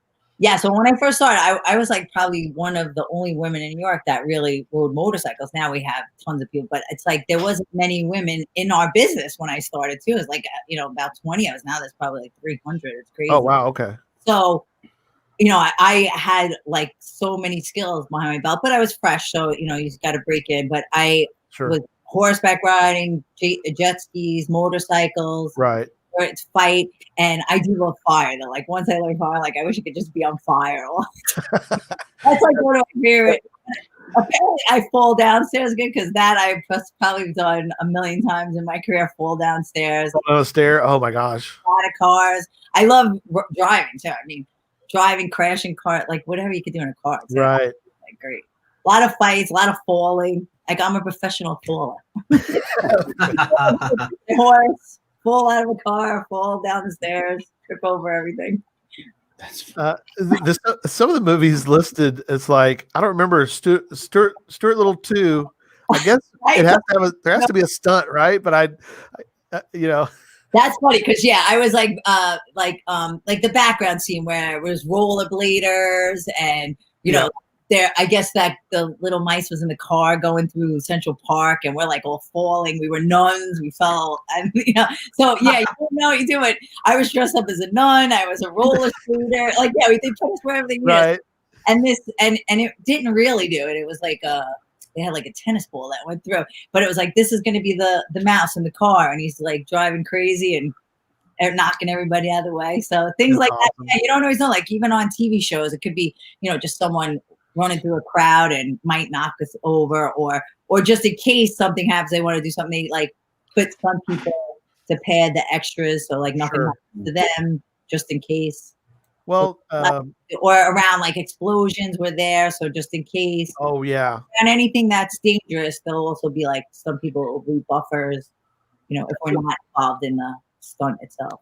That's a pretty interesting job description. I'm around just in case the explosion goes wrong. That is I would say great. That's what sets us apart because we're going there and acting too. We have to be on set. We have to act, and the actor is they have their head in the scene and what they're doing. And why like a double will sometimes be better, like if because they could do a lot of the stuff too, and they'll always say I could do my own stunts. I could do my own stunts until it gets difficult. But one thing, we are anticipating anything that could go wrong and would go wrong. Like that's what we're thinking of. Like, if you're going to be had to go through, they built this house and there was going to be earthquakes and everything was moving and glass exploding and things falling and something like caught on fire that wasn't supposed to, like dust that was falling. And it's like, that could be nerve wracking for an actress, could get like panic or something where it's like, okay, we're good. We're all right. Wow. We need to do. Incredible. Yeah. Cause you mentioned TV, people forget about, things like, I mean, even like a comedy, like Sex and the City, you get to do your stunt work for, in that, get to play Samantha as a stunt double. So that was kind of cool. Fell down she was like grabbing, the guy grabbed her and she didn't want to hold his hand and she let go. She fell down one of those stair, those open cells in the sidewalk. Right. Oh, that was funny. Yeah. That was you. That's awesome. Yeah. I love that show. I was good to be on it. Is there a craziest stunt that stands out for you? Or they just, you've already talked about being blown up and on fire, which you like somehow. Is there anything that actually stands out for you? The fire, because I feel like, there's a lot of people that drive crazy and fight and do all that stuff, but like not many people are really setting themselves on fire. So like on a normal, probably not. So that I love fire. I'm like mesmerized by it. I love that. Yeah. It's scary things, but it's like so cool to like, we take so much safety precautions when it goes on, but I just love it. I want to be on fire. I want to be on fire and jump through glass windows. What I really do want to do is like rappel off, like the guys get to do it because they're always like military. They don't have like too many women military, but when they get to like rappel up the top of the building and then break through the glass. Right. That's what I Oh like. yeah. And because I haven't got to do a stunt like that, I'm like, I'm going to do it myself. So I rented a helicopter and I got a couple of people to pay the rigger to rig up the helicopter. And I got a helicopter to rappel off of in Republic Airport. Like, okay, if I'm not going to get a job to do it, I'm going to recreate it myself. So do it for real. Helicopter. Not now, but that's going to come up someday. Yeah, I mean, I would think getting hit by a car though too, because like, not in real, like that's something you don't want to happen to you. So to get hit by a car purposely is a little. It's in your head, and it's funny because I did it in a job, and it was like it came out great. I mean, sometimes we have things that go a little wrong, and thank God, we stay safe 99% of the time. We actually have a really good, record with accident and stuff. I know that, the media blows up like when something does go wrong, but considering how much we do, it's not. Yeah. Because we have a lot of safety. But I got hit by a car in a job, but I actually got hit by a car for real. No way. On set, but I was like just coming back from the breakfast truck. I have my food in my hand. I looked down the road. I looked down the other way, and I started going across the crosswalk, but like I couldn't see our trailers were parked. So like I went, and all of a sudden I just got, and I'm like, what just happened? And it like I would think I would be all right with that. Like, I just got hit by a car, but it like freaked me out mentally because it wasn't my job and it wasn't planned, and I wasn't even looking. And thank God for my job because I think obviously I did, and I never dropped my food. You didn't drop. Yes. Wow. Wow. Stephanie. But one, breakfast is like my most important meal, and I'll never let go. They have the. But it messed me up a little while. I'm like, oh my God. And they beat me and ran, no less. But so did you like for that nanosecond, for that split second, you're like, I'm getting hit by a car, like for real. So like I gotta do what I've been trained to do. I don't know if I even thought that. I think it just came natural because I just got up off the ground. I'm like, did I just get hit? What just happened? And they just took off. And I was like, oh my God. Wow. I was freaked out for like the whole day. I was like, oh my God. Now, did a little part of you think you were going to chase them down and pull them out of their car? Because I'm betting that went through your mind. And everybody was like, didn't you do that? And it's funny because when a stunt person gets hurt, it was like, you're a stunt person. You're right. Nothing's wrong. Like, we can't get any sympathy.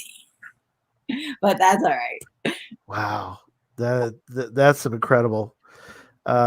So were you, when you said when you first started and you wanted to be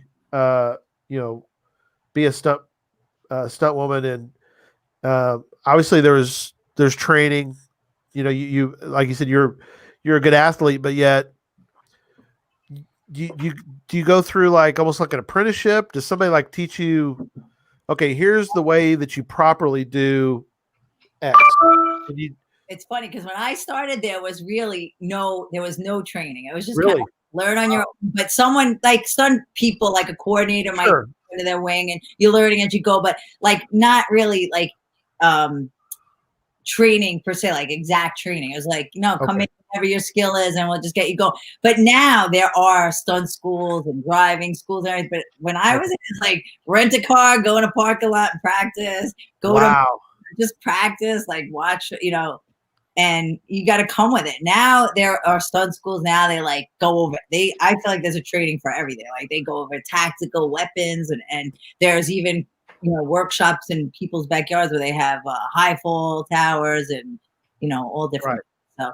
So in California, I'm sure that they had a lot more of that, but it wasn't as much out here. But now it's becoming, there's more training. Yeah, and there's like you said, there's plenty of work. Like like you said, there's you got New York. There's plenty of things that now they've got like down in. I know that a lot of films are done in Georgia now, but a couple different places. So I guess there's plenty. If somebody could was able to learn and get part of that, I mean, there's plenty of film work. Maybe not this year, but normally.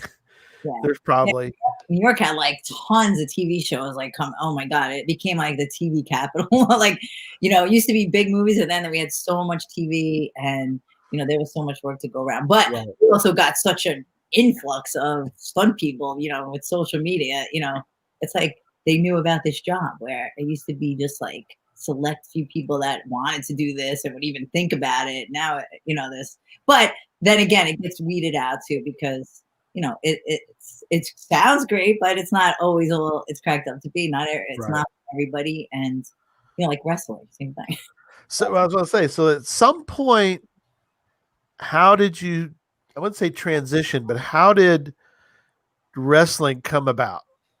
Now, wrestling came out because of stunts. Like, I got handed a script to coordinate a movie about backyard wrestling, and it was like a low budget movie. So a coordinator that I was working with was like, they didn't want to do it. And they were like, you wrestle, you're into wrestling, because I wrestle, believe it or not on the team because it wasn't for girls, but I trained in high school with my wrestling team. I got practice, freestyle, regular, but it just, nowadays girls are getting in there. But when I was pushing the envelope, I was, paving that way, but I didn't wrestle on the team, but I trained with them. So fast forward again. I took the job and I'm like, I'm gonna coordinate this movie. So I went to, it's funny because right in Lindenhurst, they were having a lawsuit. This kid was backyard wrestling and he had a ring in his yard and he was on the news. And I'm like, where is it? I found out where it was. I went to his house. I was going to buy his ring from him, but he was like, I'm not selling it. I'm fighting this. And he told me about a school in Long Island, and I went to the school and I was going to like brush up and train and look for people to possibly be in the movie or double. And I ended up signing up and I wound up training, and I started going around to independent wrestling shows and doing it. And then I was like, oh my God, I loved it. Wow. It was like a stunt job, a live stunt job, like physical. It was like, oh my God, it was awesome. And then I got the opportunity to go to that TNA, which was Total Non-Stop Action Wrestling. Right. And I went to an audition in Georgia, and they signed us up, and then WWE was knocking on my door, and then it was kind of a whirlwind, but it was all with like a stunt job to me. I never really set out to become a wrestler, but oh boy, did I love it! But business. Well, Joshua's got all the great wrestling because he's big into loving wrestling. So I'm fascinated, but seeing some of what I could find on you is like I could tell that you not only love the stunt, the wrestling part, but you really are good in front of people. I mean, you really have that. Because that's what you got to be. I mean, you have to be you have a great persona on stage. It's kind of like a stage slash, athlete slash, showman. There's a whole combo. It's like a whole combo put together. Which is funny you say that, because in stunt work, we're trained to not look at the camera, to hide. It's not, we got to hide. It's the actress. So if you don't like look perfectly, or, it's like anytime we do a stunt, it's like, okay, it's always away from the camera. Don't look at the camera and away from the camera. And then they'll insert, the actress looking back. So I was always taught, look away. And I was fine with that. I'm not super, super comfortable with the camera, believe it or not. And then when I got into wrestling, I was kind of shy in front of the camera. And they were like, you have to do your pose. You have to do your beauty. I didn't have that right away. And they had to keep saying, so remember, when you walk out, strike your pose, do your thing. Oh, this is so weird, because I'm always taught, don't look at the camera. Now I'm like, I have to be, But then I got into it. I was like, this is great. I get to pose. Yeah. Now I'm a poser on my own, but like behind closed doors, I hear you. So it eventually got comfortable and came natural, and it was so much fun. Oh my God. Because you get to be like a superhero. You get to be your own. Yeah. You get to be someone. Well, you are. Yeah. Larger than life than who you are. And that was like where you get to wear. I'm a huge Halloween girl. So it's like I get to wear costumes every day at my job. And be a Halloween character. So Trinity, when you when when you're in the wrestling world, I'm always so amazed by it because it is so many different sort of skills. It's athleticism, it's acting, it's showmanship, it's all those things in one. I'm just curious, for those that aren't familiar with wrestling, there's the face and then there's the heel. What in the face is the good guy and the heel is the bad bad guy. So where were you most comfortable? Were you more comfortable being the bad guy or the good guy? Oh my God. I was like the big time baby face for so long. Like they just like, that's where I like fit. I was like kind of not the underdog, but if you did watch TNA, there wasn't many women wrestlers on it. We didn't have like our own division at first. So, and all I wanted to do was wrestle. I'm stunt woman. I wanted to jump off the cage. I wanted to jump off the balcony. I wanted to go in the. That's all I asked all the time. Can I go in the crowd? Can I jump on the table? Can I go to the table? Like I wanted to like break the barrier and like. I mean, there was already Lito was already doing that. Well, that's how like I was like I looked at it. I'm like I could do that. I always say that. My friends used to watch wrestling. I wasn't a huge fan, not because I wasn't, but like we watched whatever my dad watched, and he wasn't a wrestling fan, and I wasn't a big TV person. I was outside playing, hence why I'm a great geocacher. Never inside watching TV. So when I did start seeing wrestling, I'm like, oh, this is awesome. And I'm like, I would see that girl doing flips, and I'm like, I can do that. And it's funny because then my friends will like would kind of make fun of me, like, no, you can't. I'm like, okay, I'm gonna go do it. I actually did it. And that is incredible because you are a high flyer. It's amazing doing moonsaults. It's awesome. It's so cool. What I wanted to do. I'm like, I want to learn every move jumping off of the ropes that I can.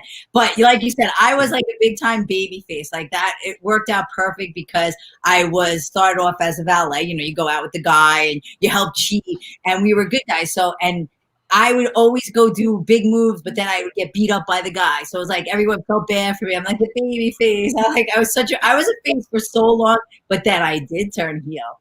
Like yes, yeah, one of the girls that used to beat me all the time. She would always beat me up, and everyone always felt bad for me. She was a big time awesome heel, and then she actually really did break her back, and she had to leave for a while. But then when now I'm the big star, and when they played it off great. When she came back, I was like, I don't want you back. I'm the star now. And she became the baby face, and I was heel. I'm like, that's awesome. Taking my spotlight, and I used to like beat her back up and really hurt her. That's so cool. I feel like WWE has gotten away from the women fighting men, but were you like ahead of your time? Because the stuff I saw, you were fighting guys. Yes, and it was so awesome, and it was so great. But then a lot of the girls that wanted to do it, and they kept getting involved and doing it, and then actually, people complain they don't want to see guys beating up girls, and truly, they had to like separate that, which kind of ruined my whole game because I get to wrestle the guys because a lot of times, like, the girls, the big moves that I do, like the girls can't, brace for all that. And the girls can't always do the big moves, yet I don't know if you remember, but I did one of the top moves that no girl has ever done, not even some guys, where we did off the top rope. It was like a hurricane into like, crazy. It's amazing. I watched it. I'm proud. Like I said, no girl and not many guys have done that. And I jumped off the cage. So I wanted to do all that. And that's easier to do with guys because when you jump off the stuff, you can land on guys. They're not going to get hurt that bad. Where if you land on a girl, they might not be able to take it off the cage. So when they got, then, and unfortunately, I did wrestle the girls. We only had like 4 of us, so we did always get into it, but there wasn't like a women's division. And then I was ahead of my time because then I wasn't there, and then they made, the women's divisions and everything. And I was like, I want to go back and do that, but it just didn't work. Well, then I was in WWE, and they weren't like pushing me in that division, which was a bummer. And then I just left, and then I think of going back. I do. I do miss jumping off cages and drop kicking people. Cool. You could take some of those ladies on right now because WWE has, for those of you who don't follow it, there's been a bit of an evolution in women's wrestling. There's some really fantastic talented women that are wrestling and not just seen as the sex symbol or whatever, but actual real amazing athletes, which is really cool to see. Yes, I noticed that even like stunt work, I mean, like a lot of talented women are coming up as well, probably because there's just a lot more areas for them to, advance. And, like women didn't really do all like extreme sports. Now there's like sports for women to be in, professional sports for women. There's these opportunities, and there are really extreme talented women, and I see them coming up in the stunt industry and in wrestling, which is awesome. But just a total props to you. It seems like you were really ahead of your time in that, which is really cool. I'm upset in a way because like I was around when American Gladiators came out. And I was young and I was trying to follow that show all over the world and get on it, and then it went off the air. And there was a show, Blade Wars, that was on a very short stint that I was at. And then all of these shows are coming out now, and I'm like, it's a little crazy because I'm older and I got into things older because it just I wanted to do them. Like I was playing roller derby. I mean, now we're not doing anything, but I'm like, when I got to wrestling, I'm like, I got to play roller derby. I wanted to keep doing this stuff. But now these shows are coming out, like Titan and Ninja Warrior. Those should have been around. I'm like, man, I'm missing this stuff now. I mean, I can still super realistic. Wow. But I miss that. I was ahead of my time, and now I'm missing out on these great shows. But those were shows. They should have been around back then. Right. Totally. There's I was going to show the let me get to the right spot, but and I have to say my age, right? Are we getting to see some of her work? We bring this up because he tells about so I put this together. I think it's pretty good. Here we go. I have to say, there's a fan that made like the best highlight video of me. Yeah. It's a good video. I never even met him in person. I'm like that. I always thank him because I like have used it for stunt reel and got jobs, and I'm like a fan made that. I'm like, I didn't even put that together, and I love it. That's when someone says, "What have you done?" and they want to see wrestling. I'm like, Trinity Firestarter YouTube. That's like my favorite video. Yeah, it's a great video. I watched it this afternoon. My computer's struggling. Well, I have another question for you. So, Stephanie, is there any storyline that really sticks out to you as one of your favorites? Because there's of course the athlete part of it, but were there any interesting storylines that you were a part of in your wrestling career? Yeah, I love the storylines they put me in. Like TNA utilized me so awesome. They were so good to me. I mean, they like, they made me like the top female. Like they let me do everything. They were so great. Like they would let me do way more than WWE let me. Like WWE kind of didn't really do a lot for me and let me do stuff where TNA let me do everything and anything I wanted to do. Took me in and they were like, she's a stunt woman. They promoted me and pushed me and gave me every opportunity to do great things. And I love the storylines where, the build up, like how they brought me into the show, and then how they just moved me up from it. Like I started off with this team, and then another wrestler took me away, and then we became like the X Division champs, and then I started getting involved all the time, and everybody told him, you wouldn't win if it wasn't for her, and they started pitting us against each other,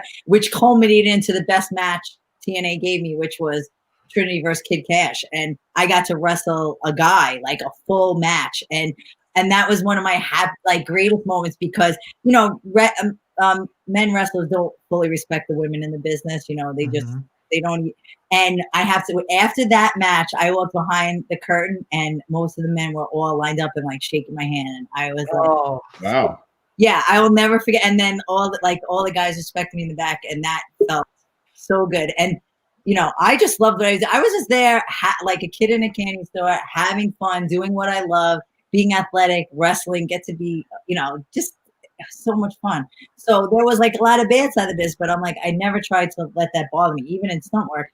And when I got to do that match in TNA, and even Kid Cash, because guys didn't really want to always wrestle a woman, it doesn't look good. And they did it so well because I winded up winning it, but other guys came out and like cheated, and the way it was set up was so awesome. I couldn't have asked for a better match, and it worked out well for the guy and everybody and our storyline. And my greatest moment in TNA, like that is my favorite match of all time.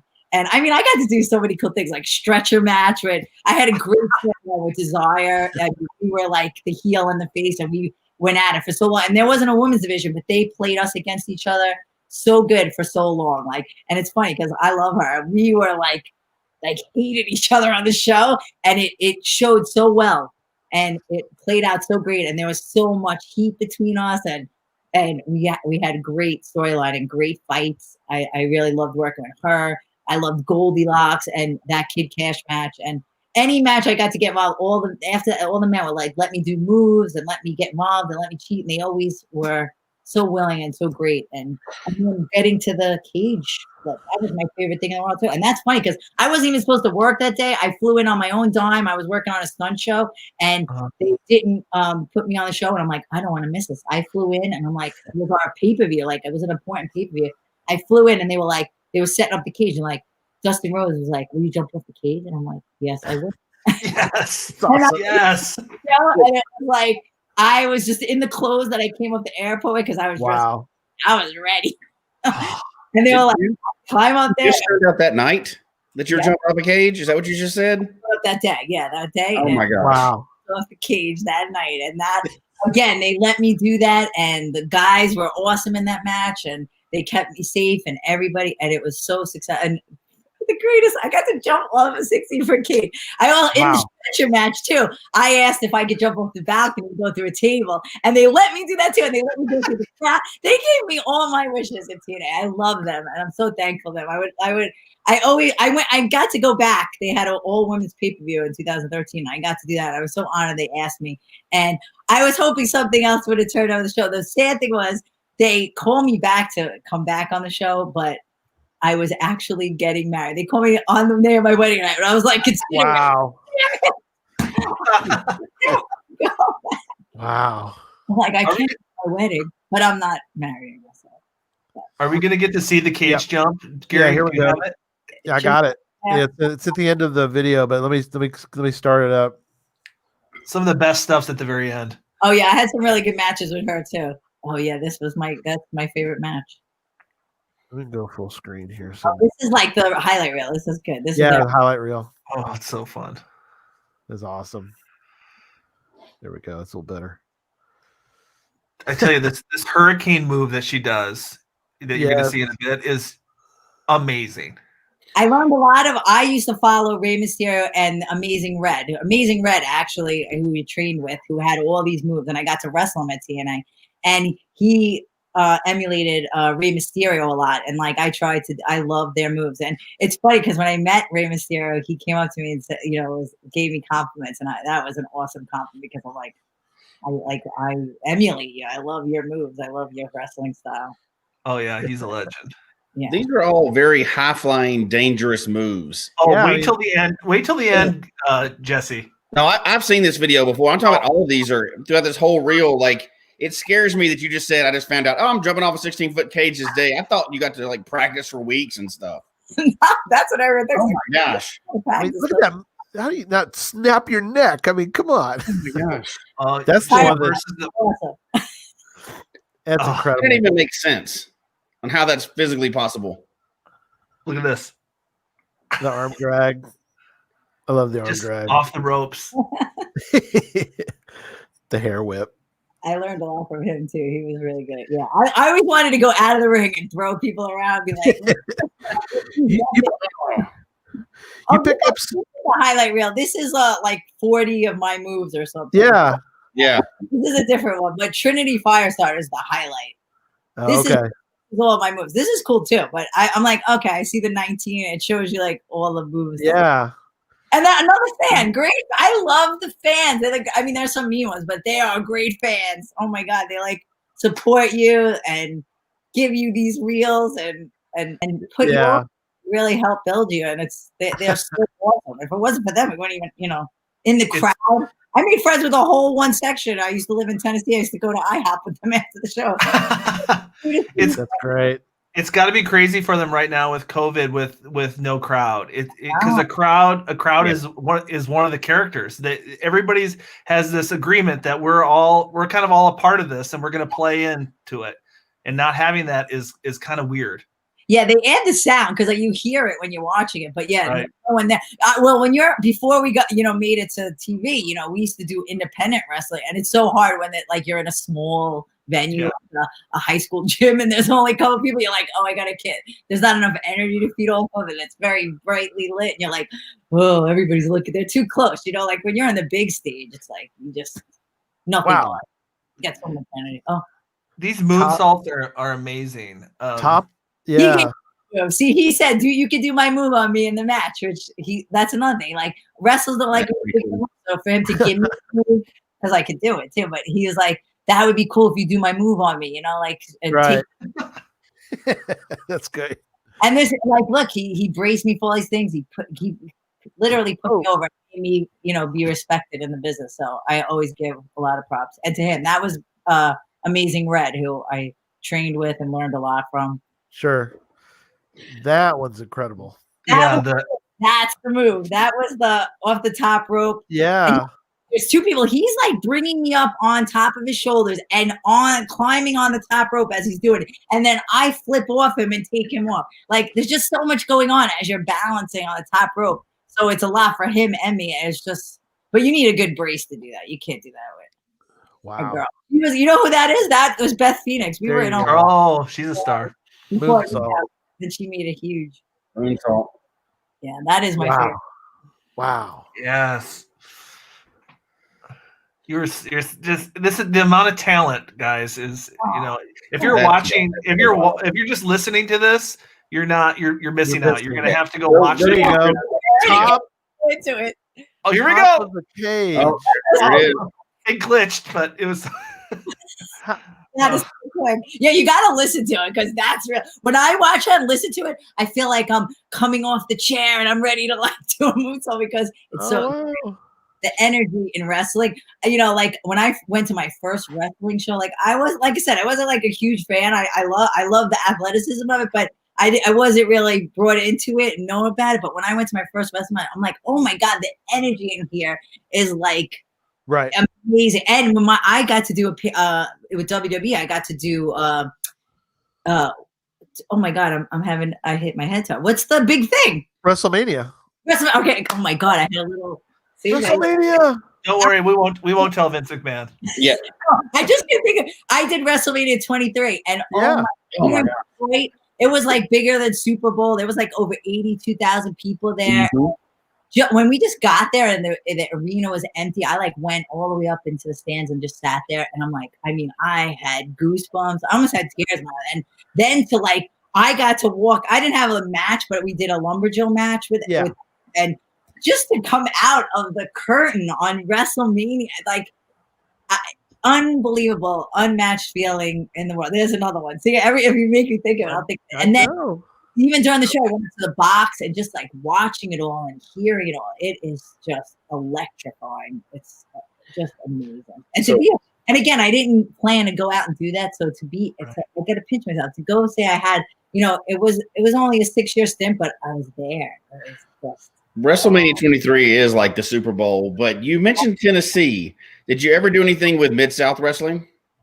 That was the big one in Memphis. That's the one that I learned about wrestling about. That's where I'm from. So, you know, I don't know because when I got there, I was like in the show, and I started doing I didn't do as many what do you call those now? Not independent wrestling shows now because now I'm on TV. You know, and we have a brutal schedule, and so and you're now on TV. So unfortunately, they don't always pay you good. They don't always treat you good. So you know go to the independent shows anymore. But I did a lot, mostly in New York and New Jersey. And once I made it to go to I did Ring of Honor. And then once I got to go to, I forget the one in Georgia. It was like I'm forgetting all these names now. But they had a big venue out there that the guy, Michael, was it Meikle? No, I can't think of it, but it'll come to me all the time. But he was running it, and he was with TNA. So he was bringing talent from the Georgia venue. And once I did that and got to TNA, I didn't really do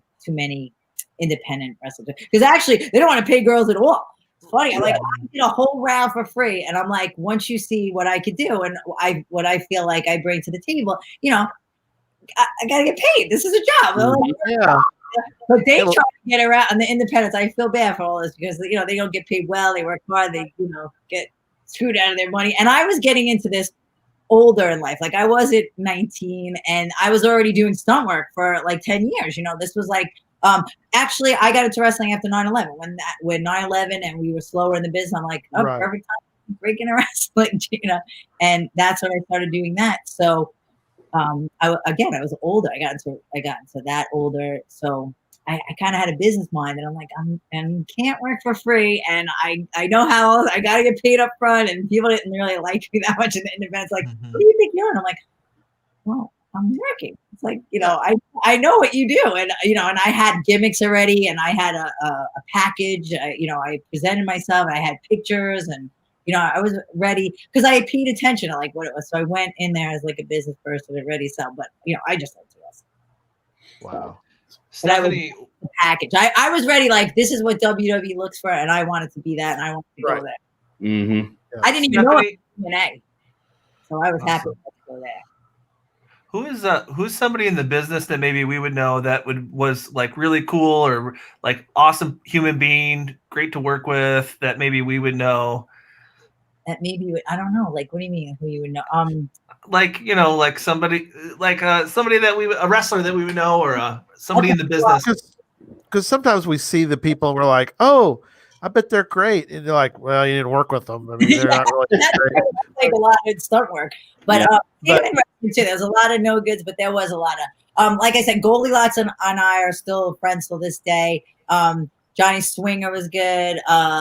Amazing Red, the bigger like Rey Mysterio is so wonderful, and Kurt Angle and Randy Orton. You know, they were all always polite, but you know, they are so big. You know that you through the. You know, everyone was nice. There was some that weren't, but you know, you just look like you're just starting. They're not gonna like be so grateful yet. And you know, everyone was pretty good. I didn't really have any like, you know, the girls were rough in the beginning, and you don't know what you did. Like they kicked your luggage out of their dressing room. I'm like, wow. And I'm thinking this is a professional business that you're coming into. It's like $1 billion industry, and you're like an adult, and you're kind of getting hazed a little. Like I'm like, wow, they do this to you. The women weren't super welcoming in the beginning. Like, I mean, picking your spots in the locker room and kicking out. Yeah, I'm like, oh my god, it was like high school. Wow. Then eventually, yeah, you got to eventually, which is a little weird because it's it's not like this, you know, the movie industry. You know, it's a little. So that was different, and I wasn't used to that. I'm like, wow. So you have to like learn your way, and that's why I said it's a little tough. It's a little tough. It seems like more than the other industries, you would have to kind of have some kind of trust with each other, though. That's some. Yes. You're putting your life in. You know, I hate to be dramatic, but you put your life in each other's hands like nightly. Yeah, stunt work too, wrestling and stunt work. But like stunt work, I feel like we have each other's backs 100%. Wrestling, you definitely have to worry, but you I don't know, you worry a little. Like so, like. I always felt like the guys, like I never had to worry if I was wrestling guys. When you had a match against the girls, because you know, they would get a little like when I first started at TNA, you know, there were girls that were in the business longer than me and didn't like that I got the push and were not me when I had to wrestle. We actually had a fight that was almost real in the ring, and it came across so bad because it was too real that it didn't really sell good to the crowd and to everybody. And we didn't get critiqued very well after that, but I was like, oh, this bitch wants to pull my hair and really punch me. I'm like, okay, I'm next. You know? And it's on now. Yeah, it was like a real fight. I'm like, I don't care. I really don't, but I don't mind that. I love it. And that's why I got into it. I like the physicality of it, and I don't mind it being more real. Like I almost would have gotten to like MMA or something realer, but wasn't in the car. You know, I was in this industry, that industry. It worked out great, and I don't really want to get my face punched in. This was a little better, but I'm like, I don't mind it being a little real and a little stiff. And sometimes they are. Sometimes the veterans are showing the new people, and they're a little stiffer, and that does happen. And I'm like, all right, but girls, there is some not, you know, pecking order that they don't like this, and that that happens, and that happened to me. And, Wow. Somebody in the chat asked if you'd seen the Netflix show Glow. I didn't get to see it yet, and I got it sent to me, and I'm like a little upset because I'm like I didn't know the coordinator personally, but I'm like I was a wrestler and a stuntwoman, and you didn't call me in for that, so Right. I was a little jaded that and I feel like I reached out. I don't remember if I reached out to the right people, but I know people told them about me, and I'm like wow, and I wonder what's up with that. I'm like because that's good when you could get a wrestler, but it's also a stunt person because I remember when I was playing roller derby and. I went up, there was a commercial and all these roller derby girls went for it. And the best roller derby girls were there and everybody was like, oh, they're here. We're not going to get it. And I'm like, I wasn't the best roller derby girl yet. But I'm like, this is my business. So I'm like, I went and everyone thought those best girls were going to get the commercial. And I'm like, stunt work is, if you could get a stunt person that knows how to do the activity, that's what, because they hired me and then they hired another roller derby girl. And I'm like, oh, we should have just hired another stunt person that knew how to ski and we could have taught her it because, stunts is way different. When people that do their thing and then come into the stunt business, like somebody that's like, oh, I'm professional this and that. And then they come into stunt work. It's like, okay, it's not the same exact thing as, what you do out there. It's that, but then changed up for stunts. So that sometimes doesn't always translate, So what was my point? I was asking about Glow when Glow came around. You hire me. I'm a wrestler and a stunt person. Yeah, right. You would have been perfect for it. I know. Oh, yeah. I didn't watch it because I was a little upset, but I definitely will get around to watch it because it won awards and it was a woman's stunt coordinator. I'm proud, but I'm like when there was a TV show, The Tick, and they hired roller derby people. I called the stunt coordinator right away. I'm like, you got to put me on that. Yeah. The whole roller derby team. And I'm like, they're not stunt people. I'm telling you, I know roller derby people. You're going to want a stunt person on there because roller derby people, they don't listen. They do what they want, especially that team. Like they're going to think they're the big shots and you just had them there. And they're not. And that is what happened. And they picked me and then one other girl that could ski really good. And they focused on them. I'm like, I know where to be my mark. I know, that's like things that are important. It's like, yeah, you know how to roll great, but you have to be at your mark. You have to know how to get back to one. You have to be professional. You have to watch out for the action. There's so much more to stunts than, just being able to roller derby or play the sport that you did. So do you still once we're back to normal, I mean, I know you do roller derby. Are you still wanting to do roller derby stuff? I love roller derby. I'm kind of mad at roller derby and the way they run stuff because they kicked my team because I used to work so much that I couldn't always make my practices. And I understand that, you have prerequisites, but as awesome of a sport it is, and I promote roller derby, love it, play it. I give my heart, blood, sweat, and tears to it. It's a hobby. We pay into it. And I'm so strict. They're like, you kick me off. I'm like, first of all, I pay. I'm a body, and I'm good at it. Right. Come on, you're gonna get because I work, and they just, but not. That's like some of the teams are in here. But I played for 5 teams, and I will definitely get back on roller skate to get on the track again. And So a bang track. Oh my god. one of our regulars, Caching Dead New York, he wants to ask you. He knows ask you. you about your Harry Potter collection. I'm not sure what that's about. Yeah, that's I might, you know what? I shouldn't be like ashamed, not ashamed, but I shouldn't be like, it's my secret thing because I'm like Doc over there. Yeah. Harry Potter. I am a secret, not really secret, but I love Avid. Oh my God. But I chilled out and then I became obsessive with everything geocaching, but I had to stop because my collections were just taking all coins and path tags and everything. You should get you a path. You should get a path tag. We'll have you on. We'll have you on some other time. We'll talk about. I support geocaching.com. I probably pay half of. Right. Yeah. You guys definitely. Go ahead. And I wanted everyone's path tags that's on the planet. And then I made my own path tags. I was trading with everyone. I have a one, I have a roller derby one, and I have a geocaching. Do you really? Oh my gosh! I want give my collection to you guys for sure. I'll put together my 4-pack, and I have trading cards. Oh wow! Yeah. See, we could. Let me tell you. I'm telling you. Oh man, that'd be awesome. I Yeah. figured out signature things to leave in caches. I Hey, the president of geocaching just said he thanks you for your support. Oh my God. Thank you for the game. I mean, I was so mad I didn't know about it sooner. I'm like, how did I not know about this the day it came out? Because I'm like, I would have had Long Island covered. I would have been everywhere because I was already around the whole United States. And I'm like, now I got to do it for a fourth time because I don't have a geocache in every state. I literally drove across country 2 or 3 times. And I'm like, man, I didn't know about geocaching. I am so mad.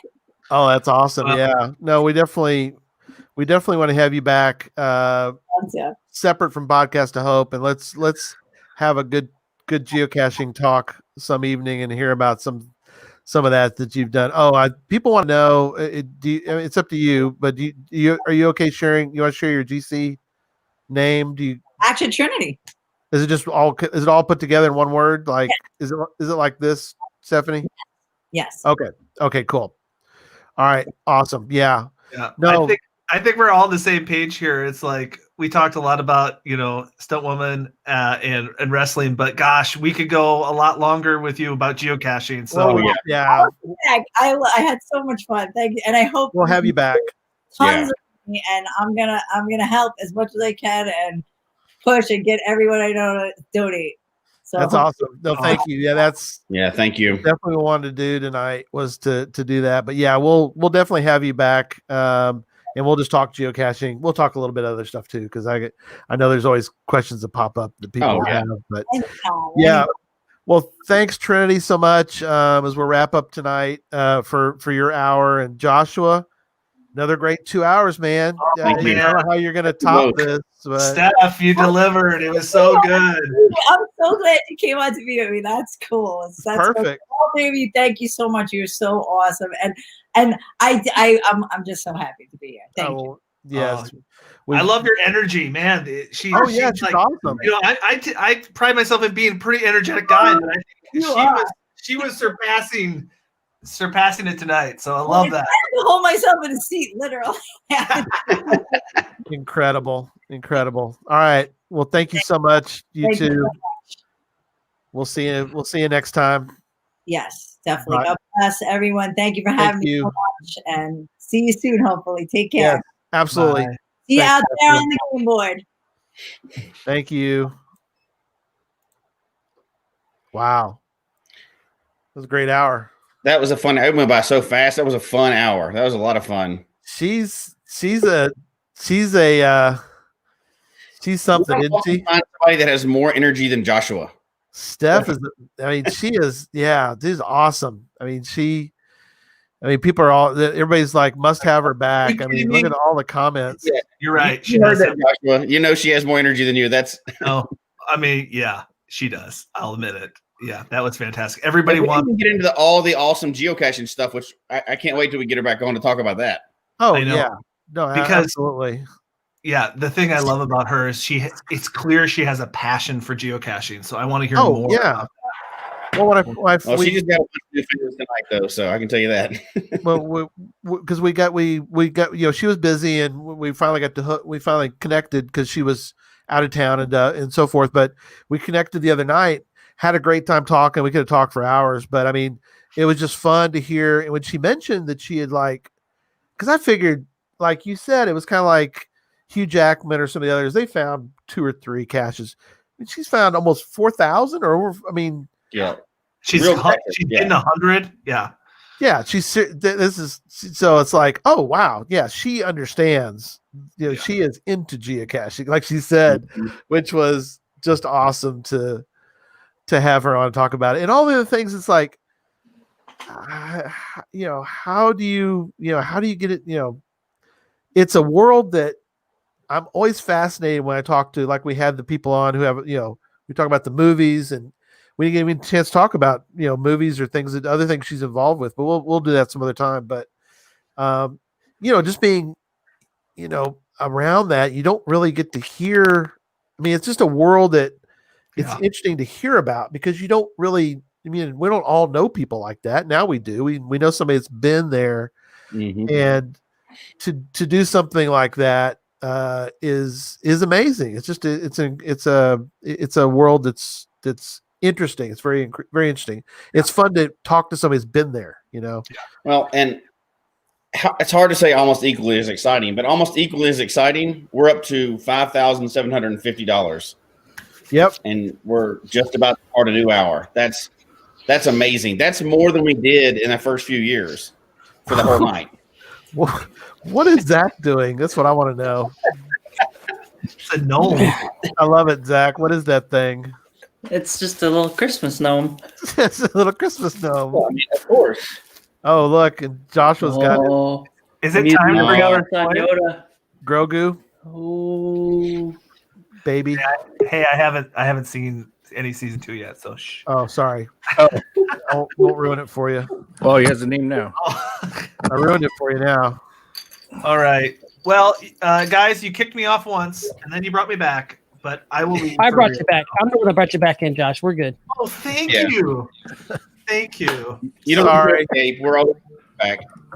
Yeah. Okay. Stephanie was a great guest. You got to have her back on. Yeah. Everybody should donate. Love your faces, you guys. Enjoy the rest of your time. You got 3 hours left. Way to go, Joshua. Let's get to 8,000. Let's get to 8,000. Let's get to 8,000. Almost at 6. Let's go over 8,000. Hi, Joshua. Baby Yoda. Podcast good is. Okay. Bye, Josh. Good this podcast is. All right. Everybody is suffering from a lack of sleep now. They've lost their mind. All right. Play the audio. Getting there. That's okay. Welcome to Geocache Talk's 5th annual Podcast of Hope. Once again, we are raising funds for St. Jude Children's Hospital. Our goal is to raise $8,000, and we can only do that with your help. To help us reach our goal, please visit the website below and donate. Now, let's join our hosts of Geocache Talk's Podcast of Hope. Sorry, I was in the mood and actually making my donation for this hour because there's some stuff of prizes that we have for this hour that I really would like to try and win too. Sorry, that's where I was sidetracked at that point. Sorry. That's good. That's good. That's good. Yeah. Okay, so I'm going to send everybody a link. We're going to play a game called Quiplash. Quiplash, and this is the audience, by the way, everybody listening or watching right now, you're able to play along as part of this game. So it's actually, it'll be audience participation along with the regular. So, yeah. The game while we're doing our donations. Sorry. What are the prizes this hour? We're getting there. Hang on. Let me. If you want to mention the prizes, let me get to where. Oh, how funny! My grandson's watching. That's pretty funny. I gotta show that because I can. Because I can. See, there he is. Aw. There's my grandson watching. Sweet. Aw, isn't that great? You. Watch him pop on the screen. All right. Fuck you. Let me. I'm trying to get to where I got to send you guys a link, so everybody has to get their phones out because you're gonna play by phone. Okay. Yeah. Interesting. If you don't have your phone, that's okay. But if you have your phone, I'm going to send you a link, and you need to connect to that link. Okay.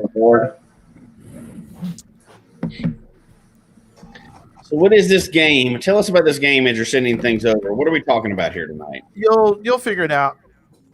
Oh, that's helpful. Okay. No, that's helpful. That's not a All right, setup. viewers. So now we're up to $5,840. We are 73% to our goal. So good job, everybody. Continue. Yeah, thank you, everybody. Bringing it on in. This is awesome. It's been a great 5 hours. Is that where we're at now? Is this the 5th hour? Yeah. Great 5 hours. We are ahead of schedule. If you figured up $1,000 an hour, we are ahead. But don't let that slow us down. Keep on giving. If you already gave once and you can give more, go ahead and give again. Thank you, sir. I appreciate you doing that while I'm setting this up. And the game and the link that you're sending, the audience is going to get to play along with this, right? Yeah, I got to get the players in first, and then there's an audience aspect to it. Okay, so I'm going to send you first the link to get to the website. So I need you to go to this website. I just put it in the, and then when you get there, you're going to want to put in a 4-digit code. And the 4-digit code you want to put in is... don't give it out. Isn't that what you sent us earlier? Sending it. All right, so there you go. Go to that link.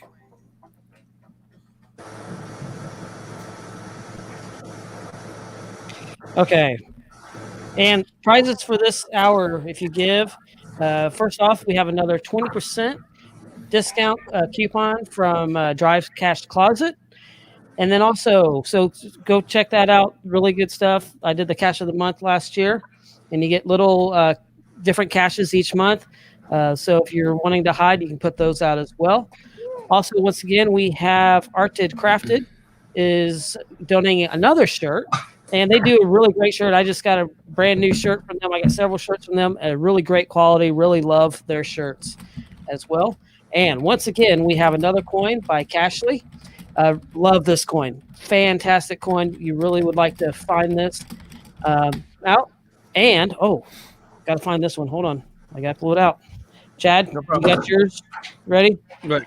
Which one? Gadget Talk? Gadget Talk coin. Gadget Talk coin. Gadget Talk coin. Mine is in here. Okay, I'm trying to get mine to focus. There it is. So you can get your Gadget Talk coin. Chad just in his box. I need that box to fill this in, but there's the Gadget Cash coin is coming up in this hour if you give, as well as. Ooh, where's that? Okay, we got a Cash Canada trackable tag that is also available this hour. So once again, go to the website, fundraising.stjude.org/POH 2020 and donate there. We also have an anonymous prize pack as well that is available this hour. So you want to go. Cool that's stuff. what I'm after. I'm after that one. That's the one I'm after. So nobody donate, but I want that one. So there you go. You want the anonymous? I want the anonymous. It's always good stuff. Yeah, anonymous is always good because that usually means it's some really good stuff. It's always some good stuff. Yeah, I'm missing. I think Charles isn't in. I've got in the game so far is Memphis, Chad, the Bruce. That's Jeff, me, Derek, Emily, Renee, Tom. So I need one more player. So either Zach. I should be in. I don't see you. I'm gonna open it Charles up saying he's got in a different. Yeah, I know. Charles has got some audio issues. That's okay, but see Zach if you can get in there with that code I gave you, because I don't see you. I was in, but I'm getting in on Safari instead of in the Facebook app. That's fine. Yeah, I would do it that way. Yeah, do it off of a browser or whatever you want to do on your phone. Whatever works best off your phone. Yeah. So basically, the game, Jesse Raskin, is that it's going to come up and give. You're going to answer. You're going to fill in a blank on a sentence, okay? But you want to be pithy. That's a word. You want to be funny. You want to be. And so Zach will be really good at this game. But you want to come up with some sort of answer that you want people to vote for to get points. You want the audience and everybody to guess at what you want. You want people to guess that you want them to vote on yours. So that's the way to put it, I guess. Just like match game. Cards Against Humanity. Later. This is like apples to apples, right? Well, yeah, sort of. You want people to guess, but you can put in anything you want, which is although you have to put a family friendly thing in. So, but if Wienermobile is funny in the the thing, then you want to put that in or whatever. All right. So one quick word. Are you seeing me in there? Family friendly show. Just gonna throw that out there. It's I'm family not in friendly. there. I'm set for family friendly. Nope, you're not in. You don't Are see you gonna add Snot your Latte? screen, Gary? What's that? You gonna add your screen? Oh, I see Emily Renee 2. Oh no, I'm in twice. You're in twice. Do we get extra Like points? that one yours. Is this what we should be seeing? Yeah, that's what I. Mine just says sit back and relax. So we must be up yours next. will. But Emily's in twice. Let me get Emily take one out. If I you have would. no idea how. Snot latte. No, it's not like it's from no, is that no, that's not from How to Train Your Dragon, is it, Zach? I just made it up. Oh. I'm thinking don't How to think I Train can Your Dragon, stop. Snot Lout. We can start over, I guess. Charles has got snot coming off his face. That's right. Hey, a little under the audio's weather. working. I heard your audio, Charles. I did. I heard him too. Yeah, I figured All it right. out. Finally. Unmute. So I know that All right, let's not start in a over. game makes for great audio, but are we restarting or what are we doing? We're Yeah, now restarting. I'm getting Okay, moved get out. Emily out. Oh, disconnected. I was disconnected. Already. All right, so I'm sending you guys a new code. All right. So we can get this. We'll get this right. That's okay. We'll get it See, going this is here. actually the trick. We're going to see how many people will listen to us not play a game. Right. Yeah, really. Don't listen to us play a game, but go and donate. Yeah, that's right. While you're bored, not listen to us, go donate money. Go donate to St. Jude. We are really close to 6,000, guys. We're at Oh my gosh, we're so 5,945 right now. Sweet. Okay, here comes the code. I'll make sure I get it right so we can get this party started.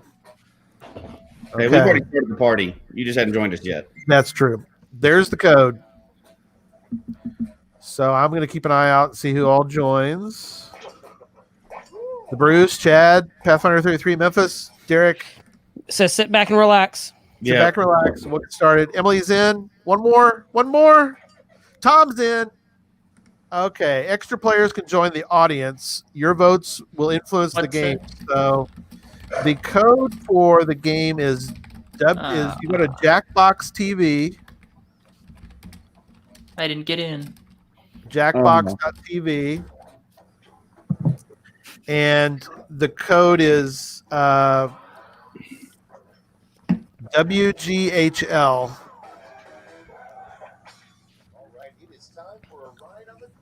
So I'll just be in the audience then? Yeah, for this round. Okay, good. Now, if I don't remember your names, please feel free to take it personally. And remember, any extra players can join the audience at any time. You want to share your screen, Gary? I did. Did you? Yeah, we can't see it. Not yet. There we go. There we Round go. one. You'll get 2 prompts on your device. You'll be pitted against someone else. Do we need to be able to hear that? Can you hear it? No. We hear it through your microphone. Oh, okay. Sorry.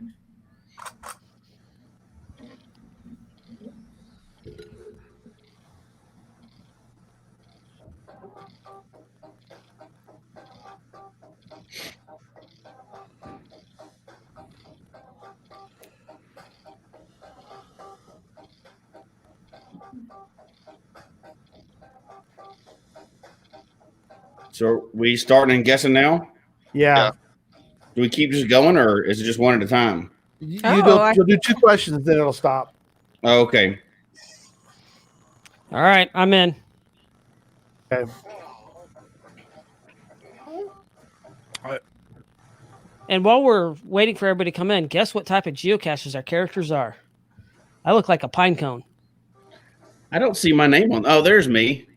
I'm a blob. I'm an ammo a box. wet log. Wet log.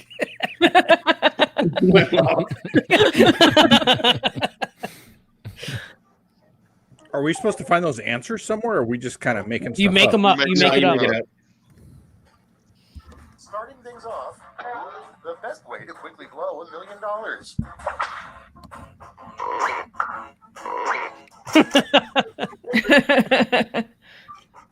I didn't get that question.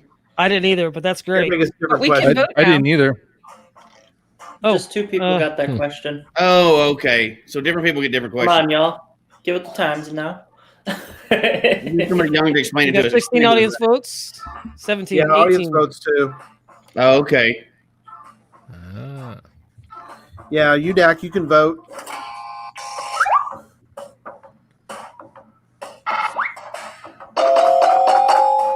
Yes! Yes, I won! Take that, Tom! 63%, buddy. Oh. Points I'm scoring. Oh! I'm all alone. I got you, Tom. Thank you, sir. Board idea, professional blank. Tree climbs. Box backer.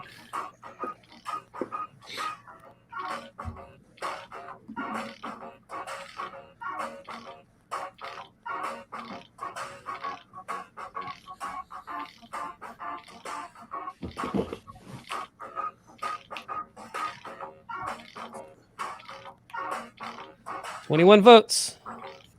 Yeah. While we're doing this, we're only $55 from 6,000. I'm refreshing now. See if we got. Ooh. Ooh. Yeah. Good job. Ooh. That was a close one. Yeah. Not really. Yeah. Yeah. Really. Yeah. Uh-huh. Glad to help you, Derek. Yeah. Yeah. Hey, we're at 6,150. 6,000. All right. Right. Past 6,000. It's voting time. Better late than never. Broken boxes. That's I like bad. that W though.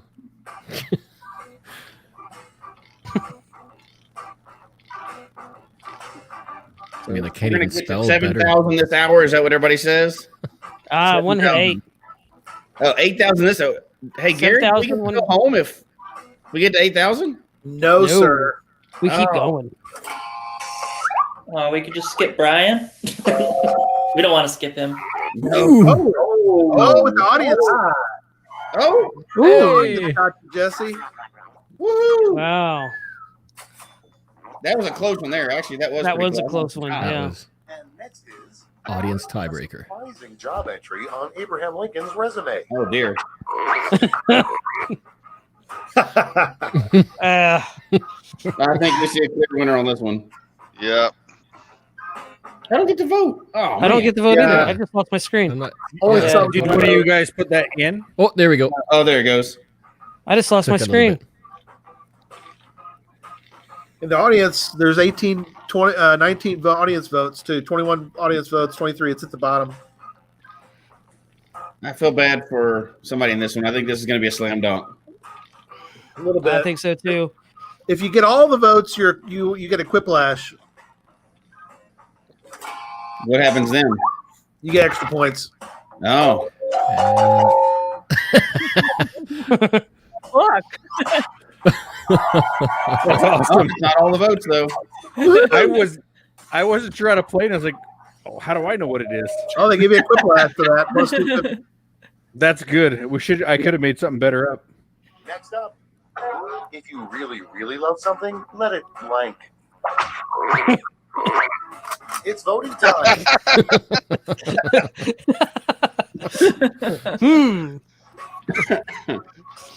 Oh, dear.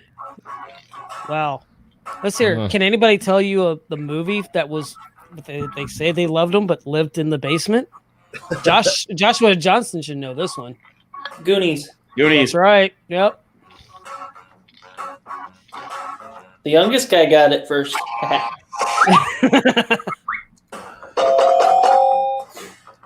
Ooh. Ooh, that was close. Oh. Wow, that was close. I want to recount. Oh, okay. Next in line, a prank the Supreme Court justices probably play on each other. Ooh. Time to vote. I wish this was true so bad. I think this may be 100% on this one. Yeah. I would be so happy if that news report came out.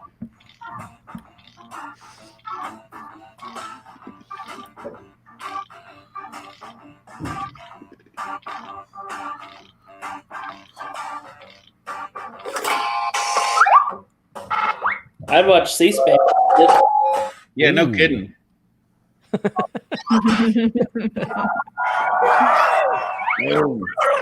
Wow, I actually got some points. Okay. Yeah. I couldn't think of anything good. What'd be even funnier is if they didn't, if every time they had the Supreme Court, they didn't know. Vote on your devices. Oh, this is easy.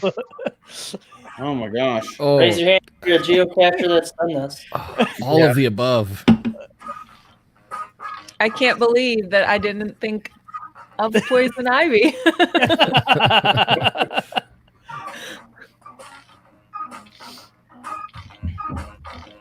I have a friend that did their business in the woods and accidentally wiped with it. Hey, Gary, I know we're several questions in, but we should have been reading these out loud for the audio listeners. This is. Yes, yeah, we should have been, yeah. Hey, you guys. There we go. Climbing trees, sap. Come on. Worst shape for an animal cracker. The worst shape for an animal cracker. A molar square. The worst shape. Oh, those are both good. They are. Square. That's just a cracker. That's a cracker. Shape. Yeah, that's a small team.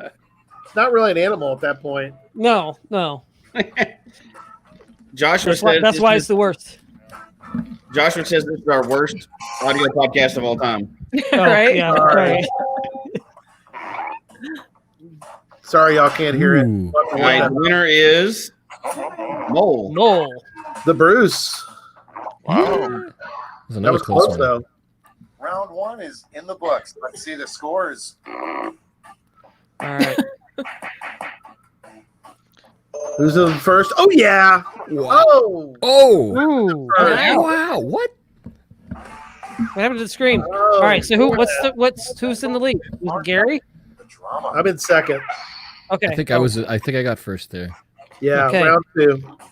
I'm in next to last. I saw that much.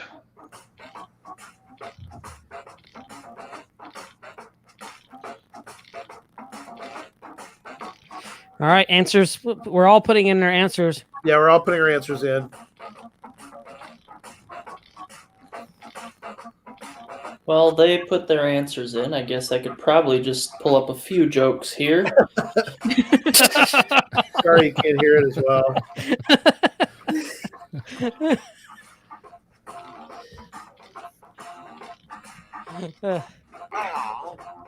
All right. Zach, give us some puns. What's the latest? What's a new pun from you? On the spot, and he doesn't have one. I think the girl at the airline check-in just threatened me. She looked me dead in the eye and said, "Window or aisle?" I laughed in her face and said, "Window or you'll what?" Oh. Ouch. Clean answers. All right. Hey, y'all stop bagging on us in the chat room. Come on. Golly. Talk about a tough crowd. What do you call a typo on a headstone? I thought y'all could hear all this, so nobody can hear the audio? A grave I don't think they can hear it as well, no. I got my speaker next to my microphone. All right. A bad thing to say to a cop as he writes you a speeding ticket. I'm geocaching. First to find.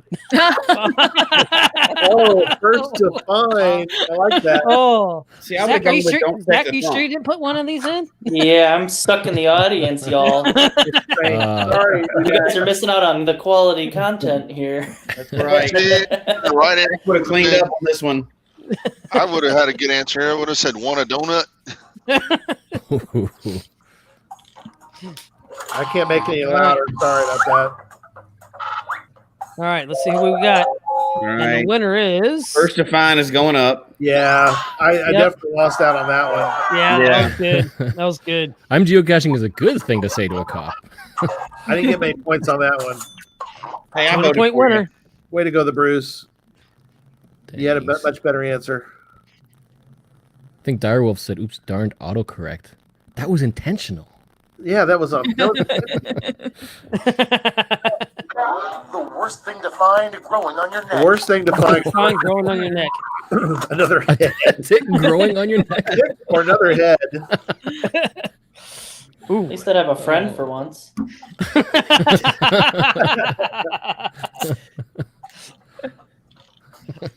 Just whispering secrets. Wouldn't have to whisper too loud or too low either.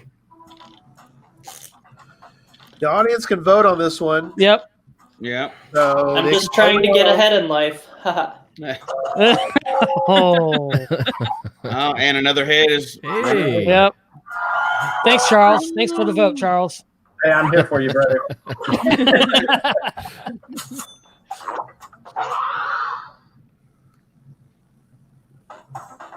Next one, a fun trick to play on the Pope. A fun trick to play on the Pope. Tell him to stop. Ooh, that's dark. Or no answer. Oh. Chad didn't vote, so different. Thank you very It much. didn't- 100%. It didn't let me write anything down on either one. 2,000 points. I think Memphis may jump to first. Yeah. Yeah, really. Care of Chad. That's right. I don't think I'll get any votes on this one. Name for kumquats. New name. Squishers or go. The answers are squishers or go quats. That's pretty good. I'm going to have to say that's a pretty good one. Yeah, that is pretty good. We're not seeing the screen anymore. Yeah, we lost the screen, Gary. Oh, darn it. Won't let me do a share. Wait, might. Hang on. Share audio. I'm trying to share with audio. If it's in a Chrome tab. Yeah. Dang, it's not. Yeah, it's not. in a Convenient, Chrome it disappears when I'm winning. Okay. Yeah. Sorry. I'm trying to share it in the Chrome tab.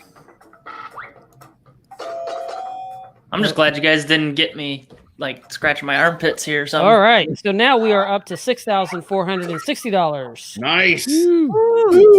Very nice. I'm going to share my entire screen and see if that helps. That won't give audio, though. It should. And we just need $209 more dollars. Full time at work. Can you hear it better? Yes. Yep. Yep. Is that better? Okay, time. sorry. Lint races or solving geocaching puzzles. Those And if somebody says lint races, everybody in the chat room is lying. Hey, have you ever been to a good lint race? No. Hey, so who won the last one? I think Zach did. But... What? Well, that was actually pretty Did close. everybody hear it better now? Yes. Yeah. Yes, I Okay, can hear sorry it. about that. Next in line, a terrible theme for a high school prom. Vote on your devices. Prisian. Prisian. Frisian. New cash published. That's a hard one. So, sadly enough, my prom was a Garth Brooks song at the time. Tomorrow Never Comes. You don't do that at a prom where people go out driving afterwards. That's the worst thing ever.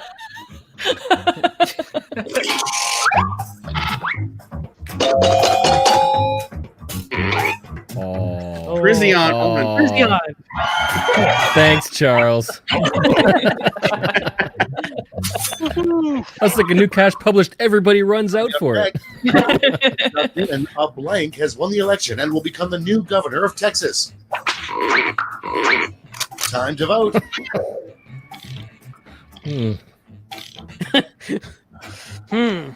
Yeah.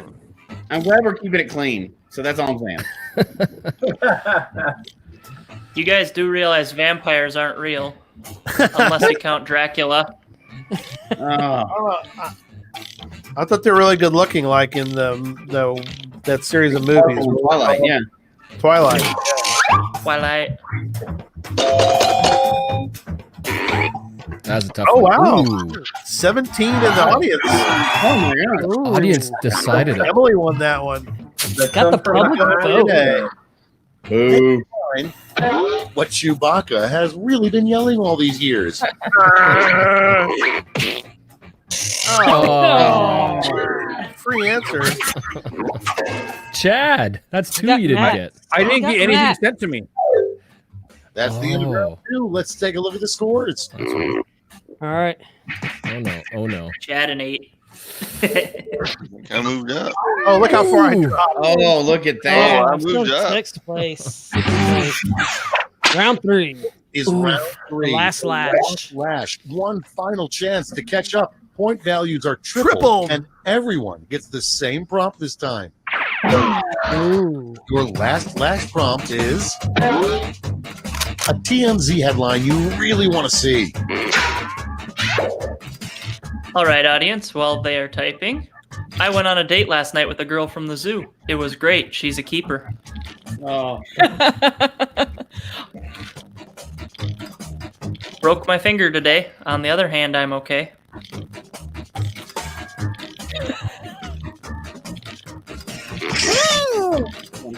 All right.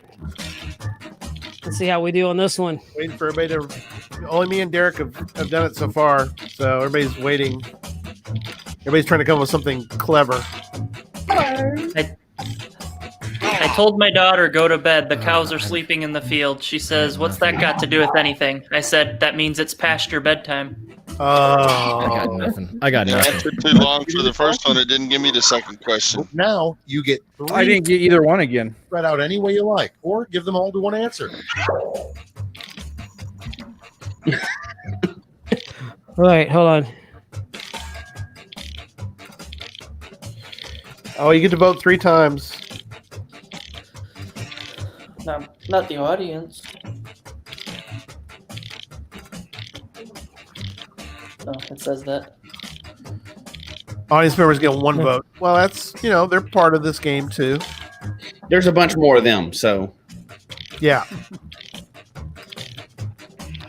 All right.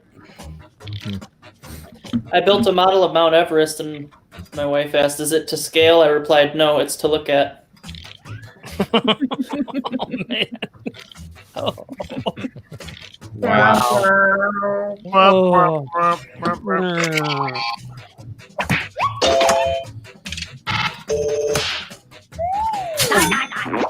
120 points for that one. Ooh. 6%. Plus 180 for Tom. Yep. Memphis. Got a bunch of points. Yep. 300. Bunch of people voted for that one. Gadget Cash with their new cash type. 24%. I like that one. I do too. That's great. Thank you. 8 from the audience. Appreciate that. Very nice of you. Emily with the top answer. Plus 900. Wow. Yep. That's the end. Let's see the final scoreboard. That was hard. Dropped bad. I stayed 6 the entire time.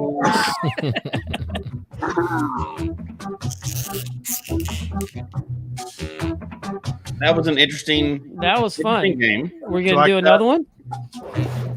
We won't have time, I don't think, for another one, do we? No, we won't have time for another one. But let's get a update. Where are we at on the? I am getting a new replay. Right now, I still see 6,490. Oh, wait, so we've gone up another 30. Okay, so we need another 510 for this hour. Yes, so that's what I'm seeing here. Yep. I mean, one of y'all might have a better. I just refreshed, and it changes off and on. So yeah. So give now, or Zach will keep telling jokes. Please, give now. How funny. My husband took a picture of us up on 7,000. That's good. My husband took a picture of us up on the screen and sent it to his mom, and she was so impressed that she gave $100. Oh wow! Yeah. So thank you for all of us. Yeah. Yes, that is awesome. Awesome. I am doing another refresh. Maggie was Maggie was telling me that for a geocacher, I really don't have a sense of direction. And I said, well, where does that come from? Oh, wow. Oh, no. The worst thing is that you included Maggie in that joke. So yeah, she's the best thing in my life. Awesome. Well, we're going to have Bryan on here in a little bit, and I'm excited. I'm excited for this hour. Spill the beans. Yeah, we can finally get to spill the beans on the big announcement that's coming up. Don't spill them on your keyboard. Yeah, don't spill the beans anywhere else, but we'll get him to spill the beans, so that'll be good. Yeah, thanks everybody for sticking with us, and a couple more hours. 6,530. Woohoo! All right. We're getting there. We're getting close. That's incredible. 2 more hours ago. I'm not tired. You are. I'm not tired. You are. So I'm not responsible for anybody claiming that they're sick tomorrow. That's not my responsibility. That's y'all's responsibility. So don't call in, crawl in. Yeah. Severe case of anal glaucoma. That's right. We can't see his butt going into work. That's right. Definitely have a tough crowd. Which is true, because my butt isn't going into work tomorrow. It's staying home, work from home. Quite a lot of us are working from home nowadays, though. Yeah, that's nothing new. So before working from home was fun for about the first 2 weeks because it was really different, but I hate it now. Yeah. Yeah. It's mixed. As long as you get to go in some and still be around people, working from home, sometimes you can get a lot of work done. So it's not that bad. Depends on what you're doing at home. And if you have family at home, then a lot of times you don't get how much distraction. Yeah, a lot of distractions. So here's a question I'll pose, since we have us all in the same area, and we got a little time to kill before we get to the next big topic, our big topic for the night, right? A little bit, yep. We're almost done now with the year because it's the COVID year. We kind of talked about this early in the year. Who is going to end up with more or less? Are you going to end up with more or less caches this year than your average? This is my second most so far. The year with the most was when I did the ET Highway, and that was over 3,000. And my goal for this year was to hit 2020. So I managed to do that. So it's my second most. Way to go. Just I count weekends, power trails, and all that stuff. Oh, yeah. I think I'm about the same. How about y'all? I'm looking now to see about. I think I'm behind, but I'm not very far behind last year, I don't think. Yeah, I'm by far my lowest. Yeah, I think this is, I don't know. Let me look. Yeah, I'm a little off. I need about, I'm not going to make it. I need another 50. I need about 60 more caches this year, and it ain't going to happen. So, yeah, I need about 150 to hit what I've had the past 4 years, and that's not happening. Yeah, that's not my caching style.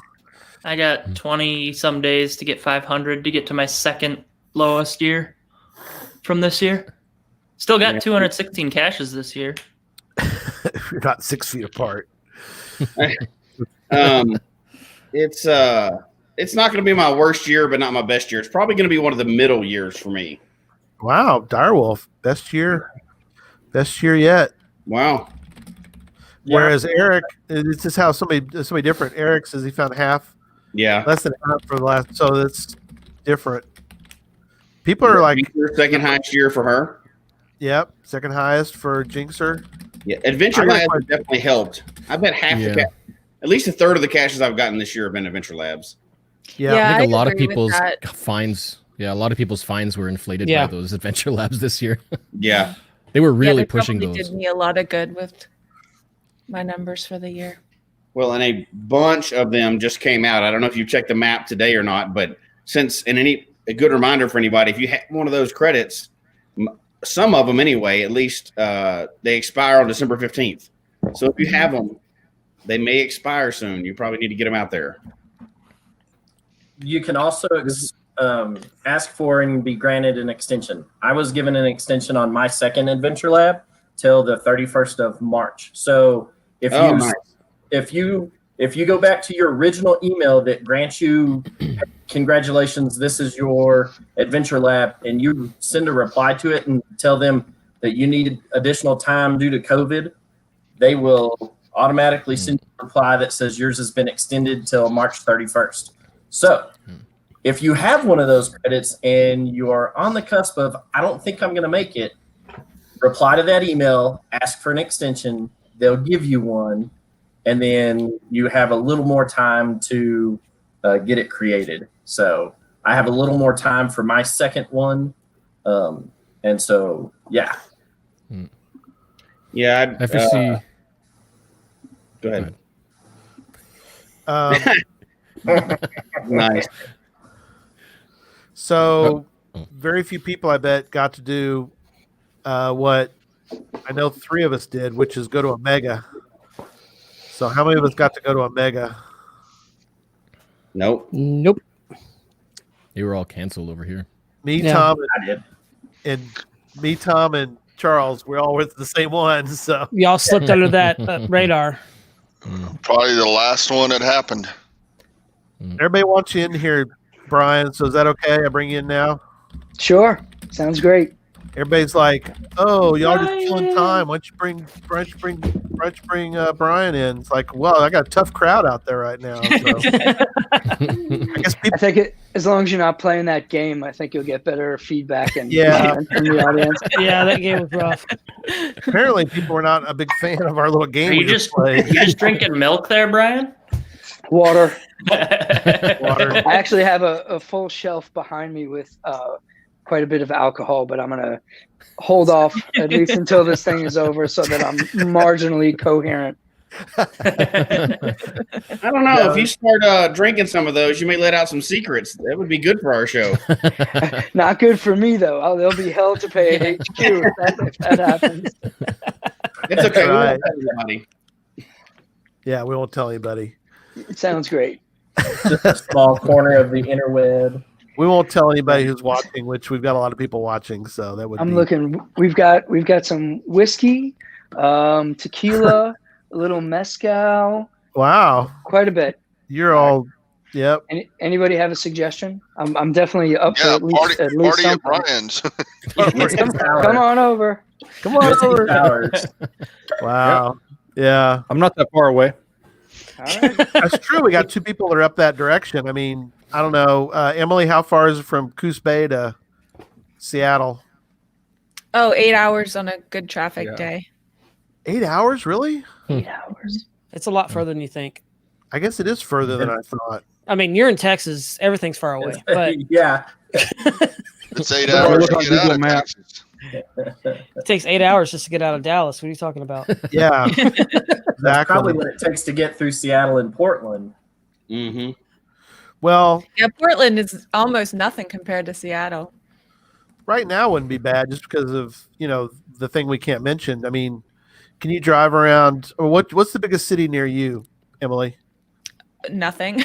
I have to go over 2 hours to get to Eugene, Oregon. Okay, to Eugene. Okay, so you're not even near Portland or any of that area. No. Okay. So, Chad, how far is it from you to headquarters? So I just Googled it. It's 49 minutes to get to Queen Anne, where Bryan lives. Okay. So I'm actually. So I'll be there. I'm at headquarters. He's over over at at HQ. I am at So HQ. probably 15 minutes, maybe even shorter if I go I-5. That's true. As bad as the lighting is here in my office, it's worse at home. So I Okay. figured I'd come in and try and make it work. Is it kind of weird driving in and I mean, it's because you don't go in the office that often, do you? I mean, in normal times, I'm here. No, I meant but this year. this year, probably a couple days a week. Okay. One of the funny aspects of this whole thing is that our office is locked, and so the mail carriers can't get into the building. So all of the HQ mail is rerouted to my house, Oh, which wow. yeah. So I That's a have to lot. bring it. They do filter out the junk mail, so it's not terrible. But I have to say, on Thursday or Friday of this week, we had 3 servers delivered.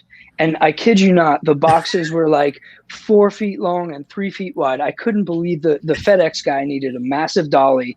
And at first I had to help him carry them into my house. Right. And then my lovely wife, Heidi, helped me load them into the car. And I brought them here and met with the IT guys. But I don't want to have to do that again. But it's strange because normally I don't drive to work. It's about a half-hour walk, and it's good exercise, and I try and be disciplined, and rain or shine or whatever, and just walk to the office. So, if what you were going to ask is it weird here? Is it weird being alone? Then it really that's is. weird. It's just too quiet, and I miss everybody. Honestly, it's for those of you who have been here, it's kind of a fun place, and all the lackeys are cool, and it's just interactive. And so to just be in an office with nobody is kind of sad.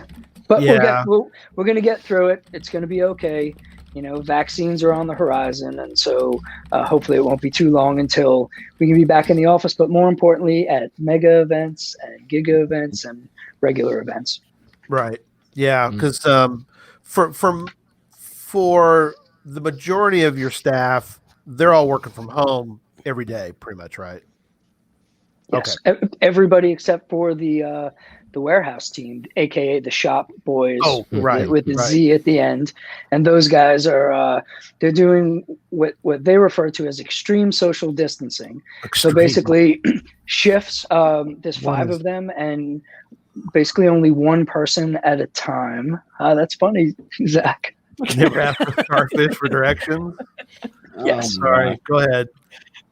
What's the circle of trust? Memphis is outside of it. The circle of trust. All right, go ahead. Back to Bryan. So one thing, listening to Stephanie earlier was awesome, and I just want to give a shout out to her for Long Island. I mean, I'm another born and raised Long Island out here in Seattle. Right. It was sort of nice to hear the Long Island accent a little bit. She reminds me of like a bunch of my cousins. It was really pretty cool. Right, that's awesome. Yeah. Fun. She's great. We kind of tried to connect because I wanted to connect a lot of times with people before they've ever been on before. And Stephanie's listening, so she just mentioned wait, where is it? There it is. Hang on. There we go. Thanks, Stephanie.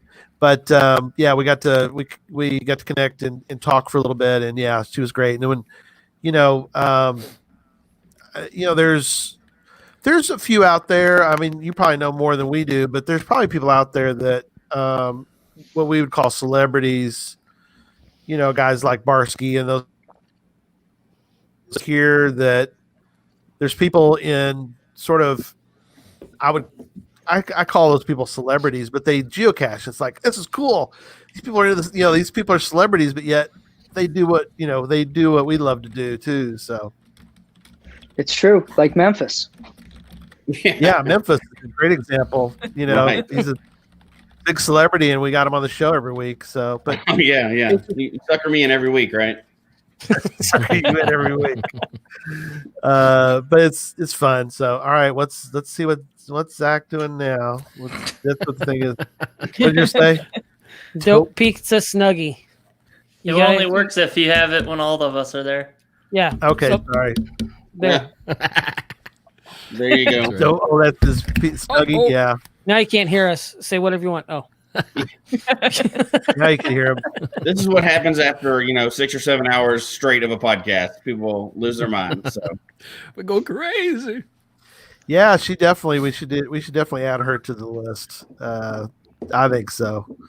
Yep. So I know I got some pat tags I want to send you, Trinity. So I'm willing to trade out some. Everybody's wanting to trade with her now, so yeah. As soon as she said that, I realized that I've traded with her, and I looked, and we've traded for all her pat tags. So that's where I knew her name from. That's awesome. Yeah. Yep. And I've sent you a friend request for geocaching too. So look for Baker 6 Clan. That's me. So. Oh yeah. She said, love trading. Awesome. Yeah. So. Well, and you know what?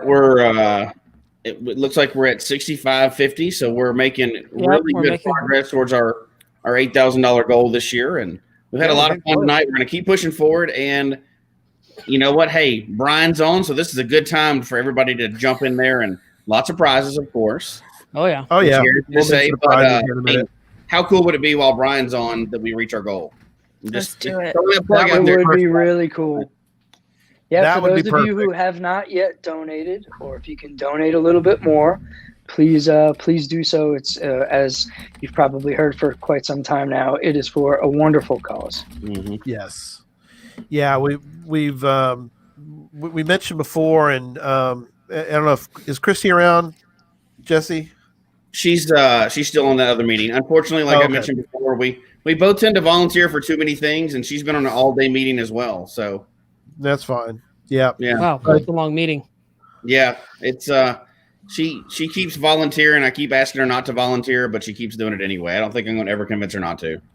Yeah, but Bryan's right. I mean, we've talked before about there's a lot of worthy causes, and we all have things that we know are worthy causes. But when Jesse mentioned this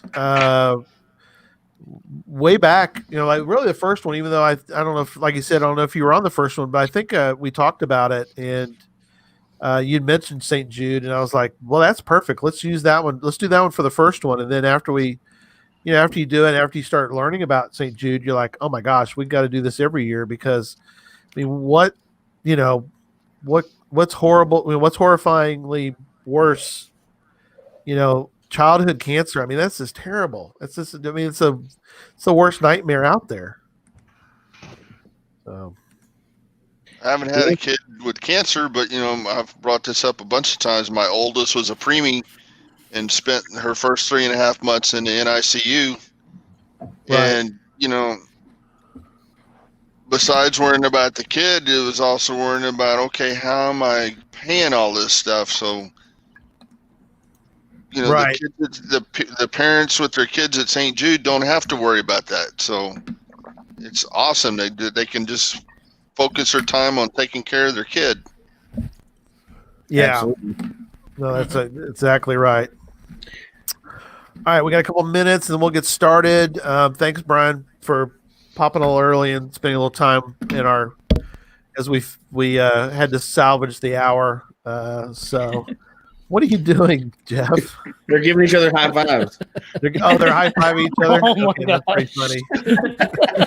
Wait, better yet, draw finger pointing. Let's do the Adam and God touching fingers. Right, touching fingers. Okay, Right we got. Oh my gosh. We definitely got. Hey, Bryan, Nikki, your button buddy from Going Caching, wanted to say hi. So she's already in bed right now, but she wanted to make sure I said hi to you for her. Oh, for yeah, buddy. last year. For button buddy, yep, at Going Caching last year. I think Bryan's been virtually passing in the bottle around there. Yeah. Yeah. I feel like I could. Well, I got to get. Hold on. Chad. You got to point down to no, the other way. You got to point it the other way. There, we got to take the numbers off. Charles, up. I can point over it. This is Point over hard. Jesse. I'm with Jesse I'm with, did it. I'm with I'm just stupid. hiding the insanity. If I'm going to make a donation, Bryan, I think I need your permission because it comes from my Roth IRA. Oh.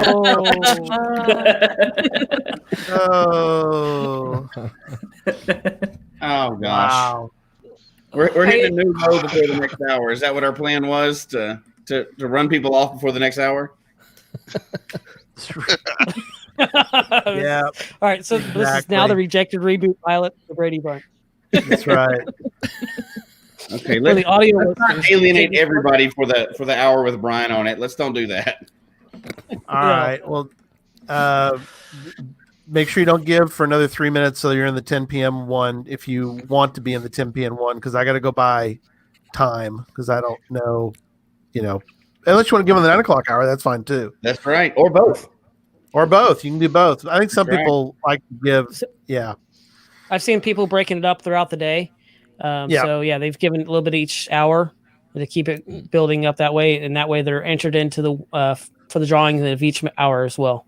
But as Gary said earlier, if you win one, you're not eligible for another prize. Kick who out? Joshua, if you want to come, you can come back, buddy, if you want. We'll let you back in. That has to be the most sultry shopping pose of shopping picture from Josh there. Oh. We only have 10 on here. Yeah, you can only have 10. Sorry. Yeah, you're right. I'll jump out if Josh. I can jump out if Josh wants to get back in. Oh, Annie's in here. Yeah, there's Annie. Thanks, Annie. Oh wow, that's awesome. Thank you. So Annie says, just donated in honor of my grandma. She used to do a fundraiser for St. Jude every year in my hometown. Awesome. Nice. Thank you. Hey everyone. Hey Miya. Well, she goes by Miya, but it's Annie. That's her secret identity. Secret identity, yeah, right. Former secret identity. Former secret identity. You just exposed it all. Well, I think that's been so yeah, if you want to get back in, Josh, you can. We got an opening again, so we're back to. We can only have 10 on at a time, so yeah, that's okay. All right, so let's see. Oh, there you go. Just the answers to both Annie and Maya. All you need is love. That's good. Sing it. All right. So let's hit the reset there, Derek. Give us a welcome to Geocache Talk's 5th annual podcast of hope.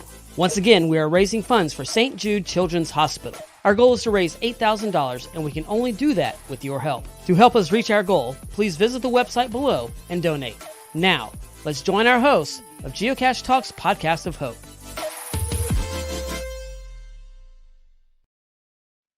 Thank you, announcer man. That's right.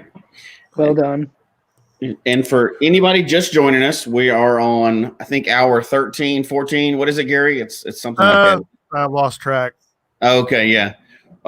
So we're closing in on $7,000. We need a few $100s to get to $7,000 of our $8,000 goal. Obviously, we'll raise more than that if we can. We'll not turn anything away. It's for St. Jude. But for this hour, we have a very special guest. We do. Bryan Roth, who knows just a little bit about geocaching. Just a little bit. Just a little bit. Yeah. No, Bryan, thank you so much for being on with us. It's like you said, it's something. This is a cause that we are obviously passionate about, but you also are a very passionate supporter of St. Jude. It's my pleasure. I really appreciate you guys including me. Yeah. It's a star-studded cast here tonight. Oh. That's awesome. Yeah, thank you. Yeah, people are being funny in the chat room, but all right. Nice. Yeah, I've never heard of me either. It's all right. Wow, it's rough crowd out there. Well, we have several things that we put in the notes to talk about, but I guess where do you want to start, Jesse? Should we spill the beans? We've waited several weeks to do this. I like to make people wait, but if you want to spill the beans, it's early. We can make people wait. Let's make people wait. Brian's got an announcement, but we'll wait on that. But you know what? I mean, because really, this is St. Jude. Obviously, we raise money on this podcast every year, but this year has been a little different than previous years. So maybe kind of it's been different for everybody too, right? I mean, we joked at the end of last hour before we were starting this hour up. We're kind of joking about the office and it being empty and everything else, but it really has been a different year for a lot of people. And I guess HQ has really had to, I don't want to say scramble because that sounds like, you're trying to catch up, but you really had to truly scramble to try to still make the game available, right? I mean, it's a weird year. It's really been a weird year. For us, I was at a mega event in Bonn, Germany. I think it was February 24th, something like that. It was that week, or maybe a little bit later that week. And I flew back, landed in Seattle on the 1st, and on the 3rd, we shut down HQ and sent everybody home and said, "Hey, we're gonna try remote working, until further notice." And at that time, we figured, all right, it's going to be a couple of weeks. Let's socially distance. We'll get this out of our collective system and be back. And here we are in December, and we're not back. Most of the people are working remotely, and I think, to be fair, we're really fortunate that we can work remotely, that most of the stuff we do is digital. It has required a big shift. And for a lot of people, a lot of HQ lackeys, they have kids at home who aren't in school and they're doing remote learning. And, people have family members that are being affected by either COVID or other things. And so it really makes it challenging for everybody to balance remote working and whatever's going on in their personal life. And everybody kind of has their own challenges. But at the same time, if you look around and you think about the global impacts of this disease and all of the industries that have really been crushed and shut down and so negatively affected, not to mention the people who are getting sick and having loved ones get sick, we feel really fortunate. And then on the other hand, not on the other hand, but looking around and knowing that for so many people, geocaching has become an activity, whether they were doing it previously or whether they just found out about it and kind of picked it up. But here it is, this activity that allows people to get outside and sort of break from this lockdown, mundane day after day, same thing. And they're getting out and they're having fun experiences outside in a socially distanced way. Sure. And so as much as it's, affected the way that we work, we also recognize that the work that we do and the work that the community members do, the community volunteers, the reviewers, the moderators, the translators, all of the cache hiders, you guys doing what you do, and Joshua and Sure. the vendors and everybody, everybody's contributing to this positive impact at a time when the world kind of needs that positive impact. So it's really just a balance. Things have shifted, and if you're in the restaurant industry or if you play rock concerts or sporting events, things have changed drastically. Things have changed for us too. But there's more people playing the game, which we always think is a positive thing for the world, to get more people outside. So we're doing what we can and adjusting. Do you guys remember every time I'm on the podcast? Yeah, I know. You gotta. That's right. You gotta be I knew that was going to happen. I gotta wave my hands. That's right. So we talked earlier in the year, and you said towards the beginning of it, and obviously I'm not asking for specific numbers or anything, but you said that like new cachers were up and activity was up. Did that trend last? And I know that may be a very broad question, but yes, it did. And in fact, that's good. In fact, we are still seeing significant year-over-year growth in activities and even new member signups here in November and December. Surprisingly, really surprisingly. But it's the same situation. COVID is still around. There's sort of this wave of lockdowns and then open up a little bit, and it's still going. It's still happening. So it'll be interesting to see what comes next. Let me go ahead. Before we go any further, let me real quick mention the prizes. For this, and then we'll jump right back in. So each hour we've been given different prizes. We've had a lot of people, like you're mentioning, Bryan, about our vendors. The vendors have been incredible this year. Making it work. Many of them, without megas, they're got to keep it going, and a lot of them have really stepped up and have done that. And so some of the ones that have stepped up to help with St. Jude and the Podcast to Hope are Logwork, the fantastic logbooks, the preforms, We're giving away one of those with of course, a Ride in the Rain logbook in it. Mm-hmm. We have another one, which is another 1 year premium membership, which is we're always pushing people to make sure they're premium members. Because Jesse and I are like, I don't know what it'd be like not to be a premium member. Yeah, but, we joke about that all the time, but I can't even remember not being premium. So yeah, I mean, it's an easy. I mean, it's a done deal. There's nothing. I don't see why you would ever not be. But anyway, we'll talk about this some of the day. But we have a 1 year premium membership that we're going to Drives Cash Closet. David, and they're giving one away. Drives Cash Closet is going to away a premium membership. Another shirt from Arted Crafted. Another one. Thank you so much. He's giving away a shirt every hour. Cashley, old Nick at Cashley. He has another coin he wants to give away. So we have a winner for that. And Jesse, do you have the new? Let's see. I got it here. We're going to give away the new Geocache Talk coin. Jared has one available. Oh, awesome. There you go. There's the new. We haven't done a new Geocache Talk coin in some time. Several years. So we're giving away one of those. Thank you, Derek, for doing that for us. Yeah, those are brand new. Hardly anybody has those yet. Appreciate it. No, yeah, we haven't done any with those yet. So that's new. Yep. And then Cache Canada trackable tag. Thank you, Cache Canada. We're always love our international supporters all over the world, and obviously Cache Canada are big fans of. We're big fans of them, and they as well of our network. So thank you again, Cache Canada. So there you go. There's the prizes for this hour. Back to Jesse with his question. No, and yeah, so I get excited and I forget to mention the prizes because we're doing them every single hour, right? But I work with a school district, so I always think about this angle for it.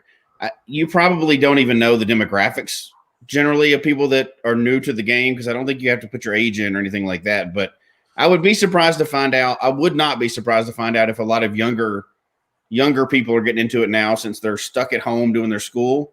I know kids are constantly looking for ways to get out nowadays, and they are born with technology surgically implanted in their hand nowadays almost. So I would not be surprised to find out we're getting a lot younger cachers in the game now, which we've always kind of wanted. Yeah, I would imagine that is correct. As you said, we don't collect that information, and so it's really tough to tell. But anecdotally, if you look at, I know Joshua mentioned it a little bit earlier, but the younger people on TikTok that are watching the geocaching vlogger or other people that are putting out content on that platform, it generally leans towards younger folks anyway. And I think that there's really cool geocaching content out there that is introducing people to the game that might not have otherwise seen it, on Facebook or Instagram or places. The young folks don't go to Facebook because that's where the older folks go. I mean, that's true. That's true.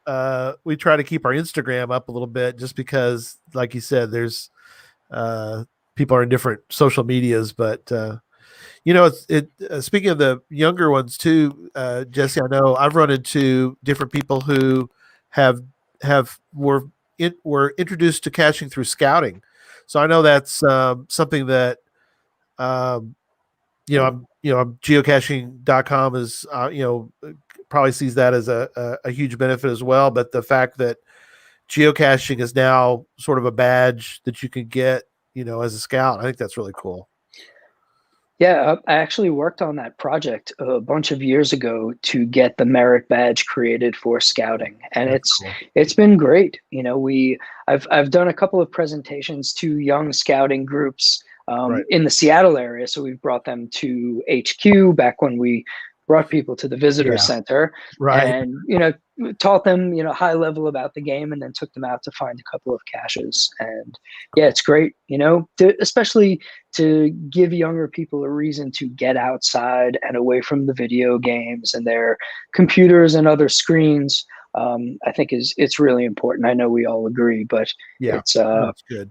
It's nice to see that it comes through scouting, and I think that you're right also that at this point in time, when there's a lot of kids that are at home doing remote learning, parents like me and my wife are looking for things. Hey, what can we do to get the kids doing something different? And I think, hey, let's go treasure hunting. And once they realize that, wow, these things are all over, almost wherever you live, it's okay, let's try it. And if the kids like it, then they become a geocaching family. Right. No, that's perfect. Yeah.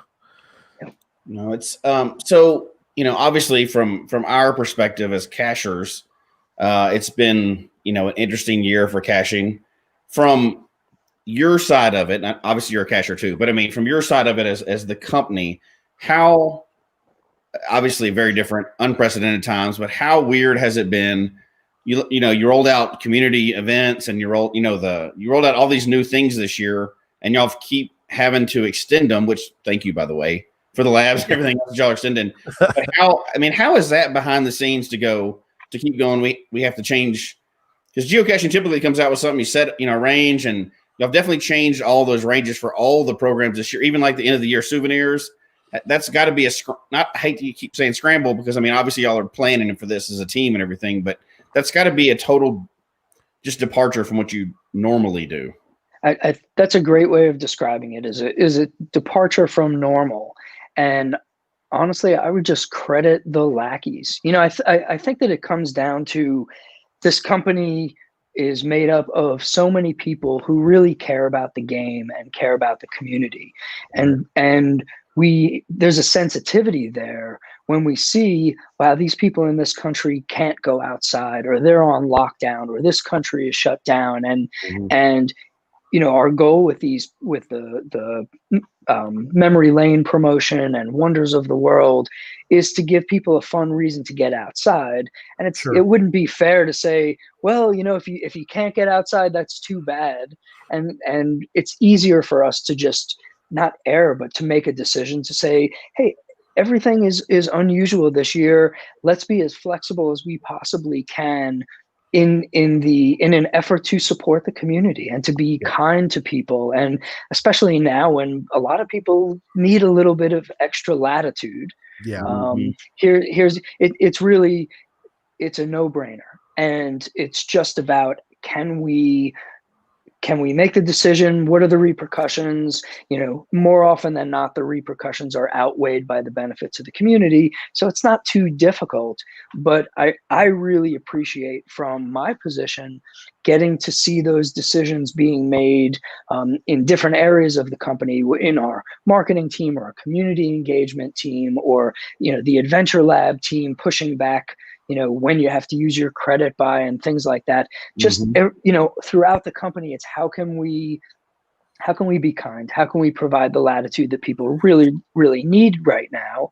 And while there may be something to be said for like, hey, here's a deadline, you've got 1 month to do this, and it generates some excitement, this year, that doesn't really work, because, that excitement could be offset by people who are trapped at home saying, man, I wish I could go do this. And so now we say, well, you may not be able to do it now, but we're going to keep the doors open, and we'll get there. And between now and then, don't worry about it. And it'll be waiting for you when you're allowed to get out.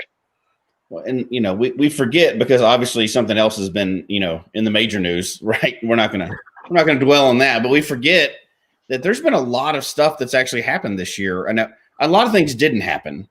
And we can always focus on that, but a lot of things did happen. Like somebody just mentioned, what was the promotion? Somebody just mentioned it that I'd almost forgotten about. Memory Lane. Oh yeah. And there's been a bunch of promotions, a bunch of new things that have happened this year, and we'll talk about labs in a minute, because we could not talk about labs. But we kind of forget about all those things, because obviously the world is in disarray, but y'all still had a bunch of promotions even despite this stuff throughout the year. We did. Wonders of the World was fun too. Go ahead. Yeah, Wonders of the World. Yeah. Yeah, I just found another wonder this evening before the podcast. I'm still I think last time we talked, I said before the end of the year, I'm going to finish both of those. And I will. But I went out and did a really cool night cache tonight that happened to be placed by one of the other HQ lackeys. And she's one of our mobile team engineers. And she, back in the day, she would bring her dog Beasley to the office, who is such a sweet dog. Cool. And the cache, basically we ended up running into her and her dog Beasley, which was a huge highlight for me. That's but awesome. I also got a wonder that I needed. So I was pretty excited about that. But we had these things planned really starting late last year and in January. Sure. So we're always going to try and do it. I know Annie, Miya, we all love Beasley. She's such a sweet dog. Seriously, we had a Zoom call or whatever, maybe a Google Hangout, and Beasley's owner was on the other end of the call. And when I started talking, Beasley walked around behind the computer monitor. And because I normally pack around dog treats because I'm a dog person. And so I like to give her dog treats. And I'd like to think maybe she heard my voice. And whatever. But we have, we have a number of promotions that we're working on. We're working on next year's promotions from a planning standpoint now. Right. And, we weren't going to stop. It was just, how do we do it in such a way that it works for this pandemic time? Yeah. No, that's awesome. None of us knows, right? We don't know what the future looks like, so you just got to plan for the best either way. Exactly. Yeah, and you're as Jesse mentioned, the lackeys and everybody's been so great. I mean,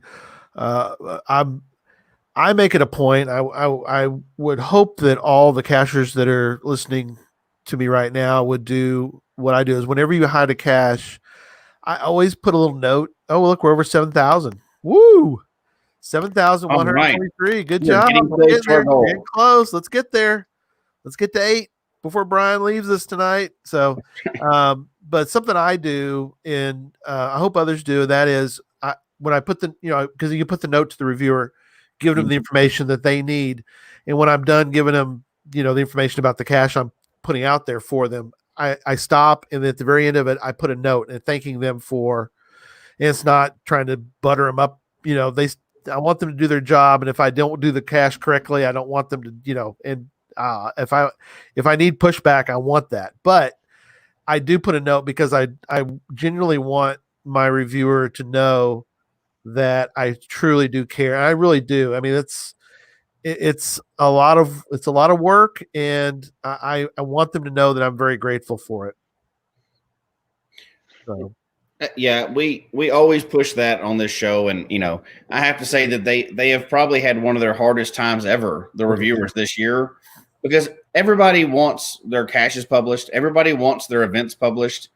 And the reviewers want to publish those things. They're geocachers. They want those things to happen, but never before have they had to worry about, health restrictions and hopefully everybody does the same thing Gary just mentioned. They thank the reviewers constantly, and cache hiders rule. I know my reviewers are awesome, and I'm not even gonna call them out on the show or whatever, but my reviewers are awesome, and I constantly have chats with them. And I know I could tell by the emails that we exchanged this year that they were pained to not be able to publish events. And I have a weekly event that's been going on for like 5 years. It's been going on for a long time now. And the reviewers are like, hey, we're going to have these things coming up. I was like, no, don't even stress that at all. You don't even have to say it. I will stop doing these immediately. Just please. There you go. And you could tell the reviewers were struggling this year. And hopefully, we all know that they probably got some flack, right? Because it's people. But hopefully most people understood and cut them some slack.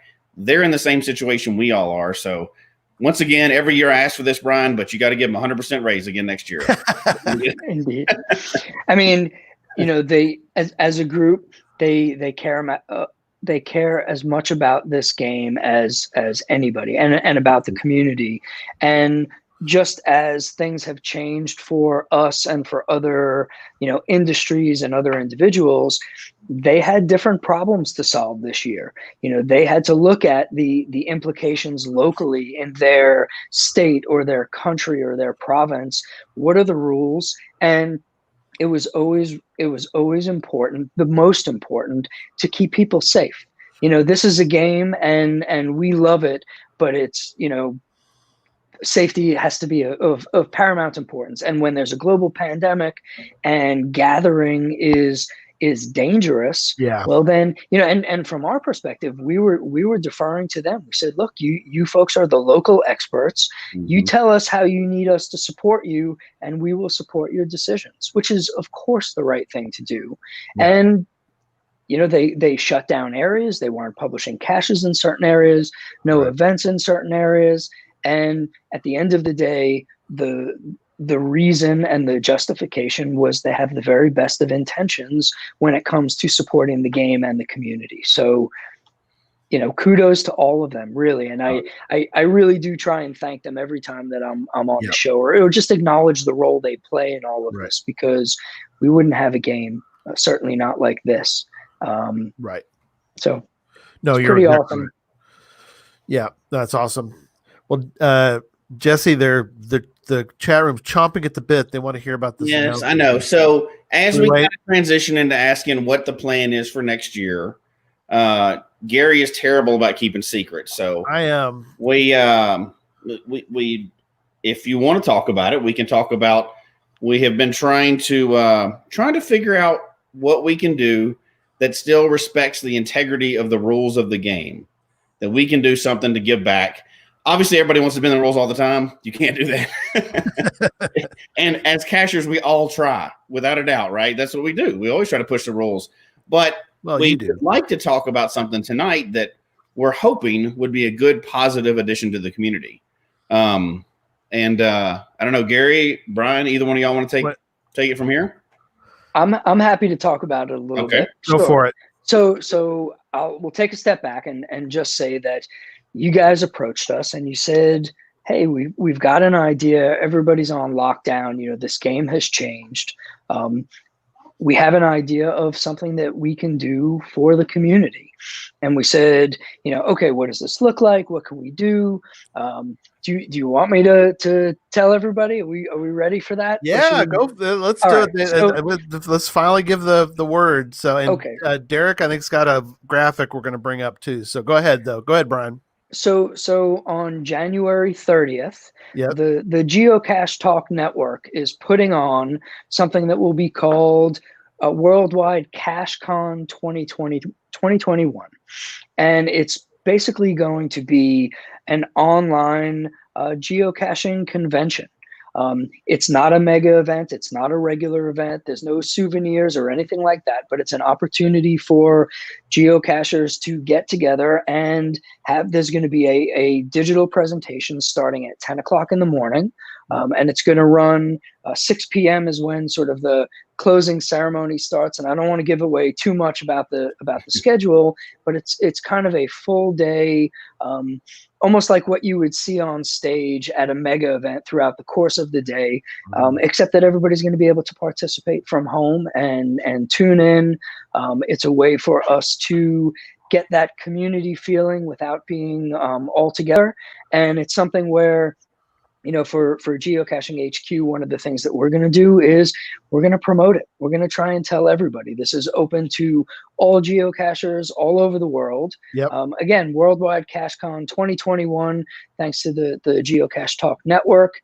And I know I'll be participating and a bunch of other folks will be participating, and hopefully everybody wants to tune in. And it's going to be just one of those things that hasn't exactly been done before, but I know everybody is super excited about it. And these guys are really the ones to be credited with the idea and the execution. And HQ is really just playing a support role. Yep. But we're super excited to see it happen. So go ahead, you guys could tell more about it. I mean, it's really going to be a lot of fun. Awesome. January 30th. Put it on your calendars. Yeah, one thing when we've had a couple meetings, and we've been, like you said, we've been planning this for a while, and I was about to spill the beans earlier because I was talking about the staff, and I moved over to reviewers because that was important. But your staff have been wonderful, Bryan, to work with. Rock Chalk. I mean, what can you say? I mean, he's been awesome, and he provides us with so much support. And it was neat though to meet with the others that are kind of also helping the marketing and some of the other staff that are going to be helping. And we really appreciate you guys helping to get the word out. It is going to be great. It's going to be, really international. One of the things we kind of split up the hours, so everybody sort of has their own responsibilities of things. Chad is working on stuff, or is going to be working on stuff with you guys for the HQ part, but I jumped in and grabbed the international one because I've already started to talk to cachers around the world, and so it's been really fun. Even to kind of, they're like, "Well, tell me more. What are we doing?" What's this? Well, I can't quite give you any more details yet, but we'll get you details soon. Like, all right, we're fired up. So talking to the people in Asia, all over. We have, Flieger in Germany. Daniels is incredible. We have people. I can't even mention all the countries that have.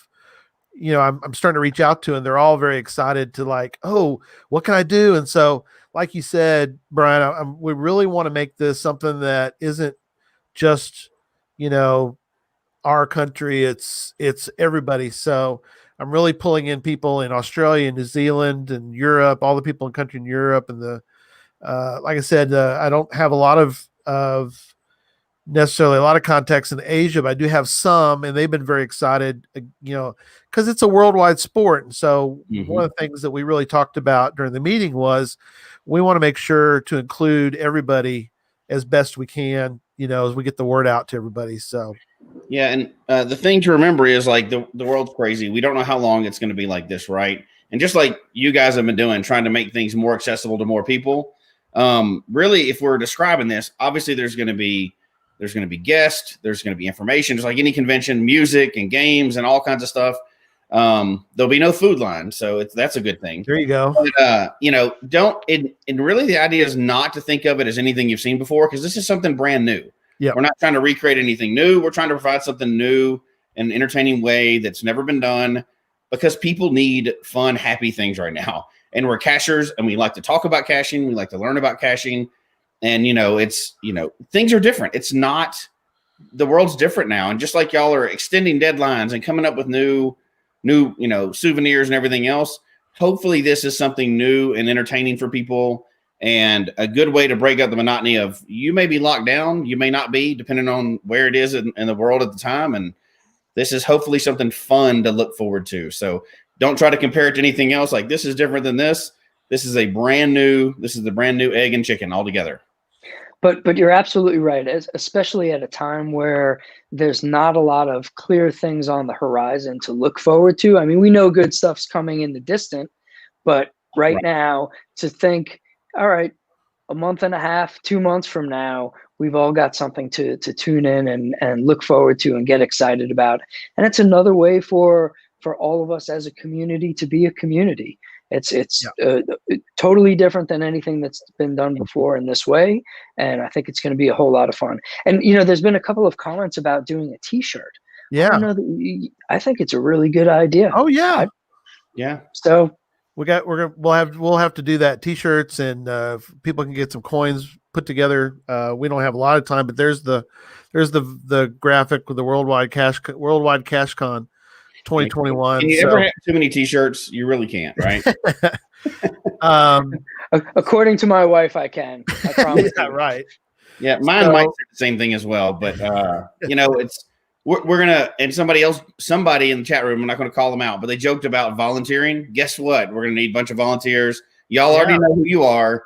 We're gonna be reaching out to a bunch of people, because we're not just putting this on for a few people. We're putting this on for the whole world, and there'll be non-cachers potentially showing up to this and finding out information about a game that, a good, healthy sport alternative to other things they've been doing that they can still maybe do in their area. So this is going to be a Muggle-friendly event as well. So we won't even call them Muggles on there. We'll be nice. Well, one of the things too to mention, I want to mention two things really. One is I have reached out to vendors. They're very excited about providing some discounts, some different coupon codes and stuff. So they're excited to get on board, and it'd be fun to give people the opportunities to purchase things maybe at a little bit of a discount, and that'll be something that'll be provided. Also, it's not a podcast, so one of the things that we've really been in the development of this, Jesse and I are podcasters, but we have people on board who have been involved with television production. And so there will be, so don't think of it as sort of an 8-hour podcast. It's not like a podcast of hope. We want to make people realize that it's something that you can watch and participate in that's not like what we're doing tonight. It's truly a convention, just like it is more of a convention. Go online this year with it. We have to go online with it this year as well. Yeah, there will be valet parking, Direwolf. So you're right. So that's right. That's right. VIP parking for everybody. Insert your jokes there, right? That's everybody is a VIP. That's right. Absolutely. So that's good. But yeah, so it's different. So we've had to sort of rethink this a little bit. But having Derek on board, Baker Six Clan, who's done television production, and other people that are involved, and like Jesse says, that we really are going to need volunteers, because we're going to need to do a lot of things that are outside of the norm, and we need people to help with it. We can't, we're sort of in it, we're having the promotional, backing of HQ really makes a huge difference. But with that, it does require then the community to sort of be able to sort of step up, I think, as well, and sort of be supporting of that too. So that'll be great. Yeah, it should be a lot of fun for a lot of people. That's what we're hoping for. Yeah. Well, we're getting close. We're at 77:38. I know so close. Derek's keeping track of that, but if we can, let Bryan, we do have a few questions that have come in during the time leading up to this. One of the things that has been a very positive for this year, and people wanted to mention to you, was about Adventure Labs or Adventures, however we want to, how do we call them now? Adventure Labs, okay, still? I'm Adventure, the app is called Adventure Lab. We call them, shorthand, we just call them adventures. Even though, geocaching is made up of adventures also, but Adventure Labs, lab caches, sort of whatever you want to call them is pretty okay. Yeah. But yeah, we're super excited about it also. It's been fun. It's been fun so far. I was fortunate enough to put out 2, and I did one, and then I got Susan involved, and she wanted to put one out. She had, how it is. People are like, I know where I want to put it. I just need one. And we did one in Abilene, Texas, and it was based on, it's sort of known as the storybook capital of the world, because they have all these statues, Dr. Seuss statues and different things like that. So, we made it. We did it. All right. Got it. Woo-hoo! Very nice. There. That's fantastic. That's really nice. Great. That is incredible. A lot of generosity, really, but such a good cause. Congratulations. That's pretty fantastic. Oh, we're always floored every year by the generosity of cachers, and it's, it comes out at this time every year, and it just makes us very, very proud to be part of this community. Yeah, that's incredible. But yeah, so I'm sure you've heard stories like that where people have done an Adventure Lab in a certain spot and really are excited about them. I mean, I know Jesse can talk about his here in a minute, but how has the feedback been back to HQ on them? It's been really positive, as you might imagine, and I think there was a lot of kind of good fortune and good timing in getting it out at the beginning of this year, really launching it more so late last year, but people are using it for social distance caching, but it's also a little bit different because there's storytelling, the's history tours. I need to come up with a my gosh. Come on. You get excited over there. It's funny. I just heard on Thursday that they're going to replace the lights in here. Are they? Yeah, at some point. It's probably going to be a few months because it's not like we need them urgently, but I'm very excited about that. And if they could stop it from just randomly I'm really good about turning off the lights. We try and be a green, environmentally conscious company. I'll turn the lights out in the whole office before I leave, but just don't go out while I'm in the middle of a That's call okay. or yeah. So a lot of people are really excited about creating them, and a lot of people are really excited about playing them. I participate in a number of the Facebook groups about Adventure Lab, and for me personally, to see the folks that are talking about traveling to different places to do the Adventure Labs, or there was just a dialogue, I think, in the Geocachers of Long Island group recently about, how many have you found? And people are like, I have 2,000 lab caches or 400 lab caches, and That's awesome, pictures yeah. of the maps and just getting filled with check marks. And the fact that it's something that is relatively new to this game, especially after 20 years. Yeah. We were just saying with some of the other lackeys that there's a lot of companies out there that at 20 years, you're kind of stagnant, and maybe you're running the same old printing press or selling the same old product or whatever. And it's something that as a team here, all of the lackeys, like, that's not what we want to do. It's things change, technology changes, people's desires change. And so for us to be able to take this, what used to be an experiment, and really try and advance it. And now we have a full team that's dedicated to making that platform better. Right. So I think within the next, within the next year or 2 years, I think there's going to be some significant advances in the way that the platform works. Hopefully to the point where we actually decide to tell people that it exists beyond the people that already sort of find out about it on their own. Right. You really can't find it on the website. We haven't done any marketing around it. And so much of that was because we wanted to make sure that the platform would stand up to increased growth. Right. But I just heard a stat from one of the engineers that works on the platform that I think per month we're seeing about 1.1 million lab caches logged each month. Wow. That's awesome. It's really awesome. And again, if you think about, our goal as a company is to inspire, enable adventure, exploration, and community. And so if we can bring something new to the game and to the community that inspires more people to get outside, and even in a different way, it's super exciting. But also, when we look at where many of the adventure labs are placed, many of them are placed in more urban areas. And we know when we think about geocaching, there's sort of urban style caches, and then there's rural style caches. Rural geocaches are a lot easier to place, but sometimes, placing a big box on the streets of Manhattan is not exactly easy to do. But here with Adventure Lab, we're able to give credits to people, and they're building these experiences that they involve multimedia, they involve, learning and question and answer in a different way that is, they're easier to place in urban areas. And because cell signals are required, maybe some of the really distant areas are kind of off limits, but it kind of allows the community to fill in the global game board with a new type of experience, and to see that the people who know about it are embracing it and playing it and enjoying it. That's something that comes back to HQ, and I can't even tell you how excited we are to see something like that.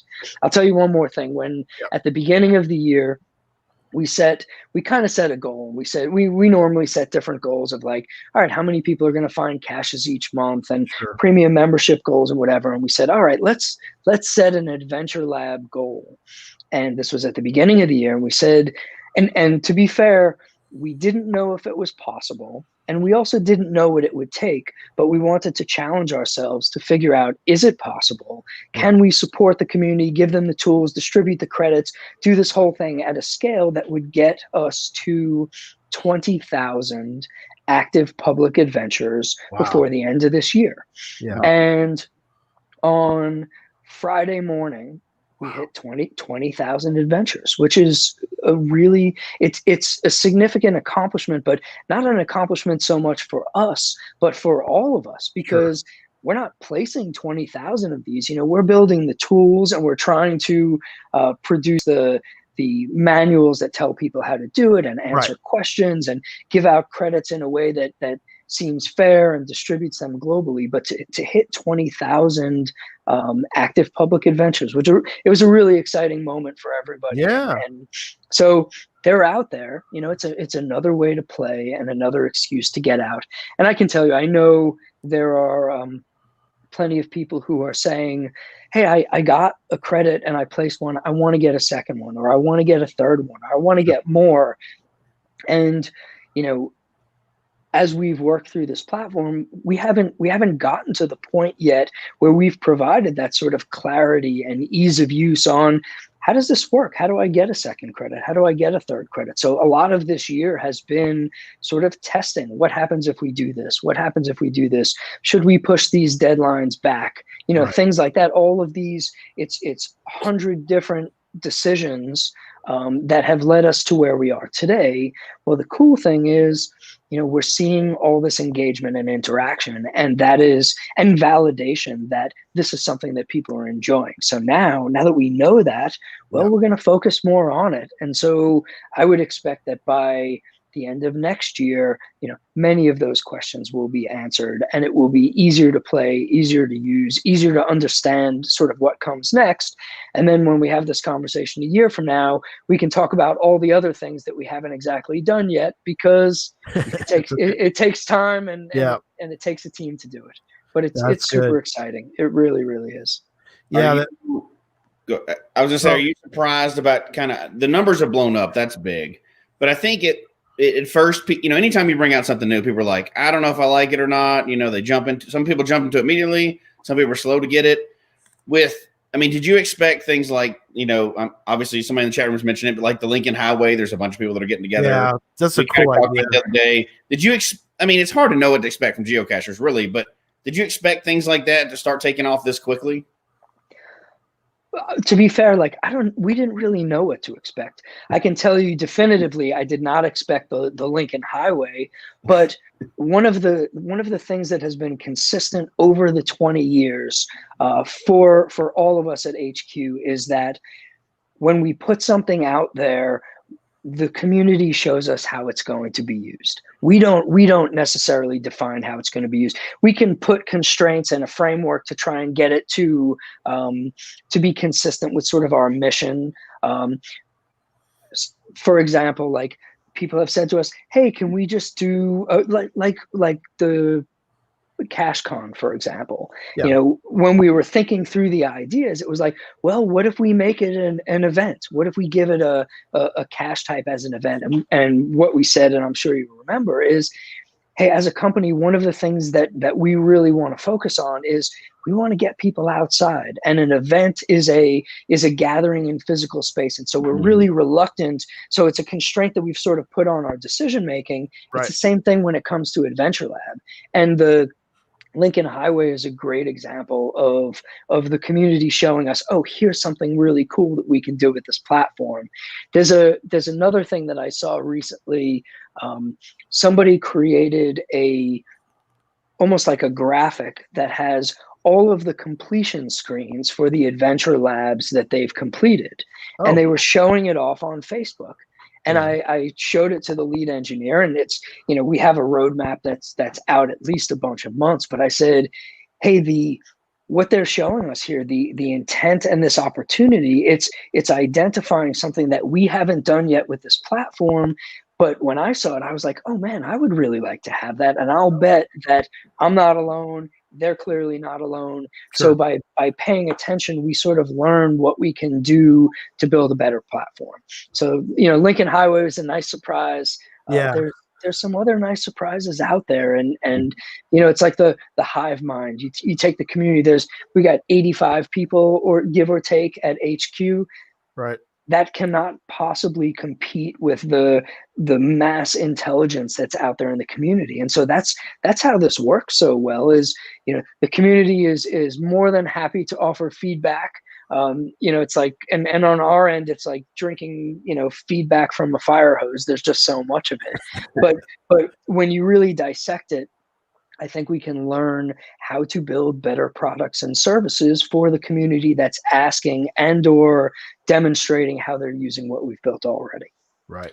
So we're nearing the end of one of what was deadlines, the December 15th deadline. Is there any information on if people are getting to the end of that?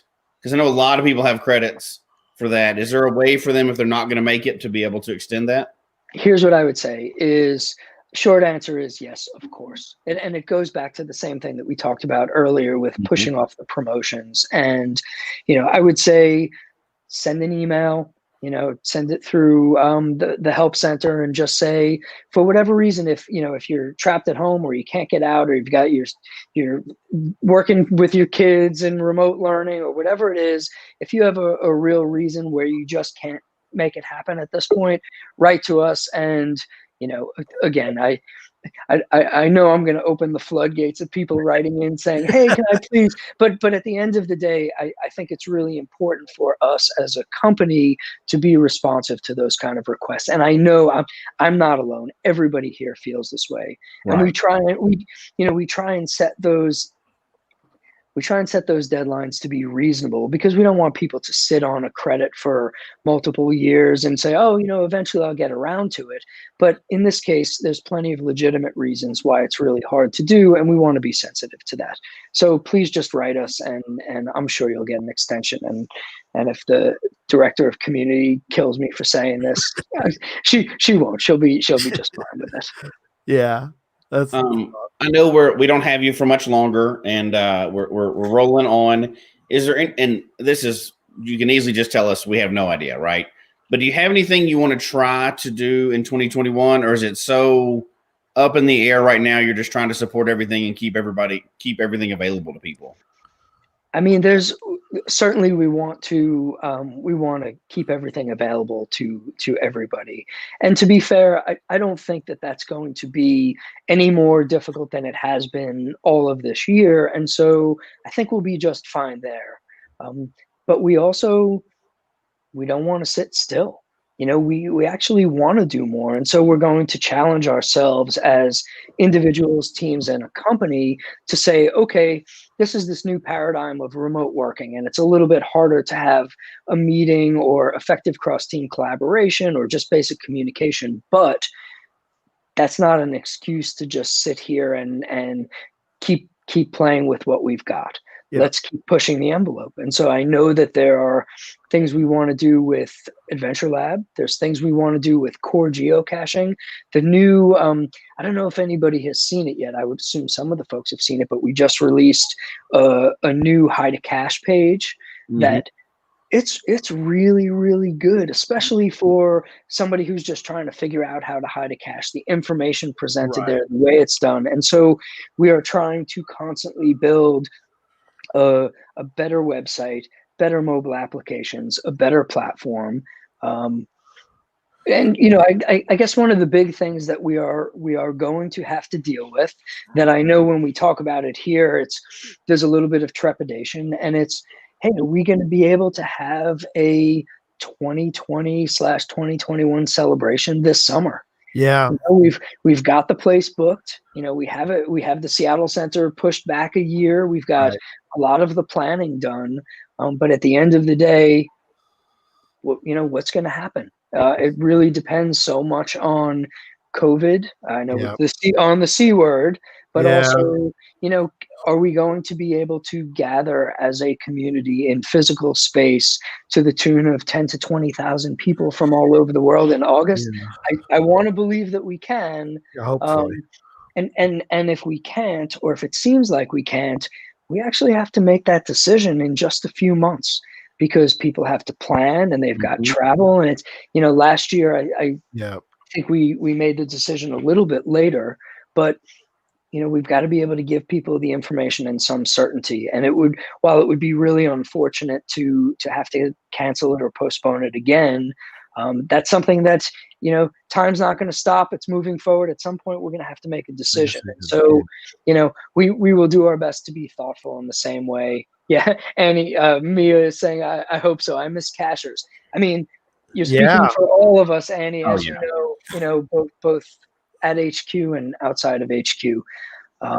So it's coming. We got to figure it out, just like a lot of other things.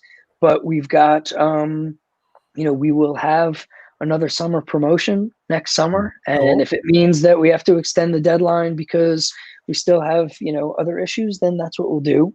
I guess one of the other things that I can tell you, I think last time we talked, we had talked about, people were asking about having adventures in the geocaching app. So affectionately, we call that dots on the map here. And I think what I had said at the time was, I expect that it'll be out there before the end of the year. Let's say that the delay is a casualty of the C word. It's not going to be the end of the year, but I think we're hoping for end of January, February to have it out as at least to start a premium member feature. And I believe we will be rolling that out, not just in our own apps, but we will be allowing the API ecosystem, the Cashleys of the world and the others to do that as well. API partners, exactly. So a little bit of a delay, but we're still really excited about it. Yeah. That's that'll be huge though. That'll definitely push labs forward even further, right? It's going to push awareness of it. That is for sure. And it's something that we haven't sent an email to all premium members. We haven't sent an email to basic members. Right now, the people who are playing Adventure Lab have found out about it, not from us necessarily, but from other people who have played or they've played it at events. And we're excited to start telling people about it, because just as we're seeing this kind of activity now, our goal is to get more people outside. And so we really wanted to make sure that the platform can handle it from a technological level, that our teams can handle it from an administrative level. But as we get that better in place and more refined, I think you'll see us doing more to spread the word and get more people out there playing. Something that somebody mentioned earlier about they want to they like to see a cemetery attribute, something that occurred this year and we talked about before was in fact we did that little special event that or special show, and I really appreciate that your comment that you were like, oh, they're doing a special show about attributes, this is kind of cool. But it really meant a lot to us too. I mean, that's something we try to do, and this is what we've talked about for how we kind of help you guys, and when we can, because that's what we're here for, is to be a part of the whole thing too. But the attributes, to me, that was a great rollout this year, because so many people got excited and some of the changes I think were necessary. Some of the wording was done was well done. We went through that on that show, but it's still I left it up on the front page of our website just because I think it was really neat to talk about. And so, things like that. I know people are always, you hear this all the time. Where are we going to do cache type? Where are we going to get this? When we get that? But adding the new attributes. Jeff's mentioning about if I can get to the right screen at the right time. I'm good, thanks, honey. She's asking me if I need anything. But he mentions about the great attribute, the new attributes, and the search features. That's really a cool. Those are some things that you guys brought out, but yet, some people may not be happy because we don't have this, that, and the other. But that is something that I think was really important and was really a good addition for this year, for 2020. Totally agree. And what's cool is there's a number of teams here that have product roadmaps where they're saying, this is what we're going to work on next, and this is what we're going to work on after that. And some of these projects, like to roll out the search filters and the attributes, those are big projects taking multiple months of teams of 6-7 people that all they're doing is working on that stuff, aside from maybe doing some triage of bugs, which we have to do from time to time. But there's so many things. Like if I could share a list of like the 500 things that we want to do to make the apps and the platforms better, it's a really big list. And so prioritization is an exercise. Sometimes we have to say no to things. And sometimes there's big projects that we're like, wow, we really want to do this, but this is something where, this could this could take a year for a whole team to do. Yeah. And so it's balancing resources. It's like any other company, Sure. but we are trying to have a positive impact, and we're trying to take good care of the community. And the new Hide a Cache page, I think, was a great example. There is more of that to come. There's work in progress right now that we will be rolling out in the next few months, and that's something that we're just not going to stop. We've got 20 years under our belt right now. I'm super excited for the next 20, and let's see what positive changes we can make. And again, the end goal is inspiring and enabling adventure, exploration, and community. So it's an easy goal to sort of look at and say, is what we're working on going to do that? And if it is, great. And if it's not, well, then we need to change up what it is that we're working on. Right. It's so funny. Read the chat room. Sorry. Everybody wants you to share the list. They I'm want the listening to list. you. So you got Joshua. He says, share the list. Everyone chant with me. And then so Ryan jumps in, share the list. And then you got Annie. Yeah, I want to see what's on that list, So everybody's laughing at her too. So anyway. It's funny, think about it. What are, for everybody, if you came up with 5 things that you want, I can virtually guarantee you that 4 of them are already on our list, if not 5. Right. It's that kind of list. And it's really just a matter of what's the most important thing to do right now? What's the most important thing to do tomorrow? Like with anything. And everybody's going to have a different opinion on that. Indeed. There's no doubt. There's, I don't think people, some people do, but a lot of people don't realize, if you make a decision like that, how much back coding, how much is the app developer, how much, are you dumping on the poor app developer's desk and going, oh, they want this. You're like, well, hang on a minute. It doesn't work like that. There's more to it than just, asking for something like that. It's like, let's just throw out a couple more cache types. Well, wait a minute. It'd be a lot of work to do that. So it's a tremendous amount of work. Even doing the attributes, we hadn't released attributes in many years at that point. And so, to be fair, I don't think that there were many engineers at all at HQ that even knew how the attribute system worked. Right. So we had to deconstruct it, refactor it, figure it out. I see there's a question in there. If we hit 10K, I'll share the list. That's funny. That's funny. Go ahead. Owen from KC asks, are we working on the not attributes added to the search? Right. What I can tell you is in a recent meeting with our product team, I know that is something that they are actively considering working on. I don't know when it would start or when it might finish, but that is something that's high on the list for what it's worth. Yeah, no, that's great. Well, we're starting to get, we've really kind of finished the hour out. There's always more things to talk about, but Bryan, we're so appreciative of your and all of your staff's availability. We really appreciate that. And, we'll talk maybe sometime in the spring. Maybe if you could maybe come back and we can kind of talk about how 2021 is shaping up. And, that would, I think, would be good to do if we can. Talking about how COVID is over. That's what we need to be talking about. And all your stuff is going to happen, and we're great and happy then. Cannot wait. I'm looking forward to that. And we're going to all get to participate in CacheCon 2021. That's at the end of January 30th. So we've got something to look forward to. Absolutely. Awesome. Right. Very excited about that. It's going to be a great time. There we go. CacheCon 2021. And we just thank you so much that, that HQ is, signed on to be part of that. And it's going to be great. We've got some great plans in the works, and you guys have been wonderful to kind of give us some direction as well. And so it's been fun. We'll keep the process going, and it's not very far away. It's not long till we'll have that big event. So we're looking forward to that. It'll be here before you know it.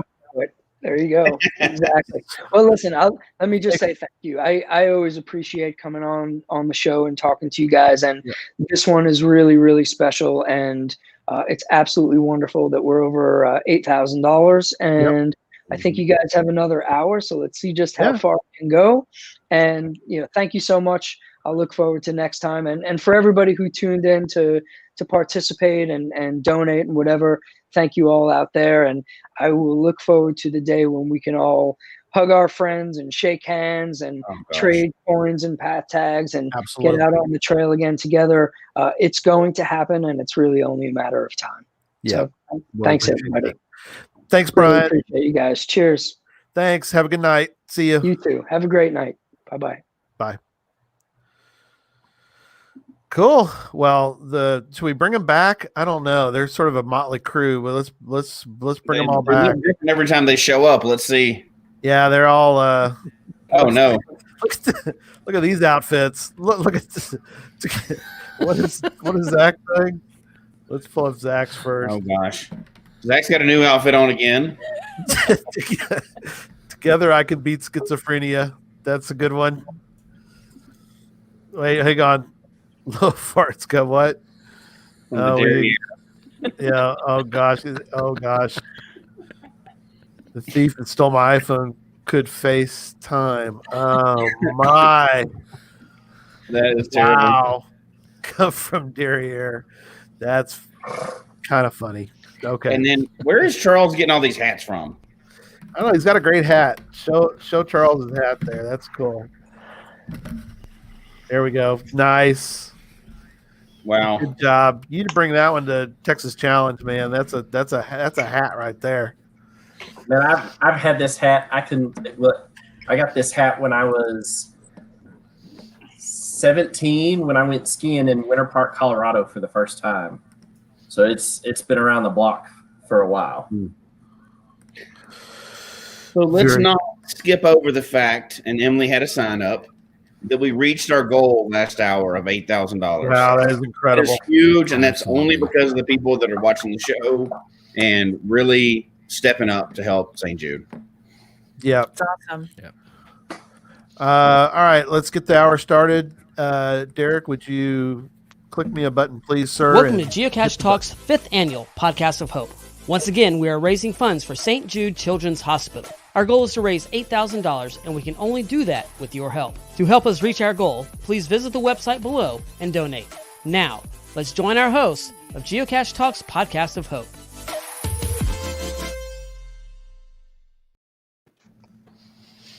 All right. Let me give you the prizes for this hour. What in the world? Oh, you're trying to give Chad a body. So Chad's cut off. Now he has a body.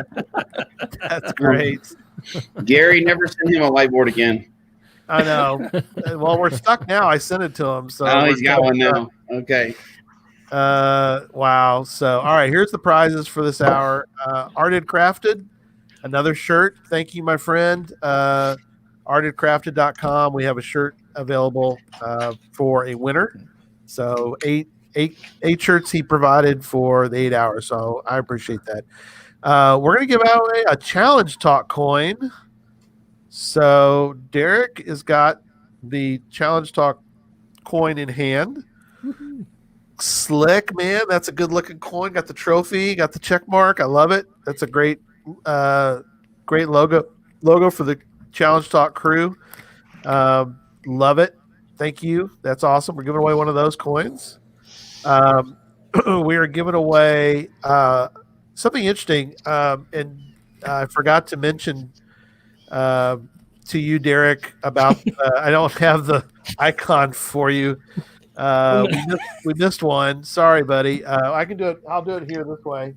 So our sponsor, Ride in the Rain, is from, oh gosh, that doesn't visible at all, does it? Giving away invisible notebooks. Invisible book. That definitely ups the difficulty. Camouflage notebooks. Wow, that's weird. That's yellow too. Isn't that weird? The yellow's not coming through. There we go. Kind of maybe on a level. Oh wow, that's bizarre. I can't show the other book because their other little books are all oh wow, that kind of came through a little bit. Ride in the Rain. So Ride in the Rain is providing. They're providing a gift pack. So thank you, Ride in the Rain. There you go. Thank you. Appreciate that. There you go. So Ride in the Rain is providing that. Logwork is providing another fantastic logbook in a pre-form. So thank you, Logwork, for your support of the network, especially of Gadget Talk. Got another custom box by Scrabble Hounds that they provided. So thank you, Scrabble Hounds, for providing a box with swag. And then Cash Canada, again, has a trackable tag that is provided as well. And then I don't know. There you go. So I don't know. I know Jeff been Cash the Line did something sort of on the side, which was great. So thank you, my friend, for doing that. And he's providing a little side giveaway for people that are providing due to what is that? Let me hang on. Let me quarantine. Due to quarantine, I'll only be telling inside jokes. Nice. Terrible. That is awesome. All right. So this hour, we've split the teams into their respective podcasts. And Jesse and Zach, of course, are on the Sunday show. So I'm going to put them. Let me post them next to each other. So let me move the teams around. That's probably, Derek, what you were doing. I don't know where I go to the bottom corner. I don't know if that's going to help though, because two people are going to be not side by side. Oh yeah, they are. Yeah, you should go to the middle. I should go to the middle, or not. Whatever. You still do two people. Everybody be connected. There. Okay, that still worked. Yeah, that works. It's around the horn. We're going around the horn.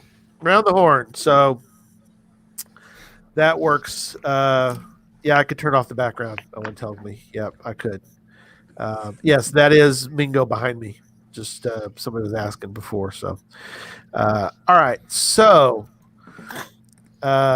each we're doing a little bit different game. Little bit different.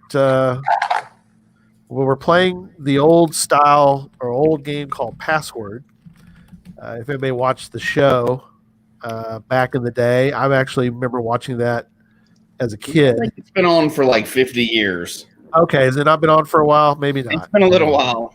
A long Okay. I'm a fan of the SNL skit. I'm old. Oh yeah, of Password. That'd be funny. I like when Joey was on in Friends. On Password? Oh, was he? Oh, Yeah. okay. Very cool. Okay, yeah. All right. So let us get started. I'm going to being first is never the best thing, but as we go around, everybody will have to go first at some point. So I'm going to send I've got two teams, two breakdowns. I've got an A team and a B team because all of the A members have to know the clue to the first one. And we're going to start with the team at the top. What is You mute yourself, Gary? Command V. Oh, sorry. Copy. My copy Command- and paste didn't. Copy and paste. You're funny. Command V. Yeah, that's what or Control V. All right. Or So the splat. first team to play on this round is going to be Jesse and Zach. So, right. Team A will receive the. They will receive the words. So that is going to be. Well, which one is that? That is going to be Jesse. Jesse, your team. You're part of Team A. You're going to give your clue to Zach. So Zach, you're going to need to guess whenever your teammate gives you a one-word clue. So I'm giving the clue to all the Team A people because they all need to know what the clue is or the password. So I provided them the password. So Jesse, you will give a one-word answer or one-word clue. Okay. Oh. And I need to guess what he's meaning. Yeah, you're going to have to guess based on just one word. Now, the next person, which is either Jeff or Emily, whoever got their clue, they're going to want to give the next clue based on obviously what Jesse does if his partner does not give the correct answer. So, and it goes around like that until we get the correct answer. Right. Okay. That makes sense. In the chat room, you can guess if you want at some point. We're okay with that. The team they're not going to look at the chat room, right? Network. Oh, definitely Yeah. are. Of course not. Definitely need to We turn off never my do phone. that. And just for a point of clarification, these are all going to be geocaching related terms, right? Yeah, they're all geocaching related, so that makes it a little easier. One topic. So do we start now? Yep. Give your one-word clue to. Ready. Okay. Oh man, I should use my whiteboard. I could write it down, right? No, you could. You don't have to though. I'm going to write this first one just because. These are all one word. If or it's some of them are- misheard, we may lose our family-friendly rating. Has to be one word. I don't even know how to spell it either. So I'm gonna. I couldn't spell Memphis. You can say the word. Okay, disc. You see where I was going with that? Satellite. Come Satellite. on. So the word he said was disc. So what is the answer, Zach? Can you hear me? I'm saying satellite. Okay. Saying satellite. Next person, either Jeff or Emily, give the clue. I've got the clue. Okay. Or the word. Yeah. Waymark. Benchmark. Oh. Wow. Good job. That's a good way to go with it. All right. Over to Jeff and Emily. You're going to start with this I was thinking word. dish. Who's keeping score? You're keeping score. Oh, always. Okay. That goes Too to late for Jeff me. and Emily. That goes to challenge talk. That's right. All right. So now I'm giving the clue to the B team. B team. The B team. Well, they're not really the B team, but you get the idea. All right. Here is your word.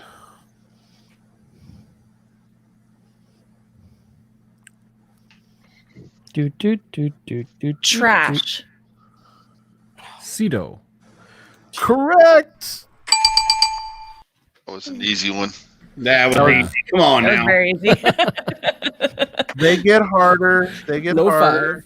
In fairness, trash is part of that word, but we'll move on past that. I would have guessed Memphis. Oh, Hey, wow. not all of Memphis is like that. All right, back to the A. Let me leave that one up. Let me bring up the A. It'll be easier for me here. A group. All right, next. What's the next team down from me? That would be, or from us, is Tom and Puzzle talk. Mr. Charles. Puzzle talk. Here is your clue.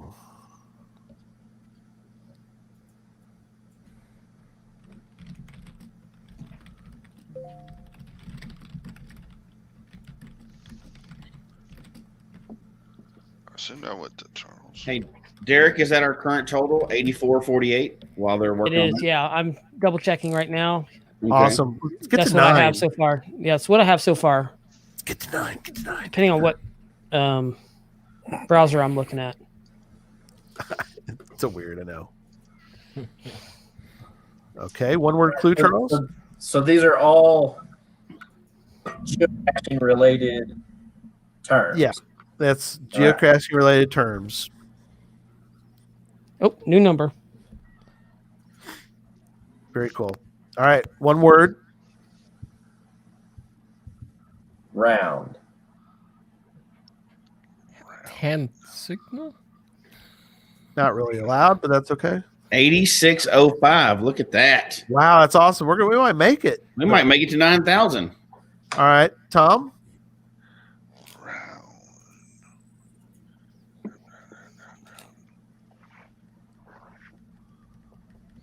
Multicash.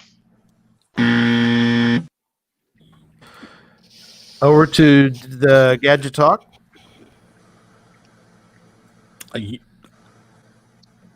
Do I give it to Derek? Whoever give me get, the, whoever, yeah, give me the clue. I got the I got a text. You got the word. So Okay. I'm sorry about this, Derek. No, I'm very good at this. Medallion. Geocoin. Darn. Nice job, Derek. Round. Good. Not all of them are round, but yeah. Good job. All right. All right. They might get harder. They're going to be some are easy, some are hard, but some are. It's They just might kind of get a harder. mix. They It's a might get mix. harder. So back to the whatever team this is, the A or B. Gadget Talk. Gadget Talk. Because we won that one, right? Or does I got it because they moved in. Yeah, it goes back to Sunday and Talk. No, it would go to Gadget Talk next. When they didn't get Yeah, to it start. goes to Gadget Talk. Yeah, they get Derek gets it, I guess. Correct. Okay. Tupperware. Lock and lock. Wow. That's incredible. Great Wow. clue. Hey, are they texting each other? Come on now. That was Wow. Oh, I hadn't even thought about that. Texting him. Yeah. Don't worry, he doesn't read his text. It's okay. You look at the wrong one. All right. Off to the it's Sunday show now. Yeah. It's to Zach. All right. All right, Zach. This is your clue. man. We're behind.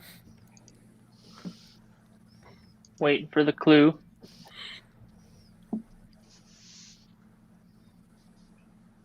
Still haven't gotten it. Make sure you're not on You Do Not sending it to Disturb. past? No, I'm looking at the. I saw the Team A Cedo and the should Lock get it. and Lock come through in the chat. Oh no, you're on the Team other A should team. get it. Yeah, you sent it to the wrong person, Gary. That's okay. I'm sorry. But I I'm can going make back. a guess if you want me to. I'm just Am I in the flipping back wrong and group? forth. Do you have me in the No. wrong group?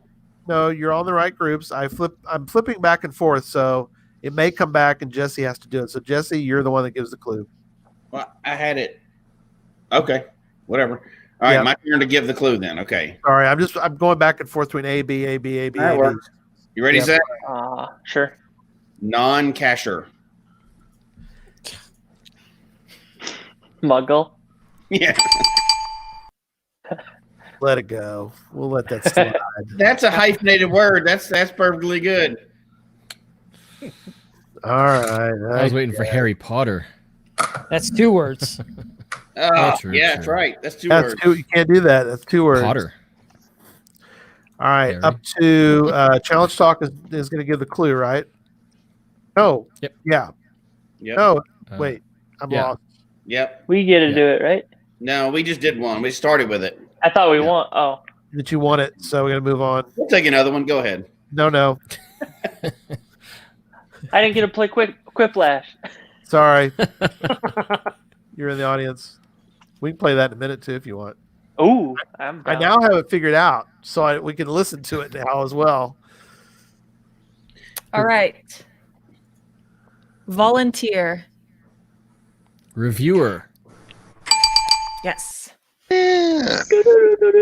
Woohoo! All right. Here's the next one for the next group or the next one. So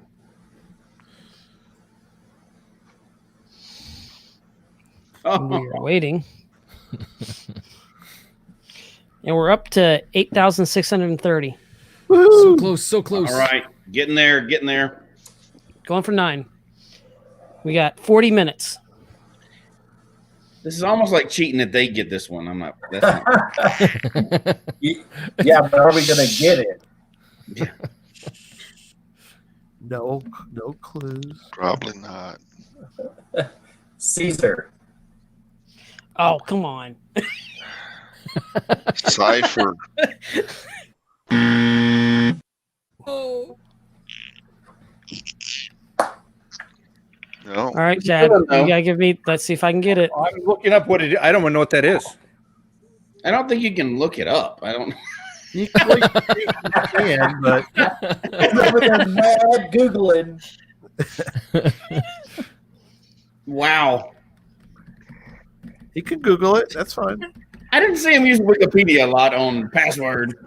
They're probably a lot smarter than me. I don't know what that is. I don't even know what that is. Salad. Justin. You give the what same did clue. Pathfinder say? He said Caesar. Dang it.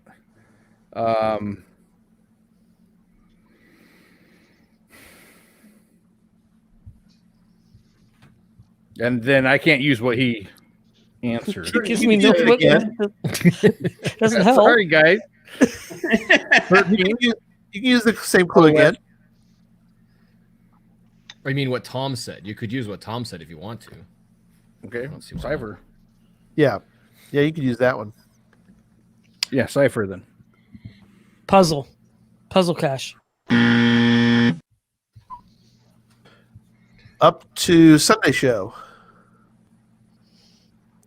I'm gonna say. All right, you ready, Zach?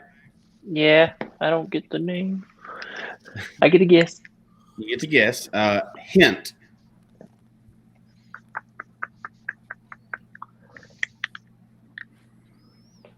You said. I just want to clarify. You said hint. Yeah, HINT.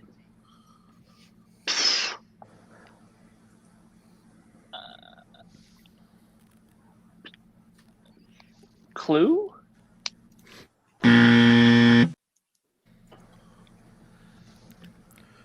Okay.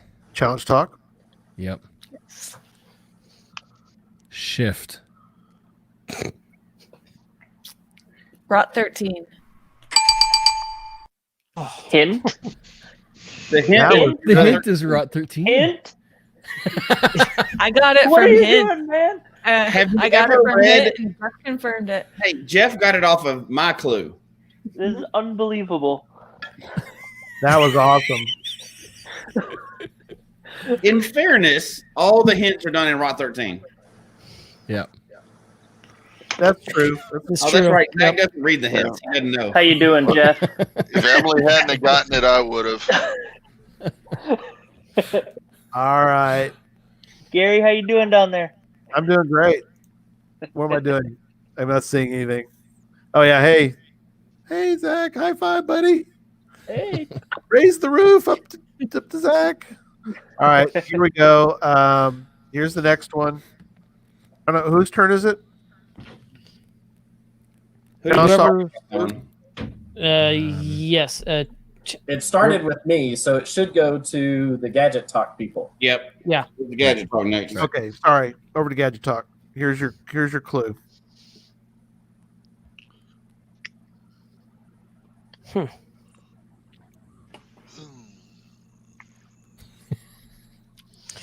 Let's see here. Trackable.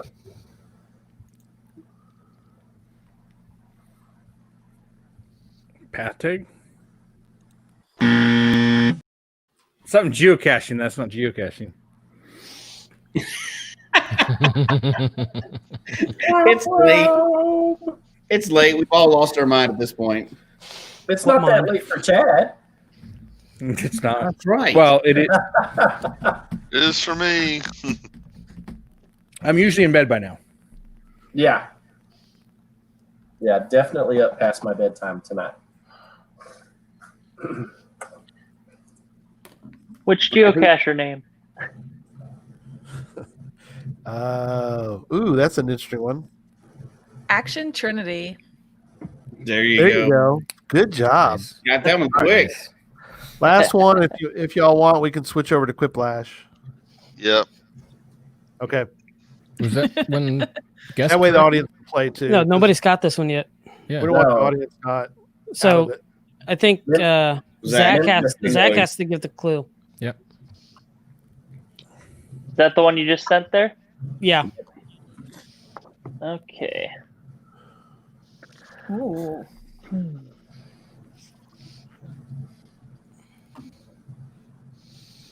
And for the audio, we're still trying to. Zach's trying to.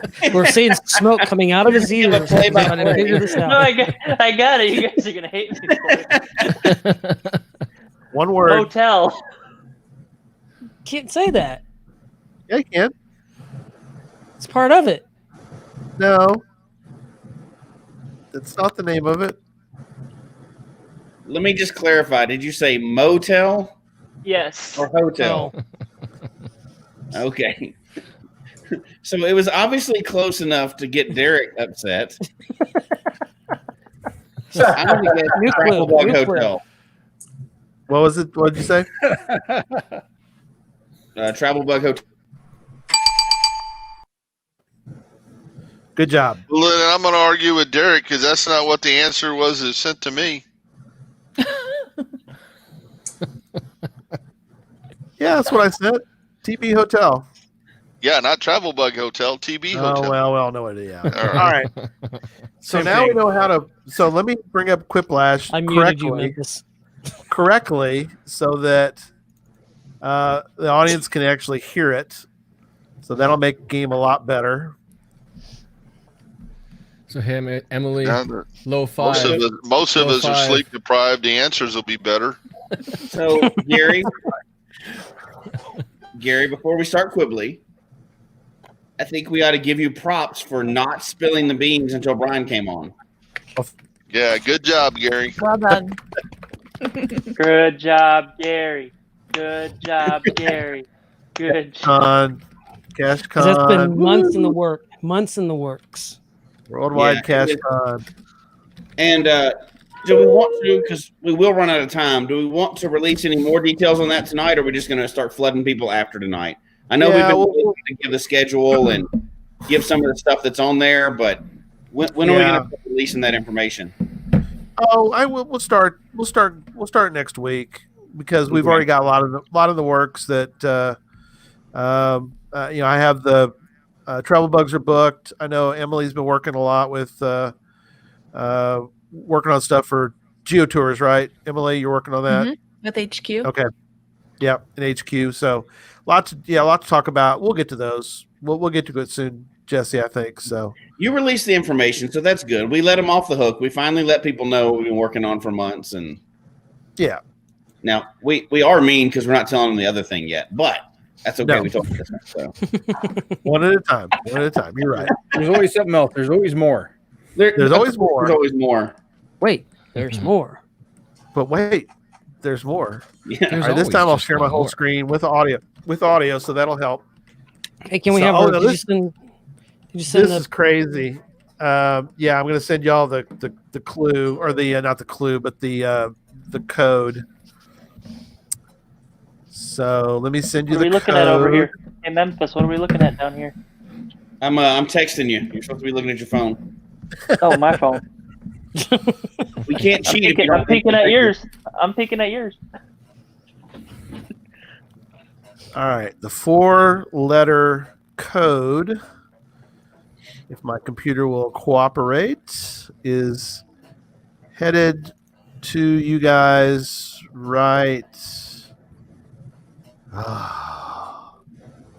It'll also be easier for you to put it in the private chat. Yeah, here we go. I got you. You're gonna love this code. That's the code to it. Are you serious? Yeah, that's the code. Do you get to make that up? Totally random, No, right? that's the way it went. And That's I'll give awesome. everybody the code. Just while they're all getting in the game, let me tell you guys where to go. You'll want to go to jackbox.tv. There's where you want to go. And you can be part of the audience. And so everybody's in. So I'm going to push the button. And I'm going to give the code to everybody. And I'm going to share my whole screen. And Derek, we got any new update, or have we No, stalled I'm out? still seeing that same there right now. All right, we've stalled out people. We made our 8,000, but we're going to keep begging and asking for donations till the very end of this, until we all pass out. So that ain't gonna be long. The code was mega. This is round 1. Hey, we're not seeing there. There we go. There we go. Prompts will appear on your device, which see you it can now? answer in any Clever or not clever way you want. Everyone will Nope. choose between your answer The audience wants the code to join too. and either ways. You score. Well, and we can't see it anymore, Gary. Plus, there are winners bonuses at stake. Go. Oh, new update. What happened? I had it, didn't I? No? Yeah, but you stopped sharing, and we can't see it now. Well, I was sharing before you told me to stop sharing.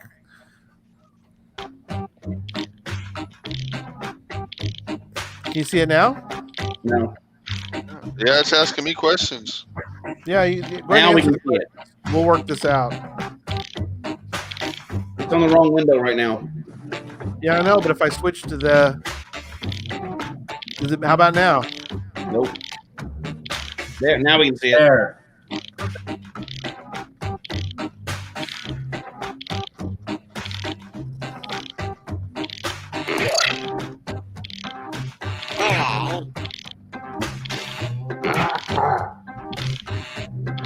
All right, so got music in the background as we're all entering in our answers. And we have a new update. We are at 8,655. Oh my gosh, we're getting close. Mm-hmm. 28 seconds for everybody to get their answers in. Yep. It gives you a little time. So we got 3 people that haven't answered yet. That's okay. And you know what? Whether obviously we want to make it to 9,000, but we're not getting greedy. We made it to $8,000, and we're very happy and very thankful that everybody has donated so much tonight. Yeah. However, donate more. Duck nipple. Somebody did here we go. First one. Oy. A bad one-word slogan for a presidential campaign. Oh dear. Okay, everyone, vote for your favorite. Liquor. I'm just trying to date her. Oh, you knew that was coming. We all knew that was coming. Yeah. There went our family-friendly. Yeah, really. Okay, so I just make sure everybody can see it and hear it, right? We're okay? Geocache talk after dark. Okay. Just making sure. Yeah. So the chat room doesn't yell at me. Ooh. Ooh. Oh, the audience was split. You see that? Wow, that's just about even. Wow, that was pretty even. Next one. Make up a word that means to make up a word. It's voting time. Awesome. Flurpate. That almost sounds like a real word. The words are flurpate and macawoo. Yeah, I think that's a flurpate. Macawoo. Oh, that's a macawoo. That sounds Australian to me. Would that be pronounced macawoo or makawoo? Macawoo. Yep. Oh, the audience also fairly split. Oh, almost, yeah.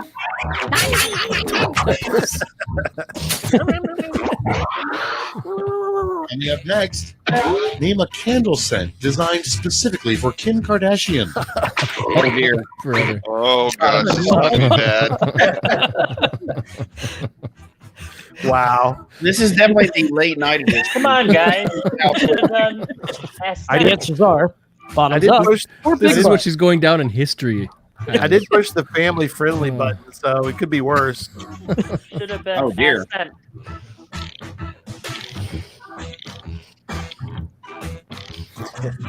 She'll get soft after dark.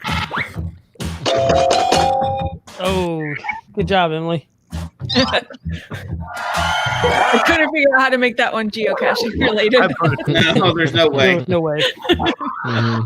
I don't think she's a geocacher. No. Name Winnie the Pooh to something more appropriate / descriptive.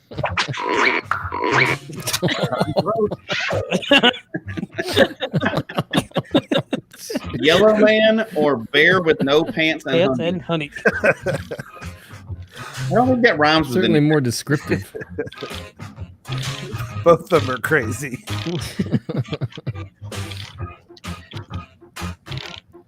I don't think it's going to catch him in. 4, 3, 2, 1. In. Survey says. Wow. Bear with no pants and honey. Dang it. Pathfinder 33. Well, he's not a man. What do you expect? He killed me. He's a bear. The Bucky's beaver with no pants. The first thing to do if you're attacked by a shark. Right. Slap it. Oh. Oh, Hey. Chad, I put an answer in for that. Oh. Not in time. Next in line, a title of a self-help book for rats. It's voting time. The answers are second rat gets the cheese, and then how to snitch. You dirty rat. All right, I'll vote for that one. You dirty rat. 5, 4, 3, 2, 2, 2, 1, 1. Survey says Tom. second rat gets the cheese. Audience was sort of mixed on that one. Way to go, Tom. And next is, come up with a catchier, more marketable name for the Bible. Vote on your devices. Bible 2. Like blue. That's pretty funny. Answers galore. Answers galore. And we are down to 10, 9, 8, 7, 6, 5, 6. 4. It's 4, not going 5, that fast. 7, 3, 7, 2, 2, 1. 1. Survey says. Oh, Answers galore. Ooh, Gary. Ooh, tie. And Wow, that's our first official time. Exactly. It didn't say sequel. Okay, next one. A slogan to get everyone excited about corn. Corn. So corny. Yellow kernels. Yellow kernels matter. It's amazing. It's so corny. Oh. Yellow kernels matter. And thank you to the audience for participating. Yes, thank you. We've had about 25 in the audience. That's awesome. Thank you so much for helping be part of the game. It's a good way to wrap up an 8-hour long podcast. Yes. And the winner is. Well, everybody gets to play. Oh, it's a split. Look at the audience. Splitting it. Wow. It's corny. By the Man, the audience was perfectly split. 12 and 12. Didn't think that would win. Round 1 is in the books. Let's see the scores. I'm an 8. Nope. Yikes. Emily. All right, next round. Now Please, round everybody 2, where answer. all points and bonuses are doubled. Chad. What?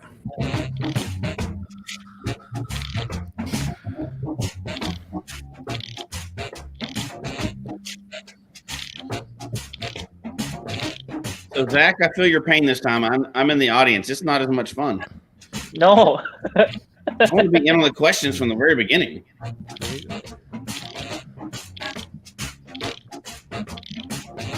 We have a long countdown time. We still have 60 seconds on this. Hey, does anybody know if you can tailor the questions? I don't know. That would make for a really fun geocaching related game.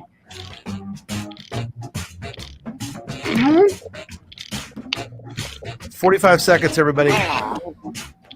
No rush. Chad, answer all the questions. He's working on it. All right. You got 35 seconds, Chad. 2 answers in. Get your 2 answers done. There's 2. Make sure you do both. 30 seconds.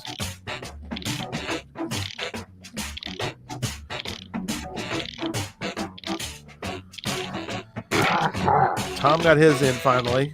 18 seconds. I was drawing a blank. 16, 15, 14, 13, 12. Chad got them all this time. Let's start this show. First up, a good post-music career for Justin Bieber. Oh boy. Okay, pick your favorite. Yeah, Janitor to the Stars.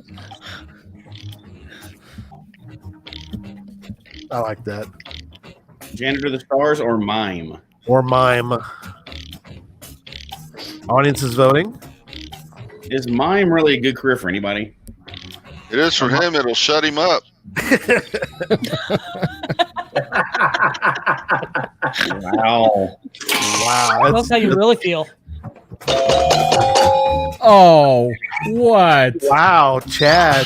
Almost Really? a quiplash. See what happens. See what happens when you See, mime is a terrible thing. He to did. He lose. got a quiplash. That's an extra 500 points. I don't think people agree with you, Tom. The best thing about going to prison. Wow. Oh dear. Voting time. Dang it.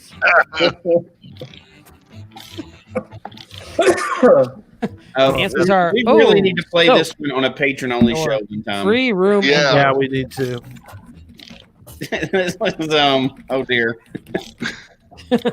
Yeah, oh dear is right.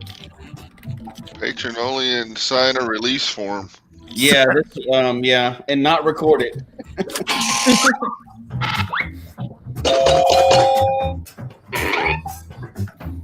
Oh my gosh.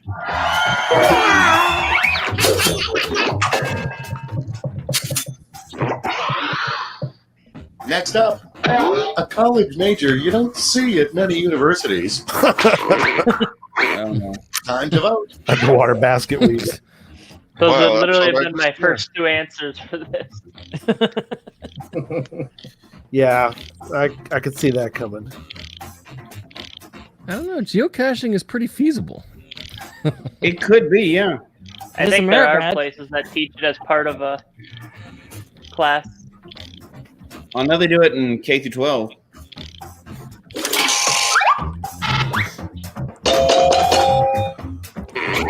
Oh wow! Look at the audience. Ooh. Oh, come from behind win. Pathfinder 33. Got Emily Renee's. Well, you got the She's got something working popular here. vote. Coming up next, a fun thing to yell as a baby is being born. Hold on, your Oh my god. Man, those are both good answers. Or Foster's Weasel. Bazinga.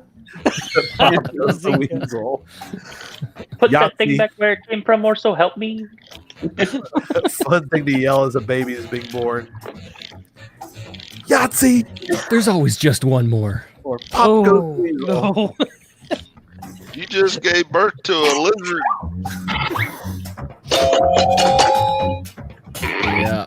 Oh man, Derek. Ooh. Wow. True story. Don't say that. It does not go well. He got a quiplash for that. Man, I feel bad. My game is And not. next is, I'm there with the Gary. I feel you.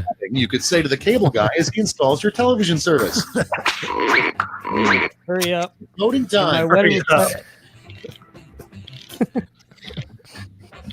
That's pretty funny. Hurry up, or my wedding reception came in better. Oh, that's a tough one. That's got Zach written all over it. Yeah.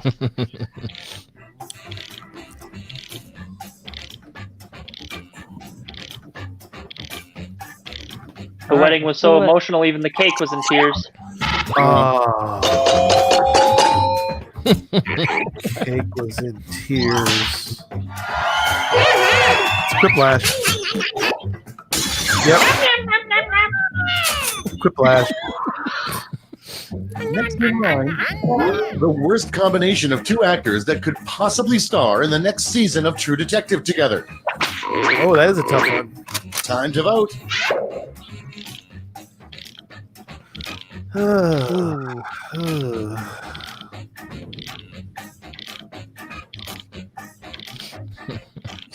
And the answers that were put out were Doris Day and Jimmy Fallon, Lloyd and Harry from Dumb and Dumber.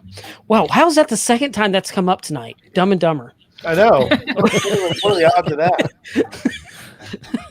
Well, Derek.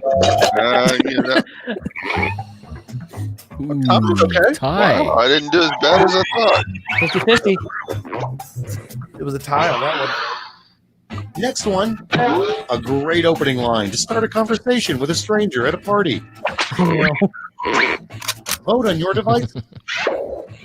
In the whoa. In the woods. We knew what you meant. Whoever said that. Actually, that'd be good. In the whoa.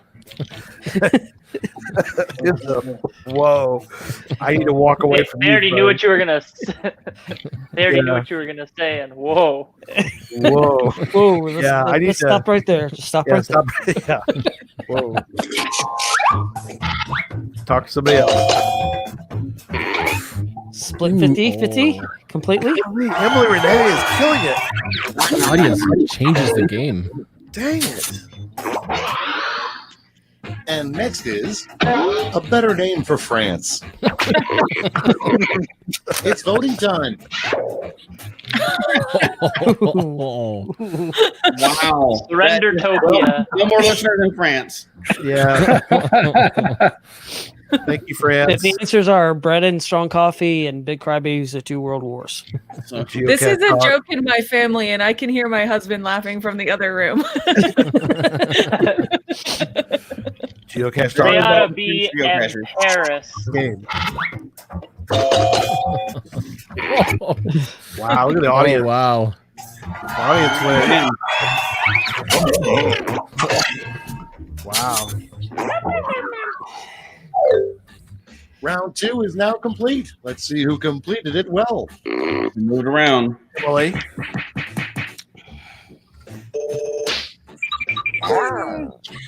Hey, I moved up to 5. Dead last. Thank you. Welcome to the last lash, the final round. Stakes are triple. There's just one prompt, and you're all getting it. Our last lash Here we prompt go. is name the 8th dwarf who got cut at the last minute. Come on, Gary. Come up with this. Come up with something good. Self-talk.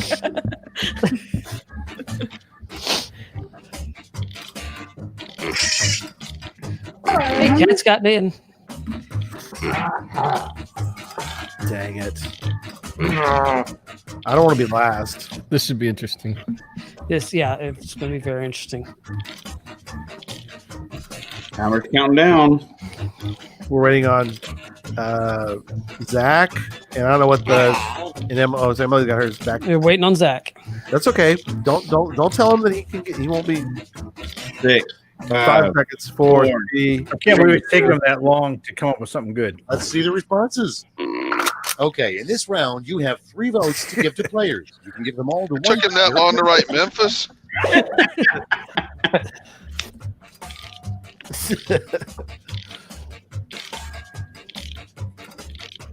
So the answers are Fred, Poopy, Memphis, Chatty, Floppy, Farty, Sleazy, and Gassy. Hey, almost all of them except for 2 ended in Y. Yep. It makes you ask the question. That is why? crazy. Well, most of them are sneezy, dopey. They all have a Grumpy. Y at the end. Dancer, Prancer, right? No. Donner and Blitzen. So most of them have a Y.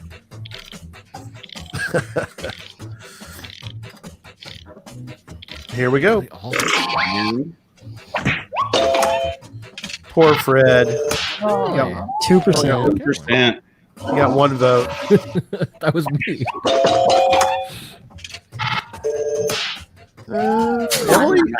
Emily didn't get many votes at all. We may have a different winner. Chad's 3rd. That one got flushed. Yeah, really.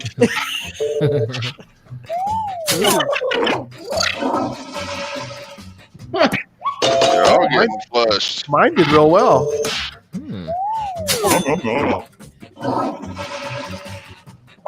Oh, there's mine. I didn't do it. My audience didn't like mine. Thank you, audience. No, I'm kidding. These are 2 good last ones. Oh, sleazy one out. So close. 6 audience members. Sleazy. Yeah. Well, he took like 60 seconds to figure it out. Yeah, he took all the time. It's a good winner. It's over. Let's take a look at the final scores.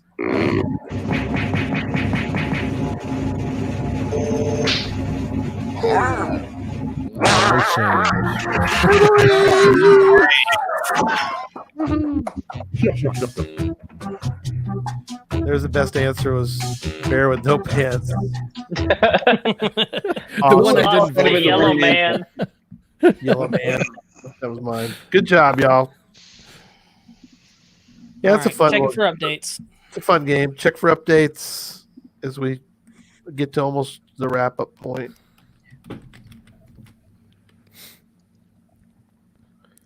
And still looking, bringing it in, refreshed. Checking the number. Did we break it? Did we break it?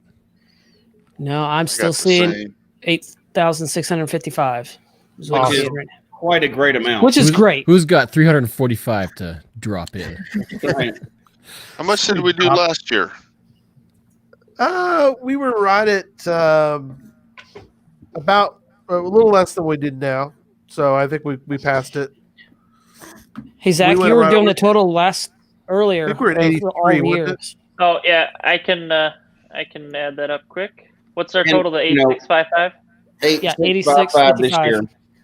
So it's worth mentioning that just like last year and previous years, as people, if you're listening to this and you were on the video tonight, if you're listening to audio, the campaign is still open. I think for the next 30 days, so you can still donate. The prizes are kind of over, but I think it's important to remember that it's still about St. Jude, and you can still donate any little bit that you want after this show's over.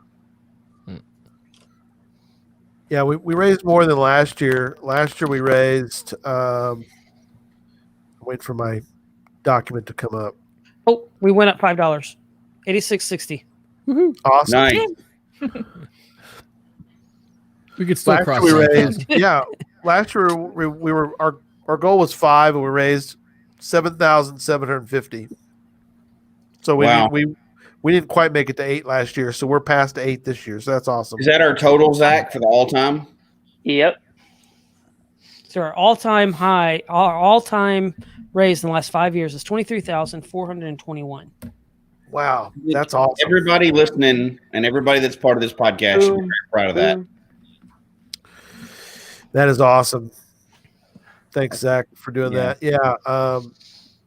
So Math? some of the numbers.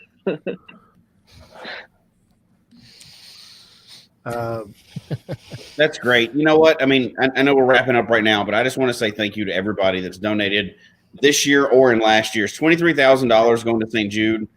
You know, we're goofy and silly this whole show, but people were sticking there the whole time. They were hanging out and hanging out with us for the whole time, and we raised a lot of money, and we can't say thank you enough for that. Yeah, thank you. Some of the things, let me share real quick as we're wrapping up.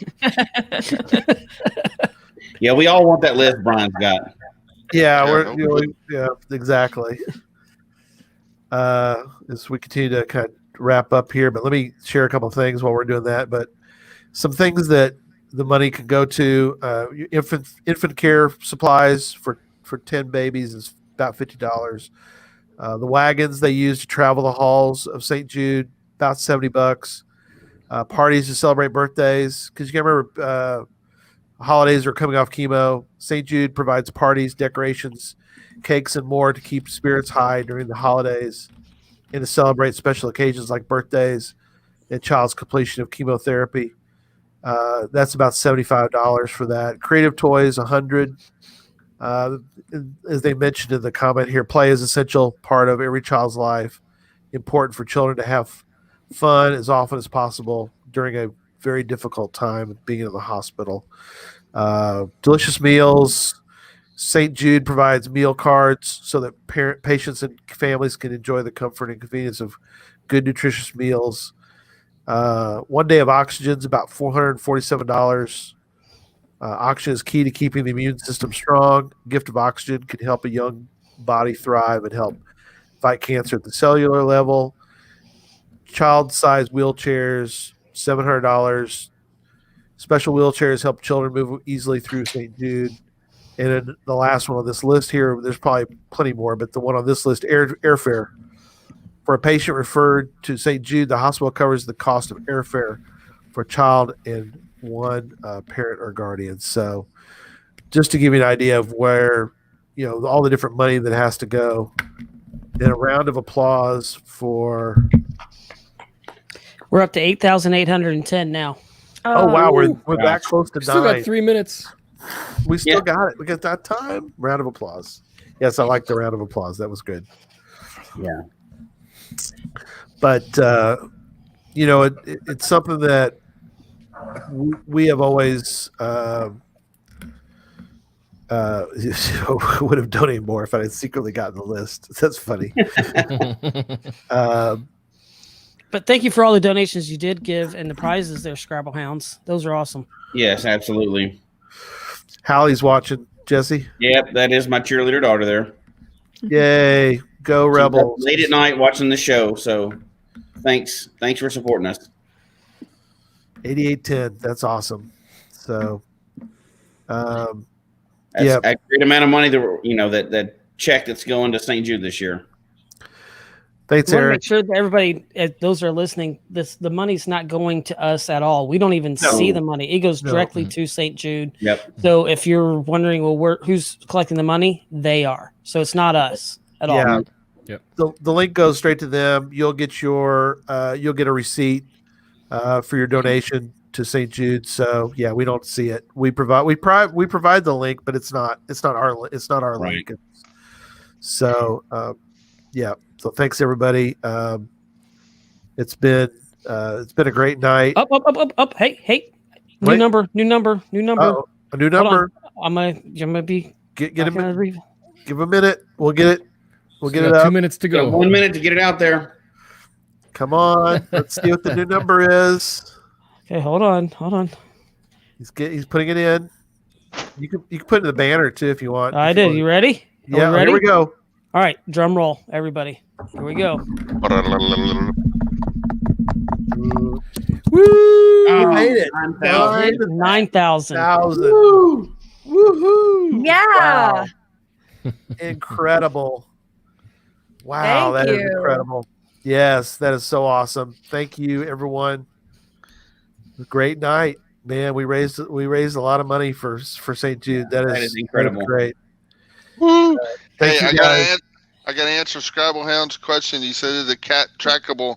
Yeah, because he disappeared for us. So where am I at? He's got a tile. He's got a tile. I put a tile on him.